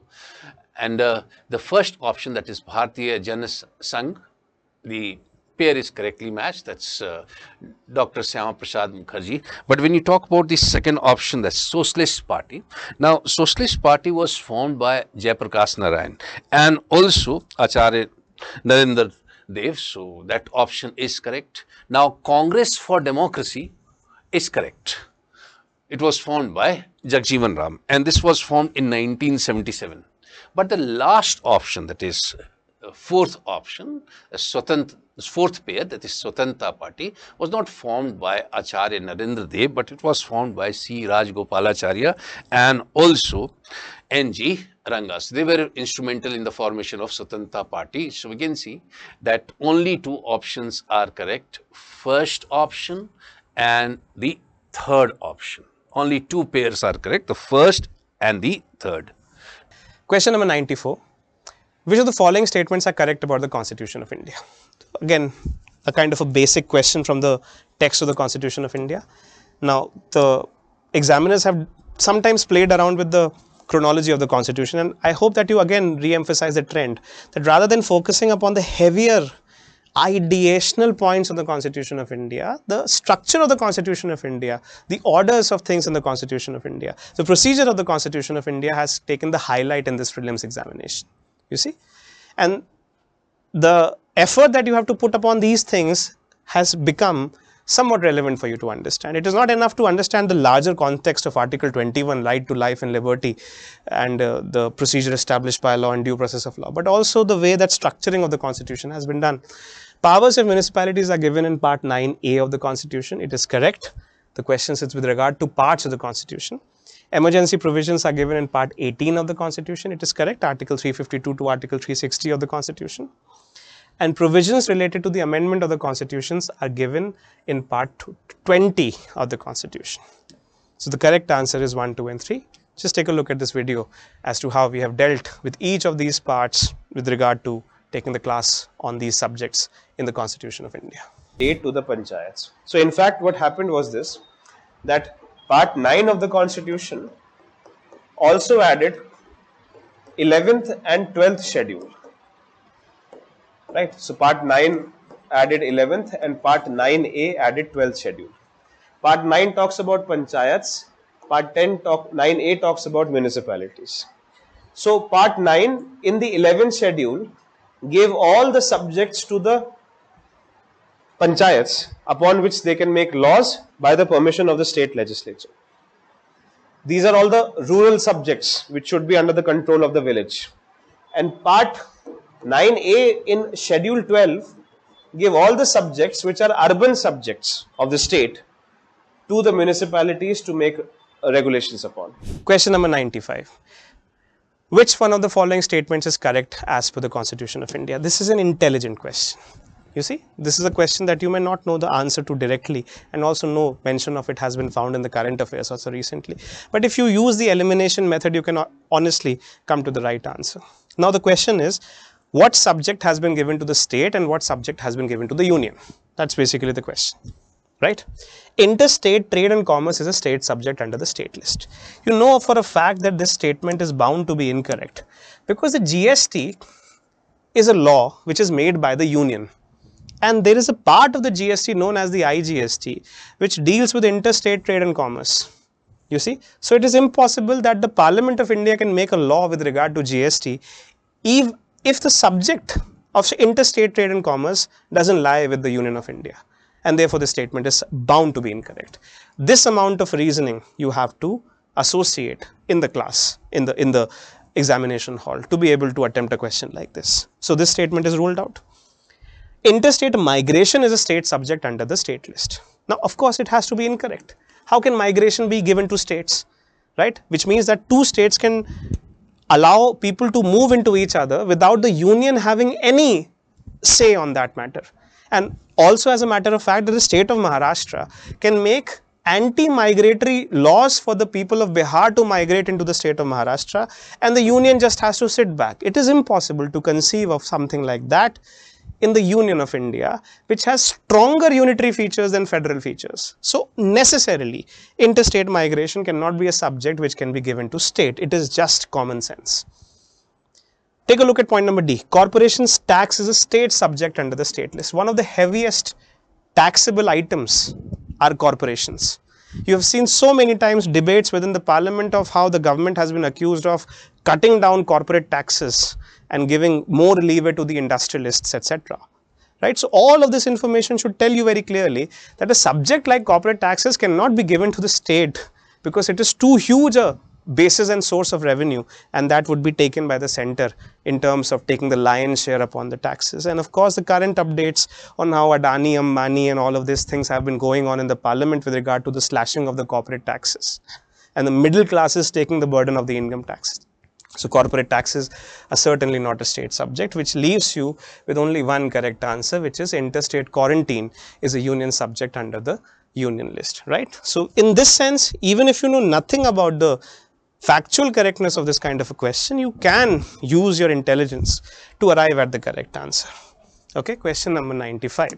Question number 96. Under which of the following articles of the Constitution of India has the Supreme Court of India plays a right to privacy? It's a very simple question and one of a question which has been repeated in the Constitution. Article 21, the KS Puttaswamy judgment. One of the previous years also had a question exactly on the same idea. So, Article 21 is the correct answer. Article 19 does not deal with privacy. Article 21 deals with privacy, and therefore right to privacy becomes stronger and becomes more similar to life and personal liberty because it is protected not under the weak article of 19 but under the very strong article of Article 21 of the Constitution, the judgment given by the KS Puttaswamy by a 9-judge bench of the Supreme Court.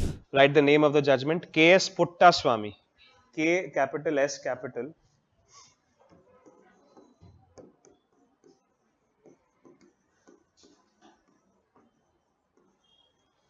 KS Puttaswamy versus Union of India. KS Puttaswamy versus Union of India. Puttaswamy versus Union of India. A 9-judge bench of the Supreme Court. A 9-judge bench of the Supreme Court. A 9-judge bench of the Supreme Court declared that right to privacy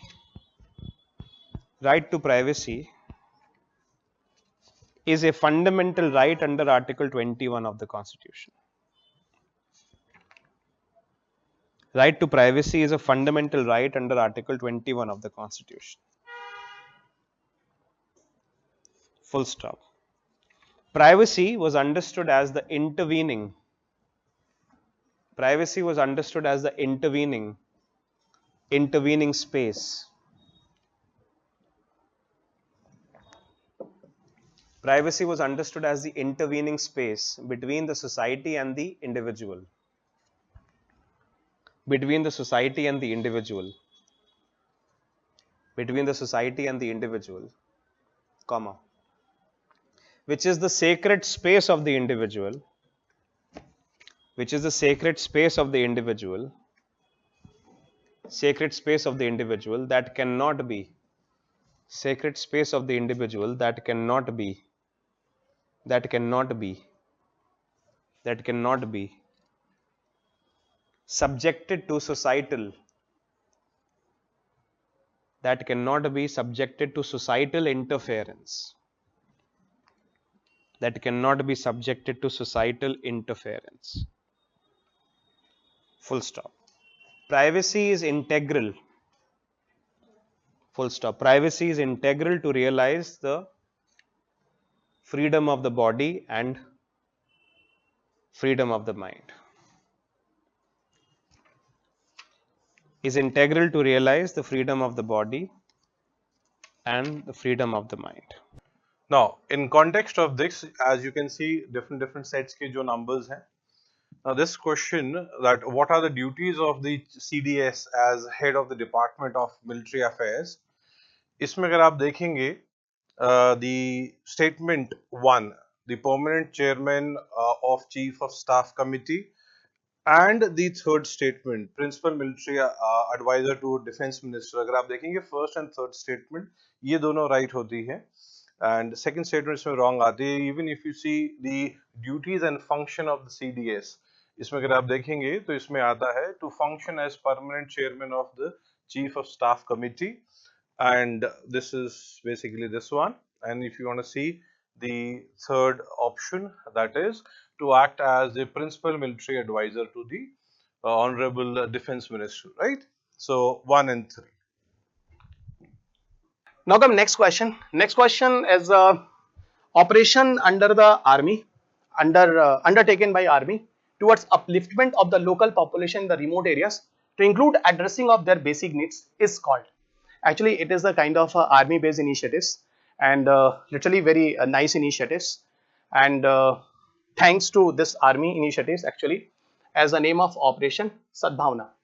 Okay, it was scheduled this operation in Leh Ladakh area. Okay, actually to boost up the skill of these areas of the kids, children's school level of students and all. Okay, and this is the initiatives. So multiple welfare activities is a better word to describe the operation Sadbhavna. Okay, because the army has started this project and to help to the local population in the remote areas, okay, where the facilities cannot be easily accessible. In this remote areas, army has provided this kind of facilities, okay, for the welfare of people, but it's a multiple welfare activities. Means in this activity, a lot of things are available, included. Okay, so here army goodwill schools, okay, even running with the help of this infrastructure development as a part of it. Various project education tour system is the part of it in Ladakh regions. Okay, up to more than 2,200 students got currently studying in these schools. Okay, baki rest of other funding, etc. What is the part of it? In this fund, what about the contributions? So here, human resource, skill development, sports, healthcare, national integration, infrastructure, all will be the part of it. So here, the correct answers will be the C options. Okay. Now we'll see a very interesting another question which is also in news many times. The longest border between any two countries in the world. Nobody usually see this. I think it is they have given to the student just to check their factual knowledge. It is a very unexpected thing, very factual things it is. You see, the Canada and USA total border length of Canada and USA is 8891 kilometer. 8,891 kilometer, Canada, USA. Geometrical boundary, it is straight line like which is passing through the Great Lakes, Superior, Michigan, Huron, Erie and Ontario. This is a straight line like, east-west straight line, geometrical boundary you have.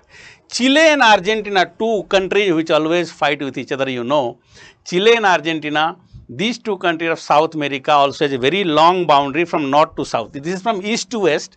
Chile and Argentina have the longest one in the north-south category. If you see Chile and Argentina, it is 5308 kilometer. 5308. 5308 kilometer. China and India, you know, we have boundary, international boundary, China and India, we have 3488 kilometer, approximately 3488 kilometer, 3488. Okay, and Kazakhstan and Russia in Central Asia, we have 7644, 7644 kilometer. So definitely the answer for this one will be highest value 8891, Canada and United States of America. Second highest Kazakhstan and Russia, third you have Chile, fourth you have India. So this is the right answer here. Canada and United States of America is the correct answer. My friend, this type of question, these are like, you know, factual question, these are completely factual question it is. And it is no way related with any other concept or something. So this is something very interesting. So as I just mentioned about all these, like in the geography part which you have seen. Last question in set B and in the polity profile is a question which is slightly difficult and it is not easy to crack, and a question inspired by the current updates. Again, the expulsion of Mahua Maitra in the cash for question scam or the breach of privilege and the involvement of the ethics committee. So the question is with regard to the parliamentary committee known as the ethics committee of the Lok Sabha. Point number one, initially it was an ad hoc committee. The answer is correct. You can read more details about this answer in the explanation that we are going to publish. Only a member of the Lok Sabha can make a complaint relating to the unethical conduct of a member of the Lok Sabha. This is not correct. Any person, whether that person is a member of parliament or a member of the Rajya Sabha, and of course a member of the Lok Sabha, can make such a complaint against any person with regard to breach of privileges, with regard to committing unethical activities. So this statement is incorrect. This committee cannot take up any matter which is sub judice. This part is in fact correct. There are what are called the rules of procedures of Lok Sabha, which have been amended by the suggestions which are given by the ethics committee to introduce part 20A, and part 20A, chapter 20A within the rules of procedure of Lok Sabha do actually give a very clear points as to what are the procedures and protocols which have to be followed by the ethics committee in its operation.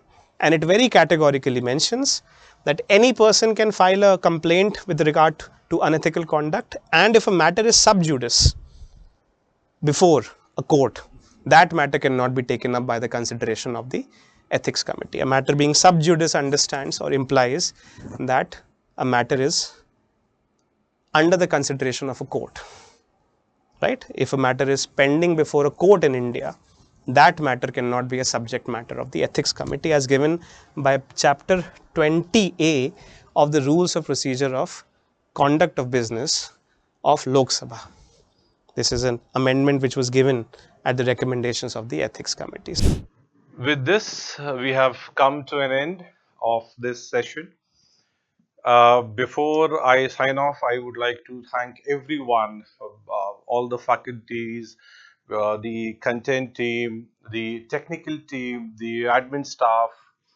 सब लोगों ने बहुत मेहनत की है आप लोगों के लिए, so that you get the most authentic answer key, and आप सब लोगों के लिए पूरे KSG ने effort दिया हुआ है.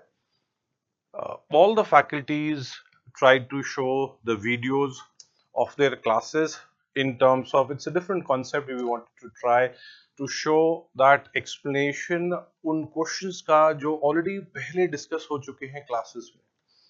We have not touched any other material. We only showed you the discussion what we had done in the classes. If we add up the material, the textbook, the current affairs material, the test series, then बहुत सारे और questions आपको हम दिखा सकते थे. However, we just wanted to concentrate on the classes.